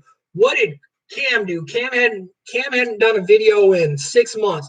Cam comes on there and says it's better than any other transfer out there because they gave him to it free. That's why he did that. That's my problem with some of these people is like people that are new to the industry and they flip something on, they're going to look at Cam or Reyes and say, okay, look, he's got 80,000 subscribers compared to, let's say, my subscriber rate. Does that mean he knows more than me? I guarantee you I know more than Cam in this industry. I know more than Reyes in this industry. The difference is they're going to look at that and they'll be like, well, he said this. And then the problem is they get a product that didn't work right, doesn't work well. The other thing, too, when you use the laser transfer or the lasers, which you've done a video on it, you know, mating them sheets, you're going to scrap it when you first start. I don't care who you are. You're not going to get them mated perfectly and peeled perfectly the first time. You're going to go through 3 or 4 sheets. And sheets, minimum, if you buy them in a crazy bulk, is going to cost you $3 at best. Price you'll ever get on them is $3. Most of the time, you're going to pay more. So these compared to the Oki printers and the eye colors, yeah, way better. Straight up cost, not better. And yeah, Rye should be happy I said his name wrong. No, but and like I said, like my difference is like I'm not here to promote like you to buy my stuff. I don't care if people buy my stuff or not. The stuff that I have in the links are stuff that I use. I do not sell that stuff. I put the website that I own in there, and if you want to buy my product, you can. When I do my videos, I'm using my Tumblr so you can see what the results are. I'm not telling you you have to buy them. Most of them I don't even give a link to my thing. It's not an affiliate. I don't give affiliate packages to people to push people to my sites. I don't care if they come to my site or not. I've got plenty of people. I don't make my living off of YouTube. I make my living off of the graphics. I make my living off the engineering I do. I make my living off the patents I've designed and the things I've made in my life.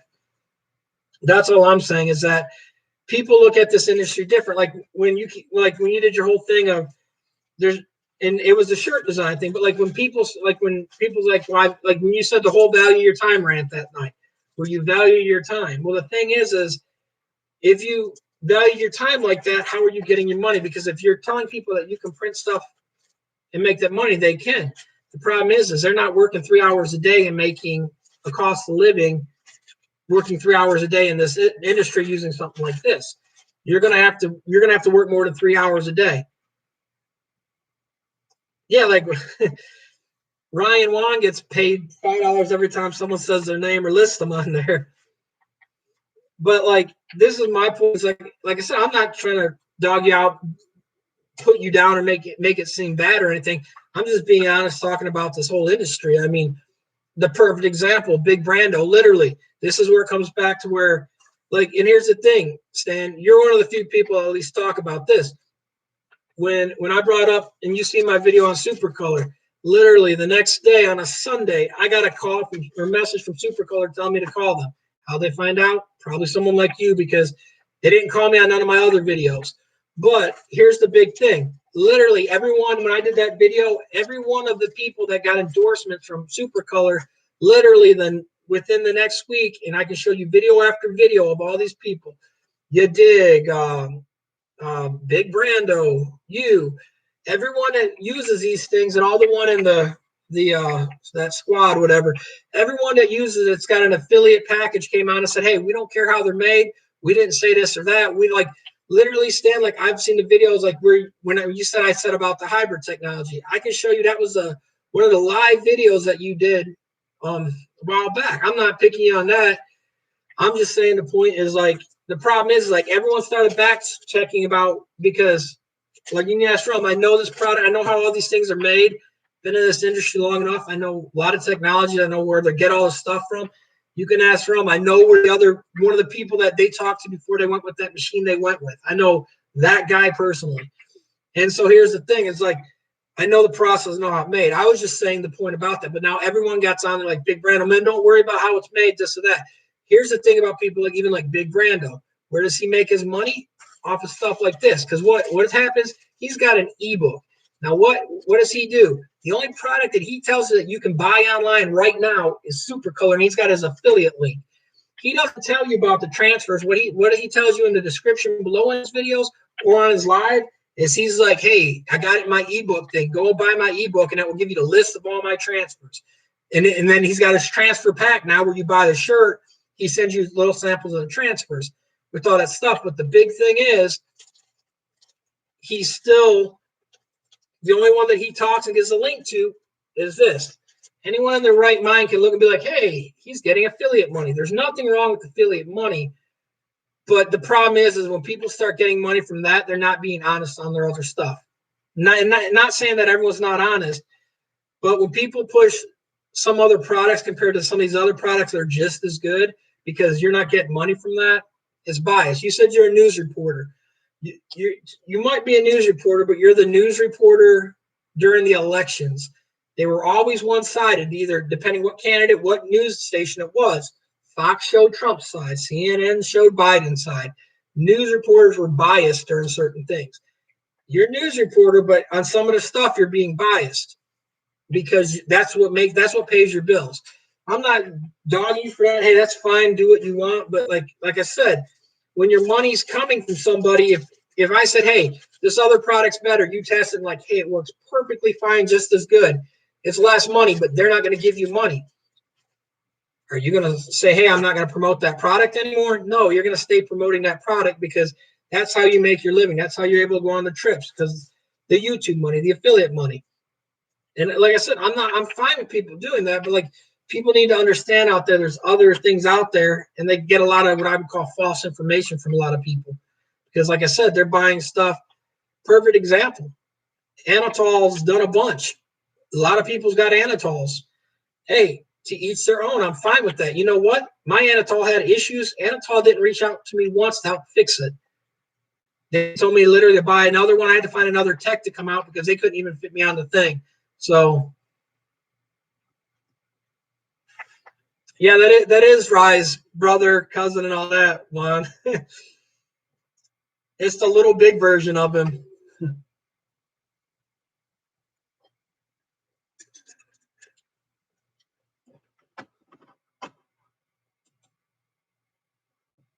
But yeah, Stan, I mean, I'll definitely go on your live. I mean,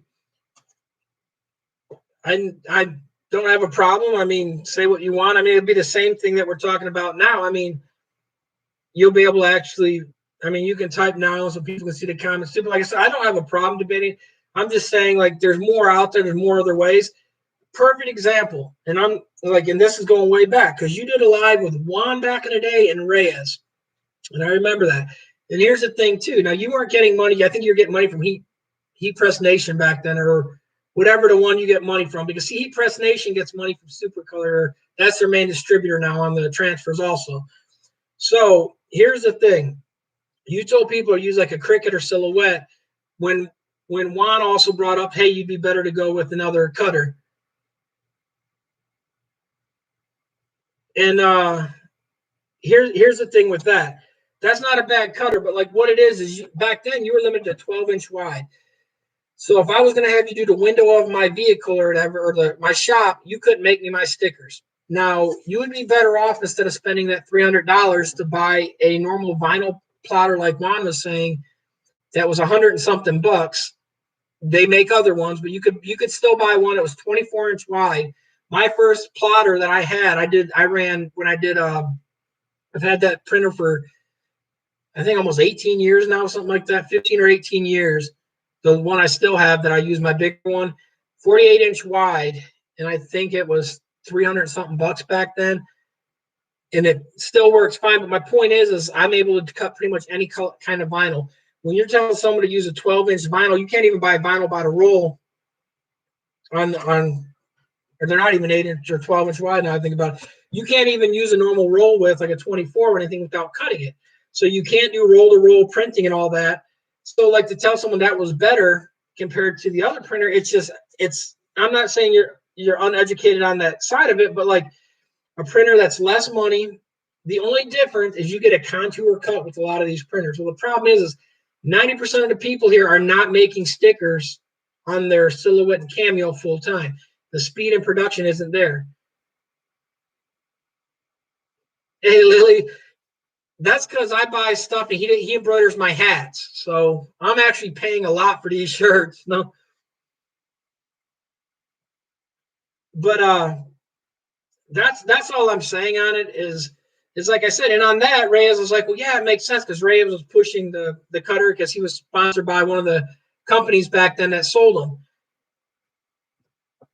And I actually did buy some Lily. I bought the Rye one where Rye's got the chopsticks getting the fly on his nose, and I bought one of the other ones. So I do pay for a lot of the shirts. I got a free shirt from JBM over there. Shout out to JBM the other day because I was on his live thing. But that's all I'm saying, Stan, is like there's some things where people, and it's not that you intentionally misinform people back then, even on the wand thing about the printer, but like anyone in the industry that uses a cutter and all that, they would look and say, okay, if you've got this much money, that much money, something that I can't even put a normal roll of vinyl in is not going to be something that you can make a huge step forward compared to the cost. You're going to show more out on that. That's not a cost-effective decision to go down. The speed is also nowhere near the same either. Yeah, I mean, a lot of people got them. Everyone, Rise got one. But like the other thing too, look, a lot of people on here has got Graphtex. Graphtex are awesome. They're the machines to use, the speed and all that. People move up to Graphtex. But if you're doing, let's say we're doing side by side, and I know all you guys have done like ISS shows and all that, a Graphtec will outperform a Silhouette or a Cameo or a Cricut any day. It will run circles around it. You can run probably 400 prints, over exaggerating, don't take me serious, compared to one that you would run on the other. So that is my point on stuff like that. There's nothing wrong with it, but speed of production doesn't hit the numbers. I mean,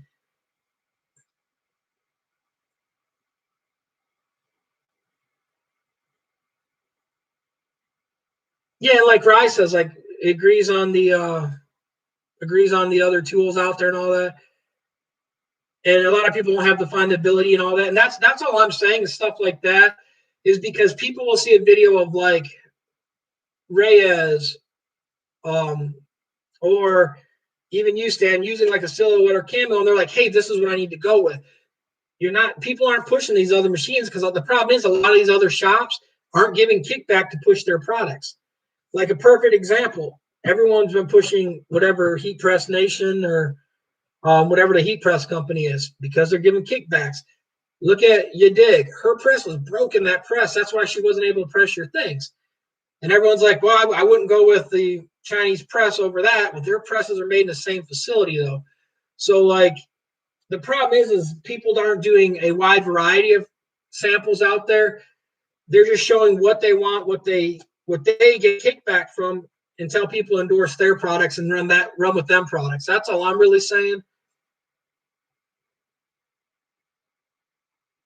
And then, like Rye said too, like people don't have the ability to find it because how many people out there has done Rye's done a video when he had the other machine, but he didn't have the right software, or he finally ran into a little issue with it. The problem is like there's not enough videos of people doing the other stuff out there, and like Rye's not getting kickback from Cameo. He used one of the thing, but the problem is like my point is the ones that are the major influencer out there, like you, Stan, and some of these other ones.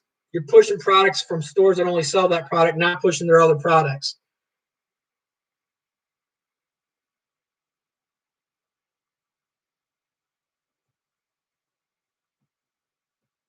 And like I said, I mean, the perfect example too.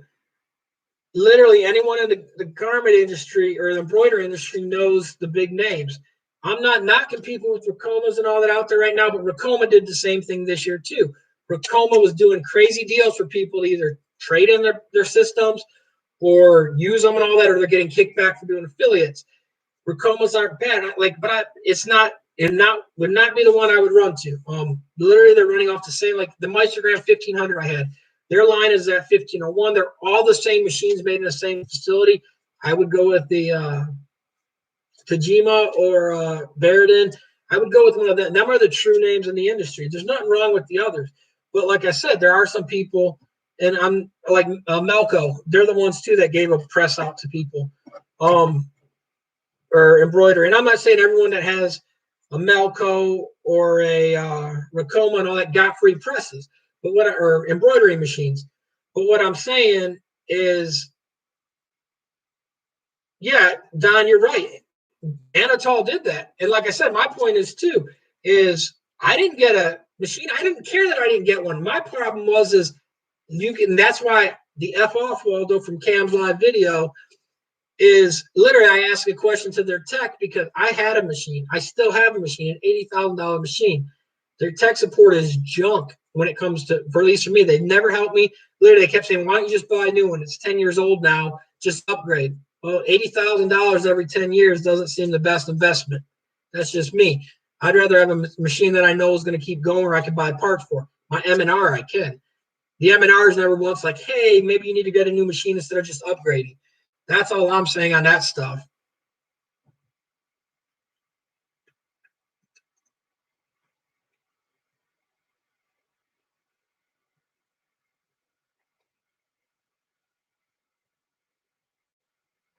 Yeah, Don, and like I said, I mean, the problem is like the other thing too, and it's like you said, Don, like they gave it out.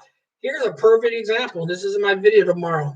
I don't have beef with all these YouTubers, but like Sin broke that belt for tightening it wrong. She didn't know how to even track a belt. She broke that belt on that machine, a brand new Anatol dryer, because she didn't know nothing about tensioning a belt. She says she's been in this game that long, printing all the stuff. She didn't know how to tension it. She broke it. She blamed them for not having a good direction. Did Rye break his belt? Did Joe break his belt? No. It's not them. So here's the problem, too. Now you put a product in someone's hands that blamed you for the product being faulty when it was actually them that didn't do it correct. They didn't tension the belt right. She broke the belt, ripped it in half. You got to have a high tension. Like we were talking the other day, someone asked what newtons. She had that probably 120 newtons and snapped it.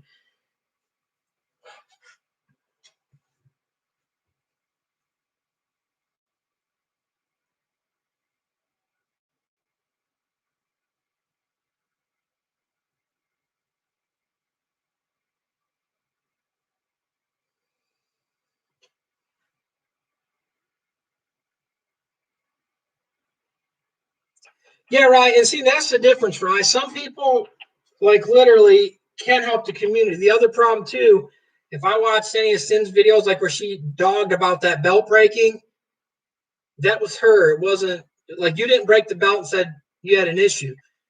She broke it and blamed them on the product. And I don't have a problem with companies reaching out, pushing products. For one, it upgraded a lot of people's shops in here. Like, whatchamacallit in New York or whatever. He changed his whole shop and painted it red. The other thing too, though, is like, for instance, perfect example, right? You've had side clamps and all that. You know, I think your last your Orion that had side clamps. I'm pretty sure that one you got rid of. People that's had this stuff, it's easier for them to compare and say, hey, they've had it. Now you can do a true comparison.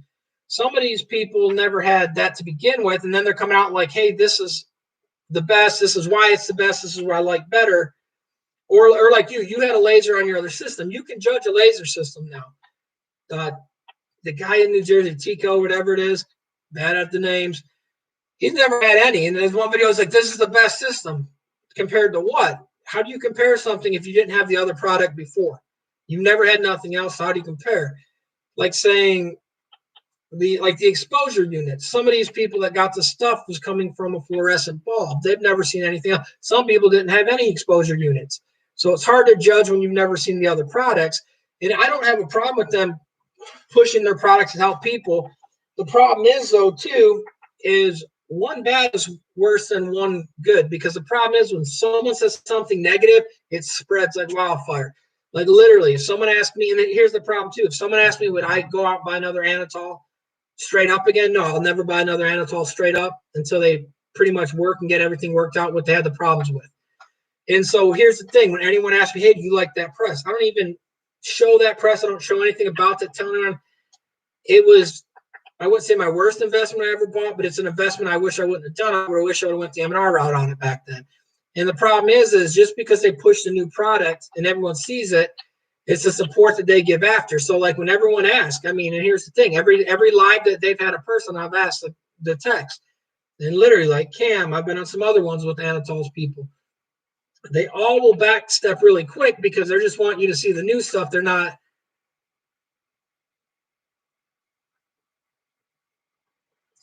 Well, you're right, Joe, but there's a lot more than you think, because on the press, if you don't have a good machine, you're not going to have good registration. And like, for instance, Joe, you had that 2-color before that. So you weren't running a press that like some of us ran, like 4 or 5 color, 6 color, 8 color, 10 color presses. And so the difference when you try to do registration over time, like a perfect example, which I'm not big on, he's up in Canada. He did a whole video about that. Keeping registration on a back clamp machine over a long time, squeegeeing manually, is almost impossible. You're going to start getting issues. Even push-pull methods and all that. You're going to run into so many little things that, like when you talked about yesterday, the push versus the pull during the flood. On a cheaper machine, you are going to see an issue on that. Even when you flood and go set it down, your head registration, how they pivot and turn, is not going to be the same on a cheap press versus a good press.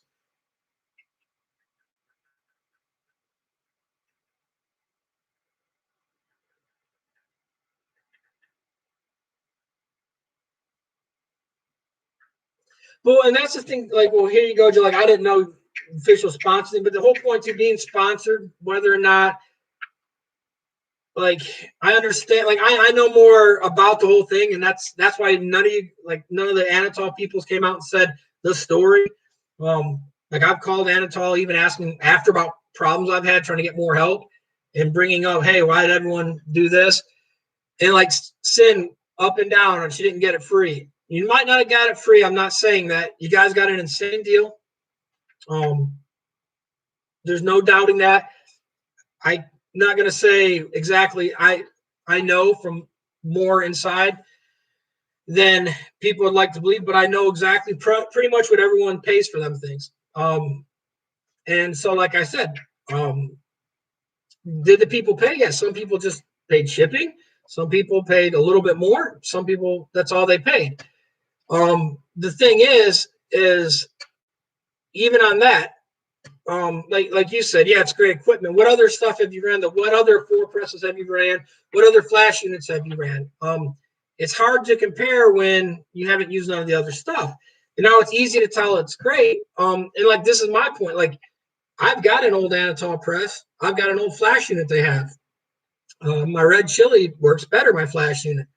I can give you an honest opinion because I have them both.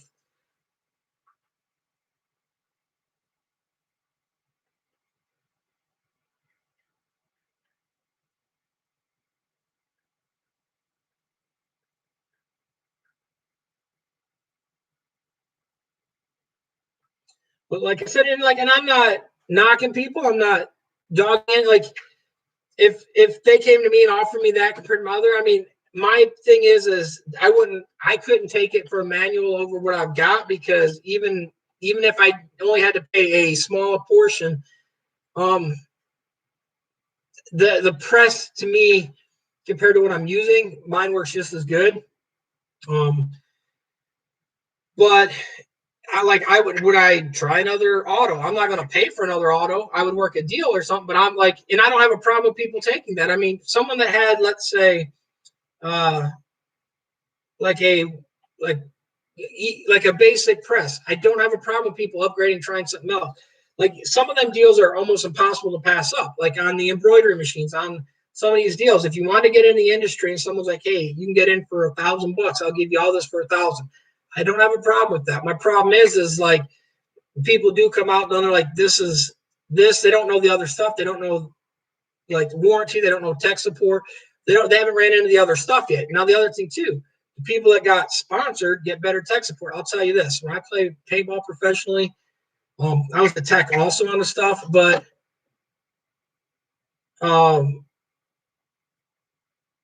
like, at the end of the day, did I get better service and treatment than the people that were buying the equipment? Yes, because if my equipment malfunctioned out on the field, it looked bad for them. So the tech support that I would get when I'm playing, I had 4 guns sitting in the dugout ready to go.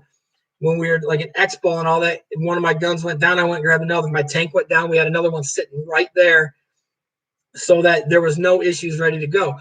My equipment was never the same. The boards of my equipment were not the same that someone else could get. So at the end of when I was playing, I was honest. I wouldn't take certain sponsors. I'd only take certain things because when someone's like, hey, how does that work? Like, I have to sleep at night, so I have an honesty thing. But now, did I take equipment? Yes. I took equipment. We got sponsored, shoe sponsor, clothing sponsor, everything.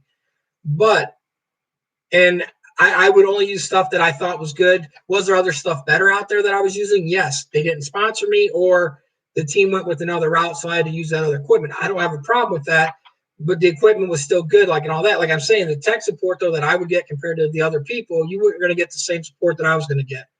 I could call and say, hey, I need 2 more guns shipped out to the next event. My guns would be there. You'd call, you might have to be on a 6-month waiting list to get one, is what I'm saying. Is like, and that's kind of like the support that I got from Anatol. I've called. They ain't helped me out one bit. Now, if you guys call, like a perfect example, Sin's belt broke. Look, they gave her a new belt almost instantly. I'm just saying, this is what I'm saying about that stuff.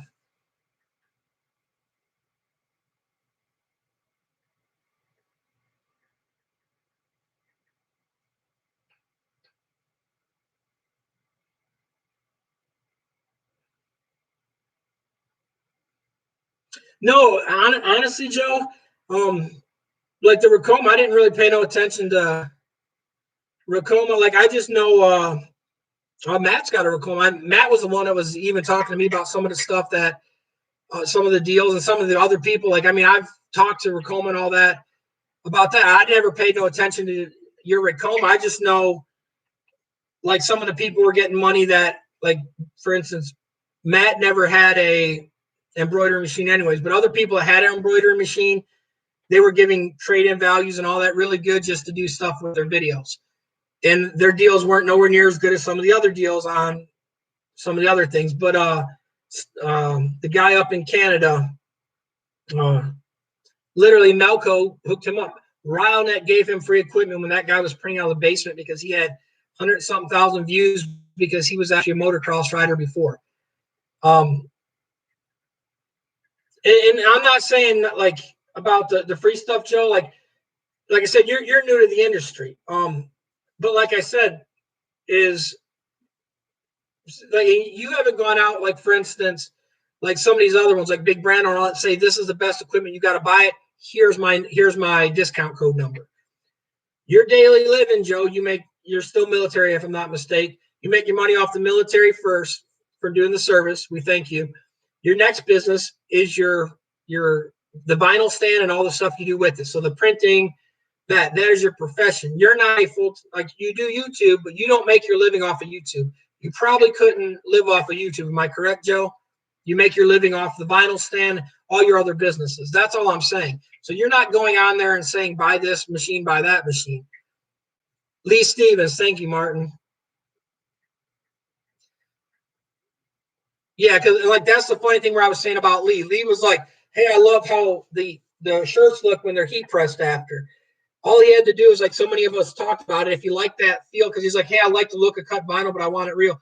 Lee Stevens knows nothing. He's grown a lot in the industry now. If you watch any of his earlier thing, me and Vega both commented on the stuff because he's like, hey, I love how the heat press looks. You're not going to heat press 1,000 shirts. You've got hot irons and all that to do that stuff on the auto. The problem is he pushed products saying this way was better, and he didn't know nothing about it. Even now, he's changed his method. Oh, this machine's awesome. Now he's got side clamp machines. That's all I'm saying is, like, they gave someone like him, they gave him that full equipment. Ask him, go back to the video. Lee Stewart got a whole shop full of RileNet stuff, and the guy didn't really print well or know nothing about printing until then. This is my point, is like, but people see him, and like even Vega will vouch. Vega, some of the other ones that seen the comment. Like I said, it's kind of, like I said, like Lee didn't know his stuff. Yeah, like a perfect example is Lee's amazing video editor. I wish my videos would be like that. I can't edit like that. I don't have the skill like that. But go ahead, Hart Hustle. I see you got your hand raised. But like that's my point, is like, and I don't have a problem with companies endorsing that, but like then you get their, like, literally, like, he swore up and down about what products were good, and like it was false information. It was junk. That's some of the stuff that was what he was saying. Like Lee, if you go watch any of his older videos, he'll push products that aren't true. He's telling you methods that aren't right. He's telling you stuff that you don't do that way when you're printing and learning the business.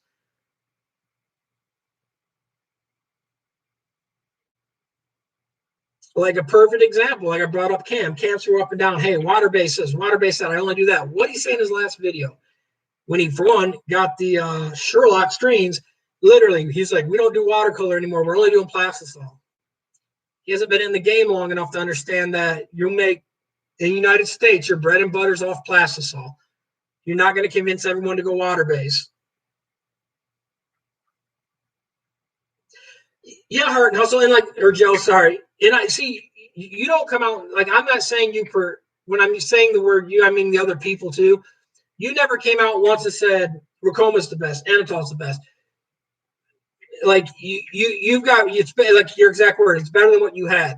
I don't have a problem with people saying that, but like a lot of these other people don't say that. A lot of these other people are saying, because they're getting kickback or they're getting affiliate, they're like, hey, you got to use this because of this. You got to use this because of that. Like I said, and literally the video that was airing tomorrow is this whole thing. It just was a condensed version. And like I said, it's not picking on people in general. It's like I said, a lot of those people in the industry, because what happens if someone goes online, and I'm sure everyone's got Facebook here. How many times have you seen heat press or heat press university information? Hasn't even been to college. He's not a university for sure. He's not. You're not getting accredited. He's charging a university price, but he's telling you to print off the thing. Now, all the work that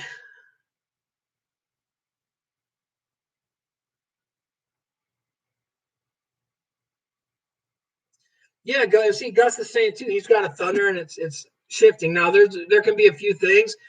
It can be the screws. It could be the bearings going out. It could be the lock mechanism in the center. I'd have to go look at it personally. There's a lot of little things that can allow shift in a press, especially on the side clamp. The other thing too, as you're tightening, if you don't tighten correct, you can actually shift the screen because as you're turning a screw, it's turning right.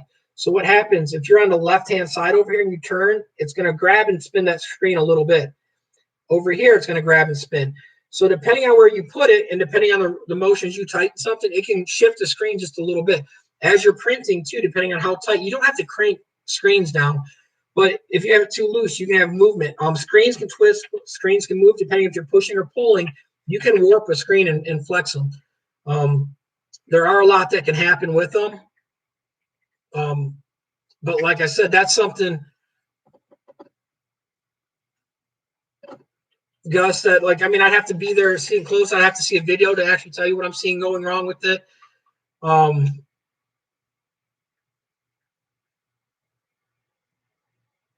And see, Hart Hustle, this is what I was saying earlier where Stan was, your exact words is, you would buy an auto if your shop picks up.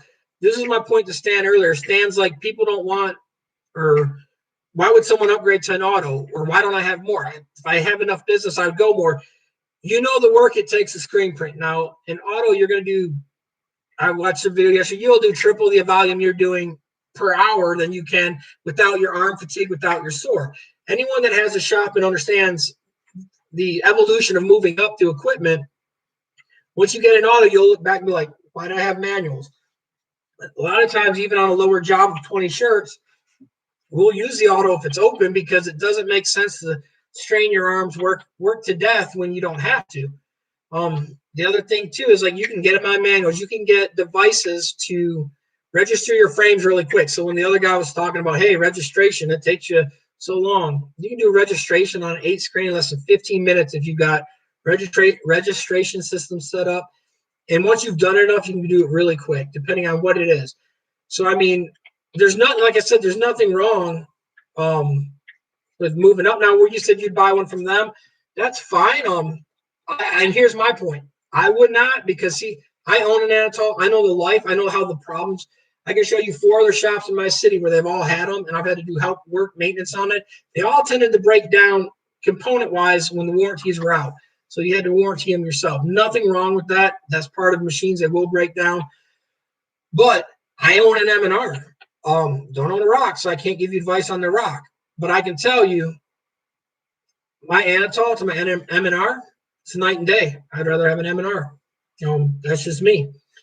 Anyone in the industry that has them both, more than likely, I would say 80% of them will say the M&R. And here's the thing too. There's people with brown presses out there. I've had a brown press. It's not something I would run. I know a guy in Louisville or Lexington that runs 4 of them in his shop. To each their own, but anyone that's had enough of them and ran other presses, they wouldn't suggest the brown over that. Anyone that's used a brown manual, I've had a 666 brown. Also, it was way back in the day. So, okay, press, it worked. It wasn't my number one choice. It wasn't my number one selection after running other machines. If it would have been my first press, it was side clamps. I was like, hey, this thing's great. So I tried other stuff.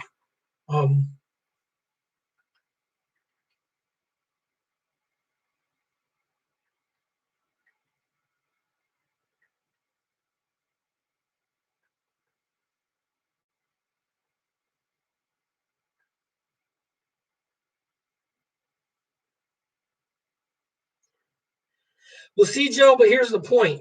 They might give you a press. Do they give everyone a press? So and here's the other thing too. Once you run that press, let's say it eventually breaks and you got to go buy another press. Are you gonna buy another press, or are you gonna look and see what someone else offers you? Because here's the other thing too. Anatol, the price, the reason why even when I got my auto, it was the best price for that range what I was getting with all the features and all that. So I was like, hey, I'm gonna go for it. Nowadays, the autos, what you can get an Anatol for, like the Volt and all that, you can step into a lot of other presses that are better. And it's not really my opinion. I mean, I've ran them both. I can actually personally say for me using it, talk to Vega. Vega's ran other presses. Vega's ran a lot of presses. He would go with an M&R.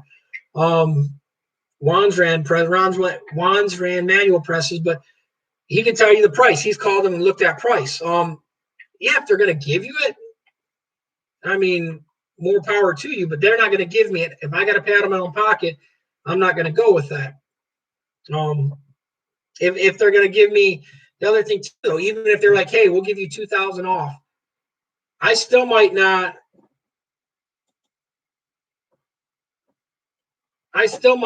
actually go with that press, even if they offer me $2,000 less. Just because it's less, it doesn't mean it's better. But like I said, I've been doing this almost 20 years. When you've been in it long enough, like Juan just said, browns belong in the baby diaper. If I gave you a brown auto, would you take it? I mean, because a minute ago you said you wouldn't turn it down. But now here's the thing is,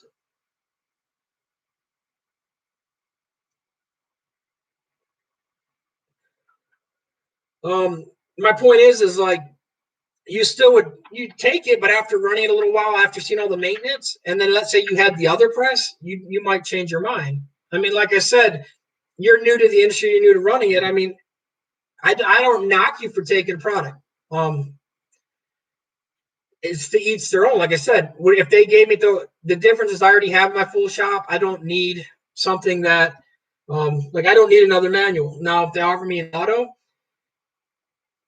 I would like, if it was free to do the things, maybe, but I'm going to be honest with you on the other stuff. I've got my others. I don't need another auto unless something's really good.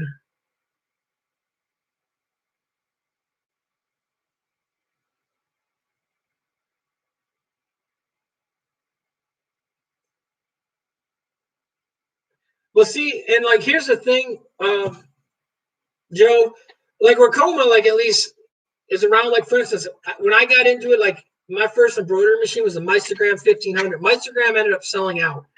And then they ended up the company bought it, recreated it. And the craziest thing was when I called, they wanted to charge me tech fees. They want to charge me everything to support a embroidery machine that I bought. Now, granted, that's a different company, but like, that's all I'm saying. Not everyone does that. And like I said, when I was talking about that, like all the warranty and all that stuff, if someone gave you something, embroidery machines are different than all, like I've only ran a few embroidery machines. I can only say so much on embroidery. So I don't chime in and say, like, I won't chime in and tell you what needles to use because I knew what needles to use from what my techs say, but I didn't do it. And I ran it for 3 years. I never felt comfortable enough. I had someone else in the shop running it that knew more about embroidery, and we still had loads of problems. But I ran what they were setting. Like, it's one of them things too, is like, just because someone says something, or gives you support, it doesn't mean that they're always going to be there at the end. Like I said, I mean, that company's been around, but like, for instance, if there was $2,000 difference between that and the machine that you knew would have half the problems, which way would you go?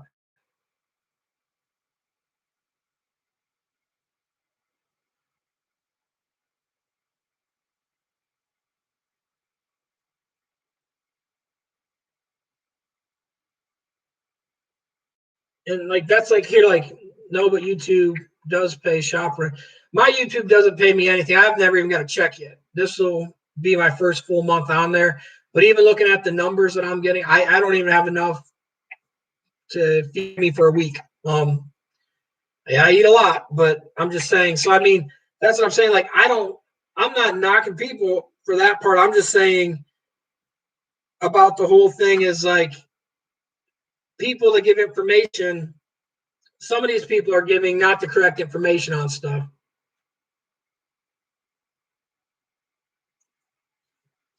Right, the Brown's all electric too.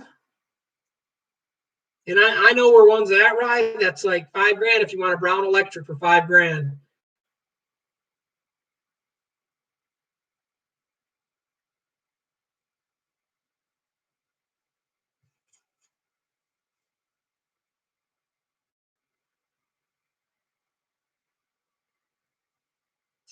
Yeah, Gus. I mean, like, and some people, like, I don't mind Zoom meetings. Like I said, some of these companies won't do that. Like I said, especially like when their warranty runs out on some things, like my Instagram, I had to pay. They wouldn't do anything on that stuff. Anatol, like I said, literally, they didn't want pretty much at all to do with it after it was all said and done. They just were trying to sell a new one, and it's kind of, it is what it is. I mean, like I said, actually, Lee did say that, Joe. I remember, because you can ask uh, Vega, you can ask Liberty about that. I actually, even back in the day, I had it where he was like, RyleNet sent me all this stuff. And literally in one of his other videos, he's like, they got a gift for me. So if you call it sponsor, if you call it free, it's, I mean, everyone can call it what they want. For tax purposes, I mean, you it was free, but I mean, even if he had to pay shipping, he still got all that shop for little to nothing. But Lee did get that stuff. I know for a fact. So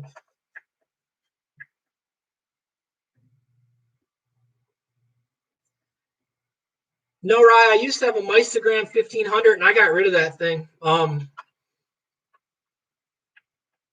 It was a Mystagram 1500. And then I forget what software with it, but it was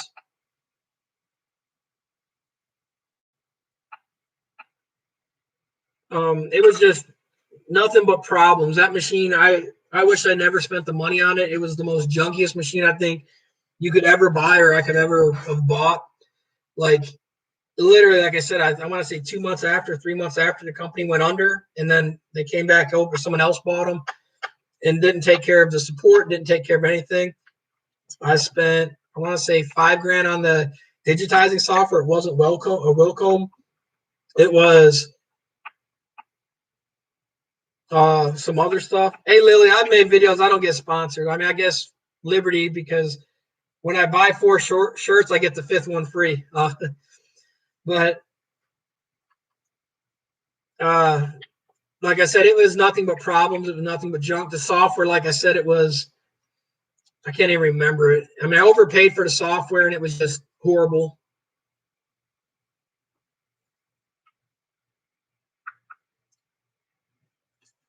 But see, Joe, here's the other thing. Like, Juan got a,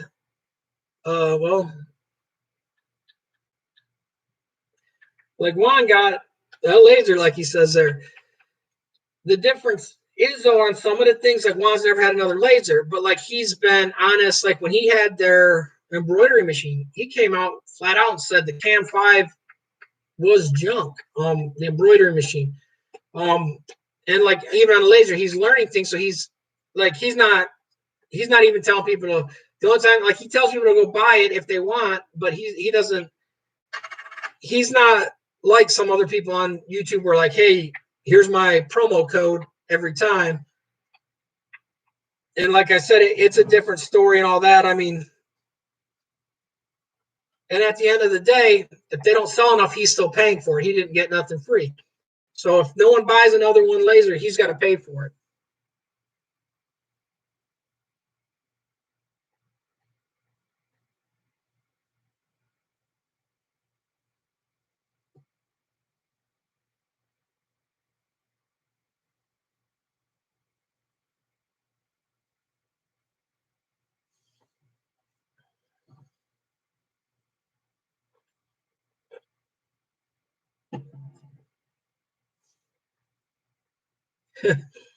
Not me, Rooster. This is just in high quality H2O. But like I said, I mean, I'm not like out to tell everyone that I don't believe in like companies giving discounts, helping out. Trade shows, everyone gives ink. But I got a question. All the ink that you get at a trade show, do you go use all their brands or do you stick with one or two brands? That's what I'm saying. Because at the end of the day, I know for a fact everyone's got a set brand.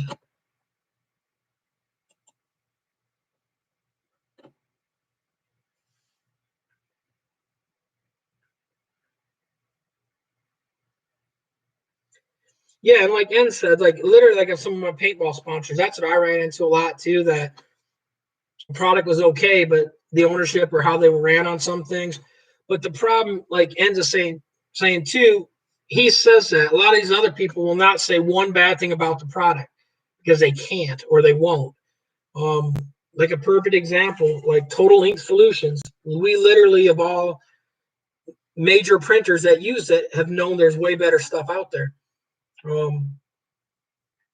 But and like a perfect example, he's another California guy.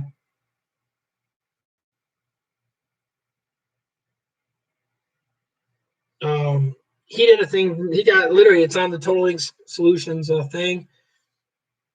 I can't think of his name, but I follow him a lot, watch his things, and most of his stuff, he's always been truthful about it.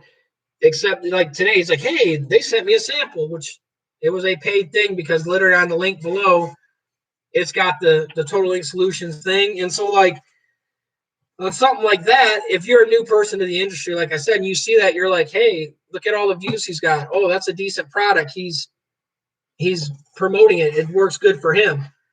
But the big scale of things is how much other stuff has he used? Like I said, is he getting paid for it? Is he going to really be honest?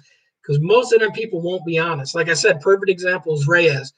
Anyone that tried the banana prints or monkey prints will tell you the truth. That was junk, straight up junk. So, like, for people to be like, hey, it's a good product, it's kind of a lie. I mean, everyone was honest about it. So,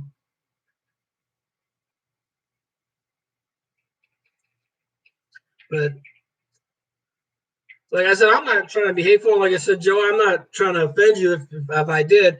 I'm just talking to people. Like I said, Stan was brought it up earlier, and I don't even think Stan's still in here. But Stan brought it up because, like I said, about some of the stuff.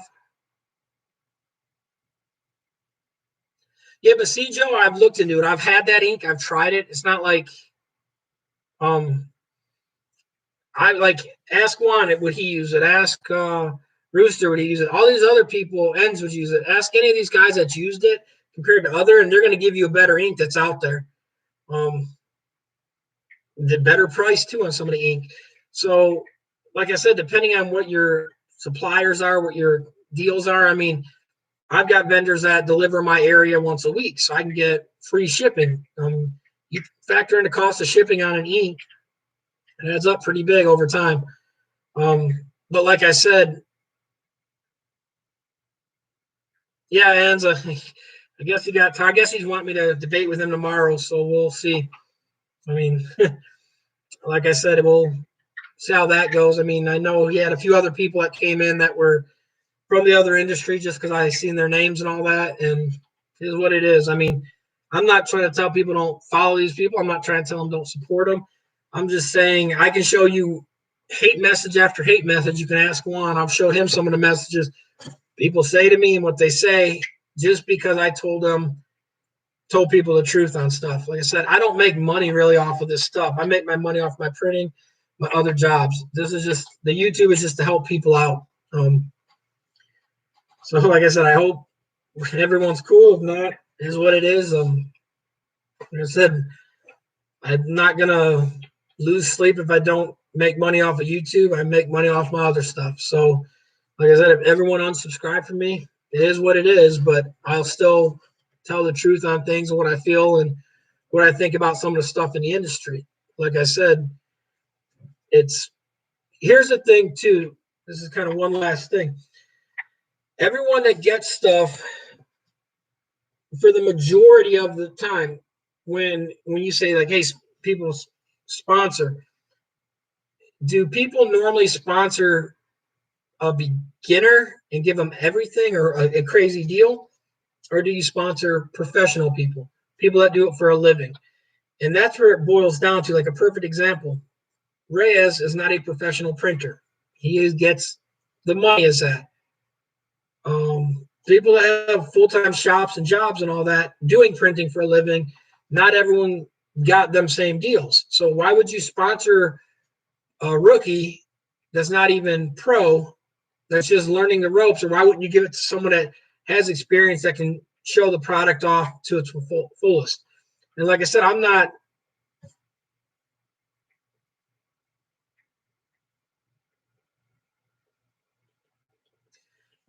knocking people for that. I'm just kind of being answer. Yeah, and like Em just said, sponsor a beginner that has 1 million followers. That's what this industry is doing. Because honestly, most people that have full-time shops aren't going to do videos. There's no point to it. It is what it is. So, I mean, but like a perfect example, Matt from Demolition Ranch, his minimum fee to have him promote a product is like $30,000. Some of these people are getting paid like literally. I'm sure if anyone's followed him, how they opened up their screen printing shop, they had no experience. So are you going to take their advice on that because someone pays them $30,000, or are you going to take someone that's been using it?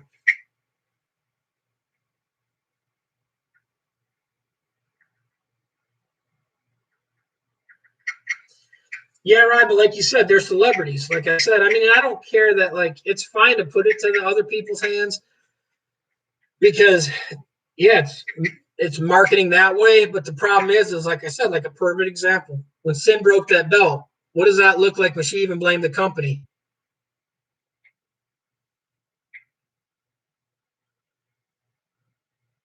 Yeah, Gus, and like I said, a lot of these companies,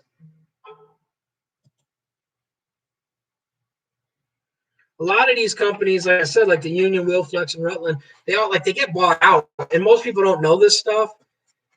And the problem is like I said, a lot of these people are.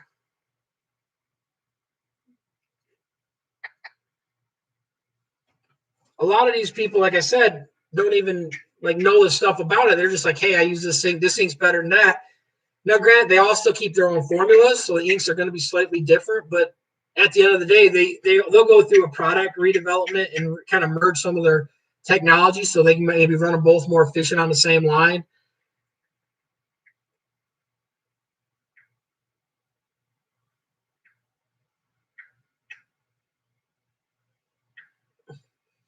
Hey, Rye, just joke with you, Rye, but you didn't hit the 10,000 subscribers yet, so you're not at the Juan level yet, Rye. So,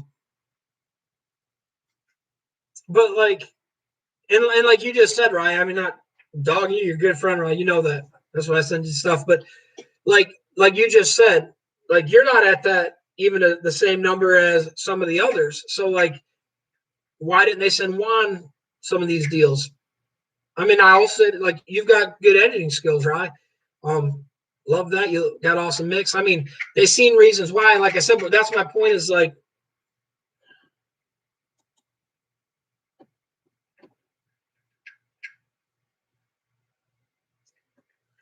but like I said, it's kind of it is kind of,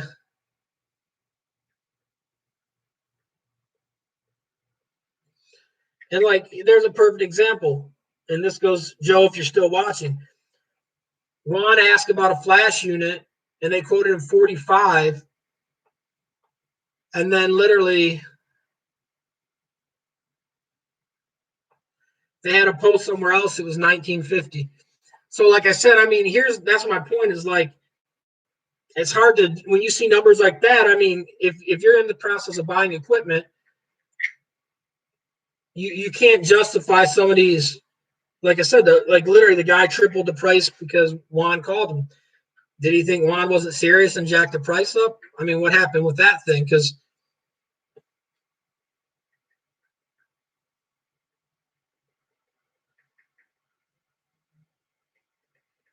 hey, Joe, I'm down for food. I mean, if you get that sponsor, Joe, please send me some pepperoni hot pockets. Um,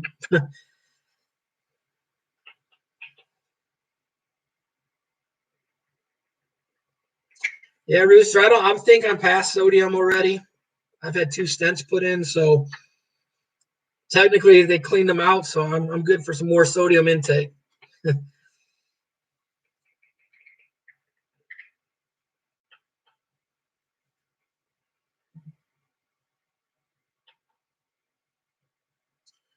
But guys, I've been on here a little while.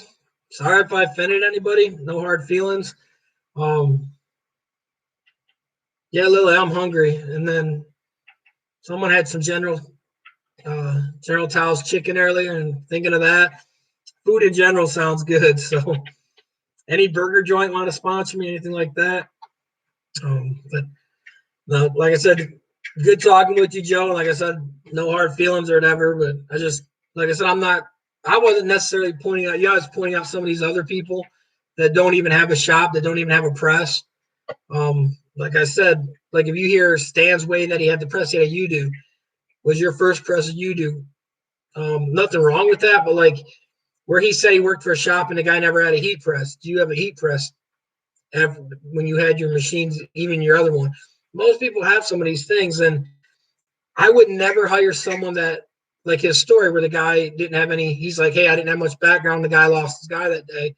I'm still not hiring someone to replace someone that doesn't know what they're doing, just starting out.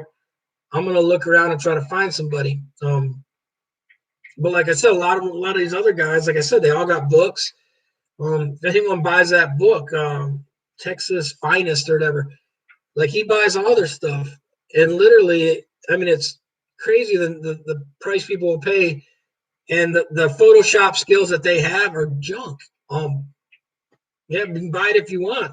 I've been photoshopping a lot longer, and I think if anyone tells you to drop it on a desktop and print it, anyone in the industry that knows how to print is going to laugh and say that's stupid, or anyone that owns a print shop. So,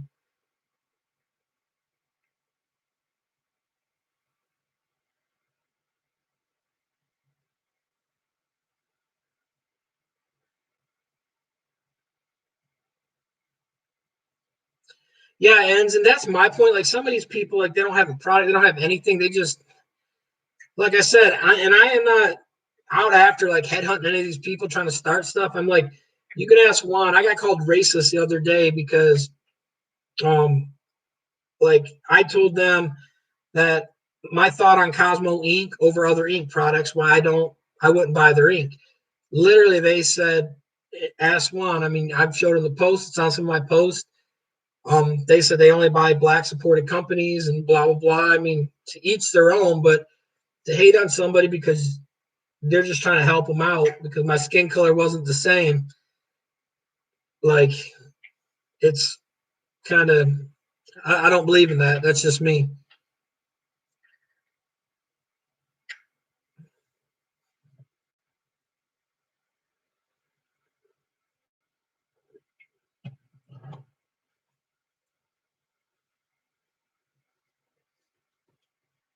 But again, guys, I guess I'm gonna hop off here.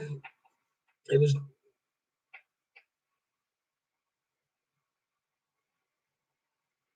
yeah, Rye. If you do, I want some writing fees on that. Let me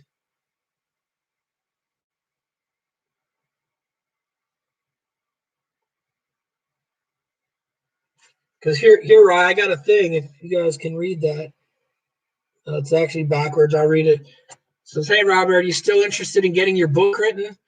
Be the bestseller author."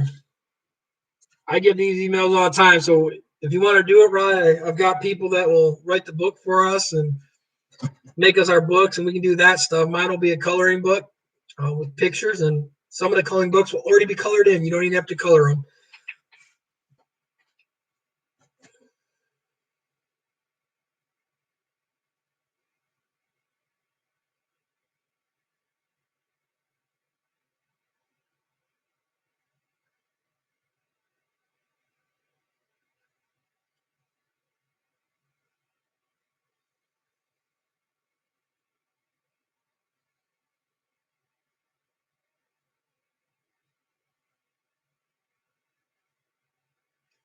Yeah, and like I said, like here's a thing, like we were saying, like Anatol Paul Rep, literally, like there's the price. So I mean, it's not like I'm lying or making this stuff up. You can see what they actually said, and that was on a different post. So like I said, you can look at that. I'm just saying, like some of these companies, they are kind of different on what they say and what they do and what they offer people.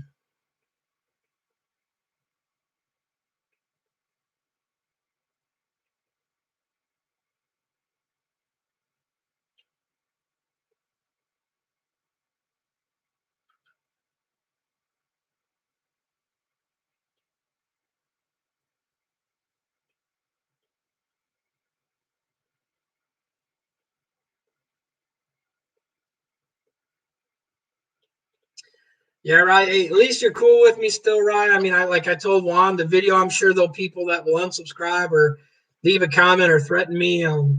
Good thing you can only drop kick so high. So um, maybe I'll get my knees replaced after it's all said and done, and won't be too bad on my body then.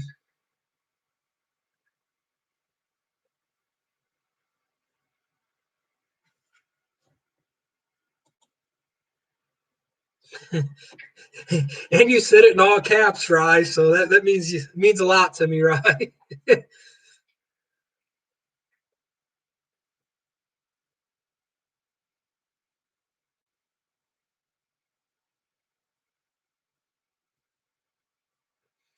Yeah, Joe, and you're right. I mean, everyone does learn differently. I mean, some people learn hands-on, some people learn from videos, some people learn verbally.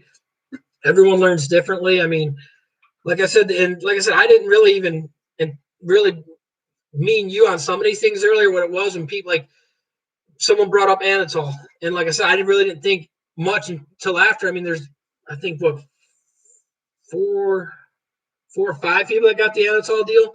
Um, four, I think of.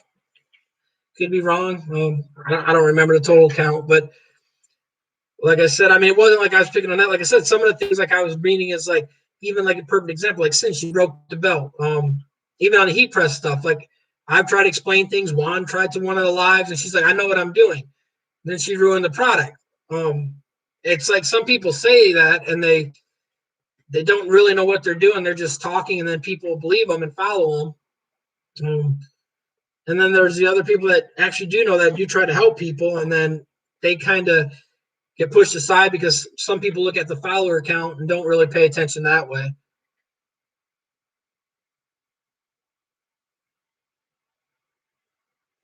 Yeah, and I did have my GameStop, um, and then I actually sold it at a nice profit. Um, I I don't know if it's going to go back up much or not. And I don't see it hitting the 400 to 500 again this week. I sold mine around four something, so I can't really.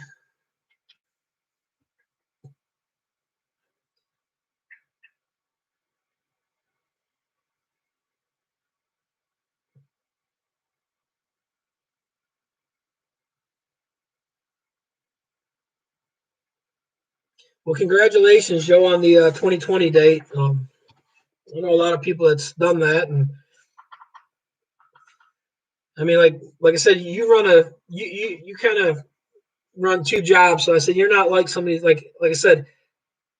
somebody else like the Reyes, like for anyone that believes Reyes on the products is kind of, I don't fall for it, but like you're not like Reyes, you're running two jobs and they're both productive jobs. You're making money at them both. Like I said, Reyes doesn't make a living off even the stickers. He got kicked off of YouTube, so, or not YouTube, but eBay. So, like I said, someone that can't sell product online anymore, and they tell you how to sell product online, it's kind of a no-brainer that way is not going to work because you'll get kicked off too. So, like I said, some of these things, like I said, people, like I said, I didn't necessarily mean. Even like when we were talking about the comb, I know the other ones. I didn't pay no attention to your embroidery machine. I watched you embroider. I just know what other people got. I didn't pay attention to what you had. Like, I wasn't necessarily picking you out. I just pointing out the facts in the industry that literally, because like I said, that like that email went around a while about that stuff. So I was pointing out equipment and stuff like that where some of these people are getting it. And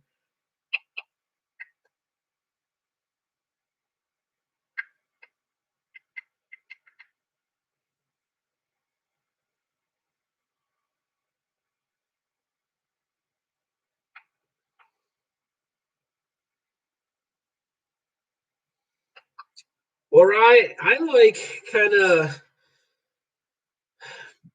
like the small shop thing. I mean, you get foot traffic, depends on what kind of people you're trying to reach. I've had, like I said, downtown. I've had a main strip downtown. And depending if it's only you in there, you're going to get a lot of foot traffic with people coming in asking 1,000 questions that maybe 1 out of 20 is going to buy that day or even have an order for you. So you'll have a lot of wasted time that way. You get more like kind of like where Matt is, where he's in more of like an industrial part. It's a little bit harder for some people to find, but it's easier when they go there. They're not just going to wander up and down the street and walk in there. Like my other building, we're in an industrial park. So people know where we're at. People can come pick up orders. We deliver orders. But people don't just wander in there unless they're lost looking for directions. So when they do come in, you get more of the serious customer. If you're doing retail stuff like Joe's doing, like where he sells the vinyl and all that, yeah, you want the storefront, you want the people. Doing the screen printing up front in the window will draw people's attention. The difference is, like I said, Joe's got a few people working there. I don't know the total, Joe, so you'd have to quote on that one. But on something like that, that does help because he can still stay printing while other people are attending and helping the other people. And so, like I said,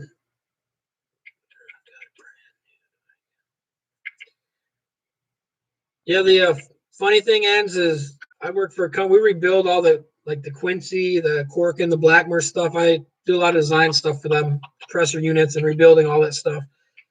I know all about them things, vertical and horizontal compressors. We do gas pump skids and all that stuff. Yeah, Joe, like it's no hard feelings, but you do owe me a hot pocket, Joe. So if I make it to the ISS, you owe me a hot pocket. Fair?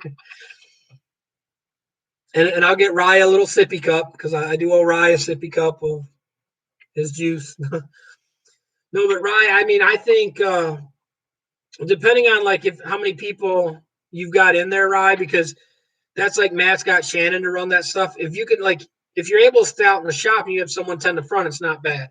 But if you don't have as many people and you have to stay up front and tend them and then go back and forth, you're never going to get nothing done that day. Or you're going to stay overnight and work after hours with the doors closed and locked. So it kind of varies on what your intentions are, what your goals are. If you got product too, like if you do promotions, like if you're in a city where you can push the school product in there, put it on the shelves and sell it that way, so you can make more money that way. Usually too, though, your buildings are going to cost more when you have more storefront in a high traffic area compared to the industrial area. But I guess, guys, we're going to hop off here. We've been on here, I think, a record time. Thanks for everyone. We'll see how my numbers are in the next 2 days after subscriptions. Hope they keep up. Hope it keeps going good. Hopefully I didn't offend anyone. Great talking to everyone.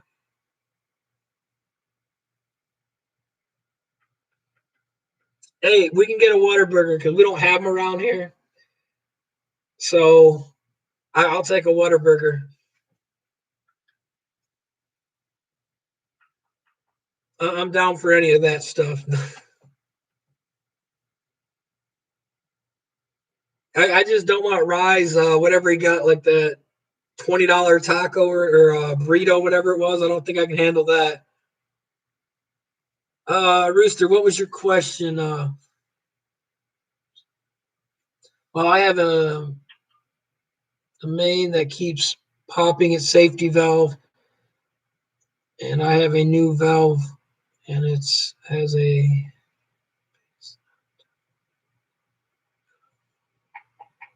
What is the thing, Rooster? Is check the pressure relief setting, because you can buy other ones that don't have the same pressure regs, like or the where the spring's at, because the spring tension determines the pressure that it pops off, as you know. But you can buy different setting ones, and so you have the relief valve that will relief it at safe enough pressure so that you're not going to blow the tank. So you want to make sure you have one that's definitely meets that standard, but you also your your other shut off valve that's going to make it bleed also too though is going to be your regulated pressure, which that's done like when you take the contactor off and you can adjust the screw so that it pretty much lets the leads open and close sooner or later. That's going to let the pressure go higher. The other thing you could do too, though, it could be screwed too far in, so that could be taking it, or it could have vibrated in more. Um,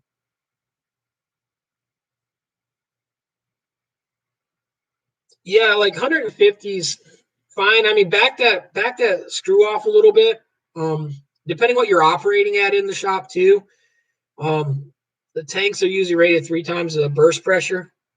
Not going to blow the tank up, but if it gets old and rusty, or if you've got, there's people that run PVC lines. PVC, you can run them in airlines.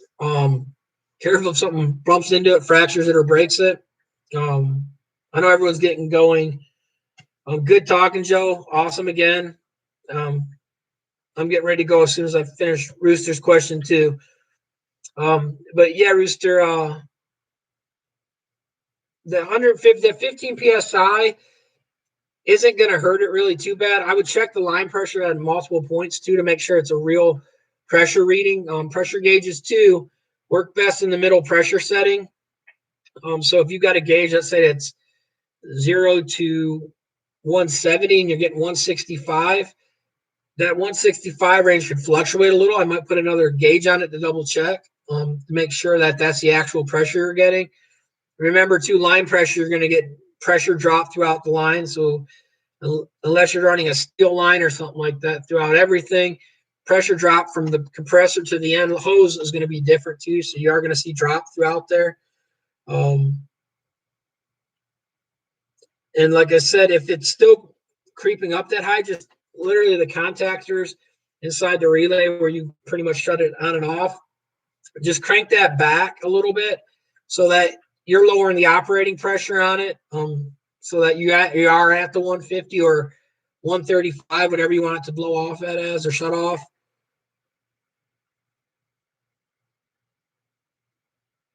Yeah, and okay, so the reason why it's popping off is that valve is set at 150. Now the problem is it's a spring in there.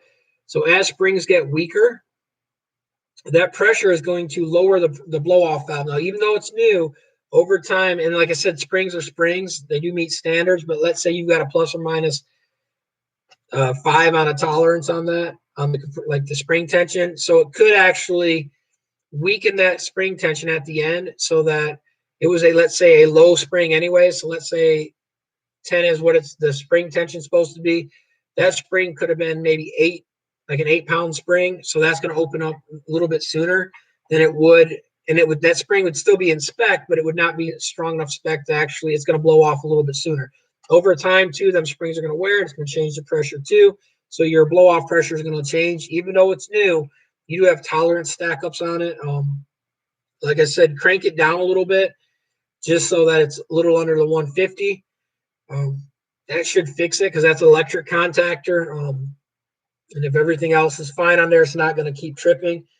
And then, like I said, because the other thing too, that blow off valve too, is once it hits the 150, it's going to open and it's going to let it drop a little bit below whatever it sets at. So your pressure is probably going to set at a different. It's not going to be at the 150 when it closes back up.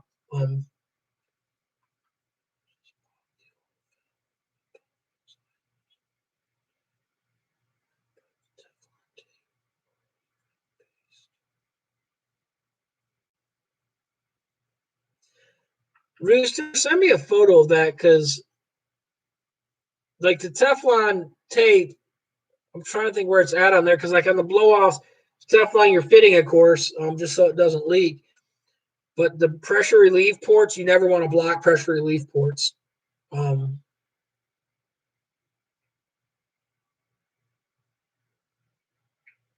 Like any port you wouldn't want to block because they also have safety. So if the spring fails, it can actually override it too. But if you could send me a photo of that, Rooster, I'll definitely be able to answer it better.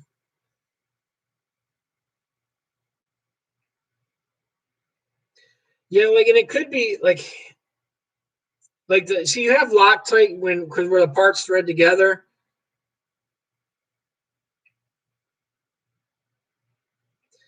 Like you're gonna have paste on the threads, and some would either put like so on the threads. Yeah, it's fine. Threads aren't gonna hurt it. Tape on the threads. Teflon tape isn't gonna hurt it, even if it's got the Loctite on there. If it's got the Loctite and it's a new one, technically you can run with that Loctite so it doesn't back out over time. Because vibration and shock parts can back off. And so a lot of companies, like I don't have any bolts sitting here. A lot of companies will put Teflon, a dab of it on there, or they'll put like Loctite on it. You can get both ways on bolts. And that just helps it. So when you tighten it in, it kind of bonds it and holds it and keeps it from coming back out or coming loose. You can put Teflon over the red or Teflon over the red seal. It's not going to hurt it at all. It will help it seal airtight. You can also put like the pipe dope on it too. Pipe dope's more of a permanent seal. Don't go heavy with it. Even a Teflon tape, don't go crazy with it because compression fittings are tapered at an angle. So they squeeze themselves tight, so you don't have to really crank into it. Brass fittings and all that, you don't want to overdo it.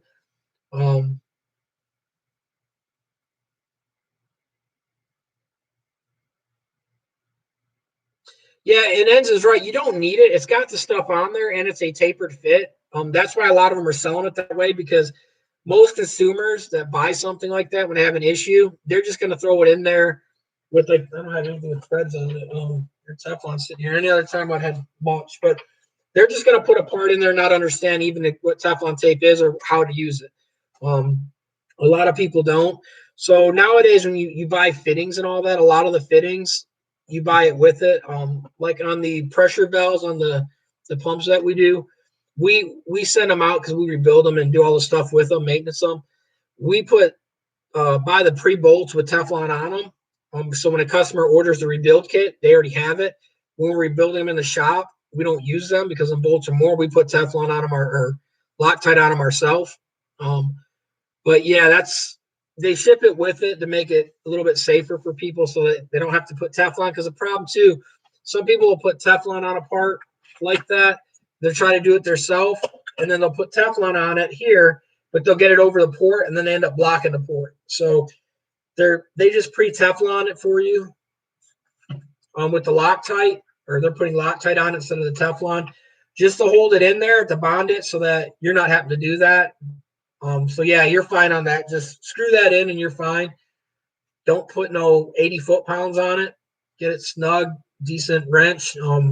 Don't go crazy with the torque because if it leaks a little bit, do a little bit quarter turn more. But I mean, it's a normal thing. It's just tighten it where it feels good, and you should be good. It was great talking to everyone. I guess, guys, we're going to end it. So we hit 5 hours, 25 minutes.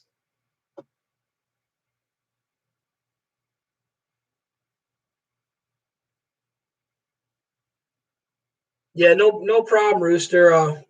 Anytime, like I said, I wasn't paying attention where you're saying it was at. I understand exactly where it's at. It's on the threads now. So like I said, don't worry about Teflon on it. Put it in there. Just tighten it up, and you're good to go. Hope that works. If it doesn't, let me know. I'll try to help you out best I can. And thanks again, guys. And great talking to everyone. Thanks, Rye. Glad we're still friends. Hopefully the honey doesn't poison you. If you do, it was Juan's fault because he told me to send them once. I did. So great talking to everyone. Great night, guys. Hope to see you guys all again soon. Thanks. I'm out.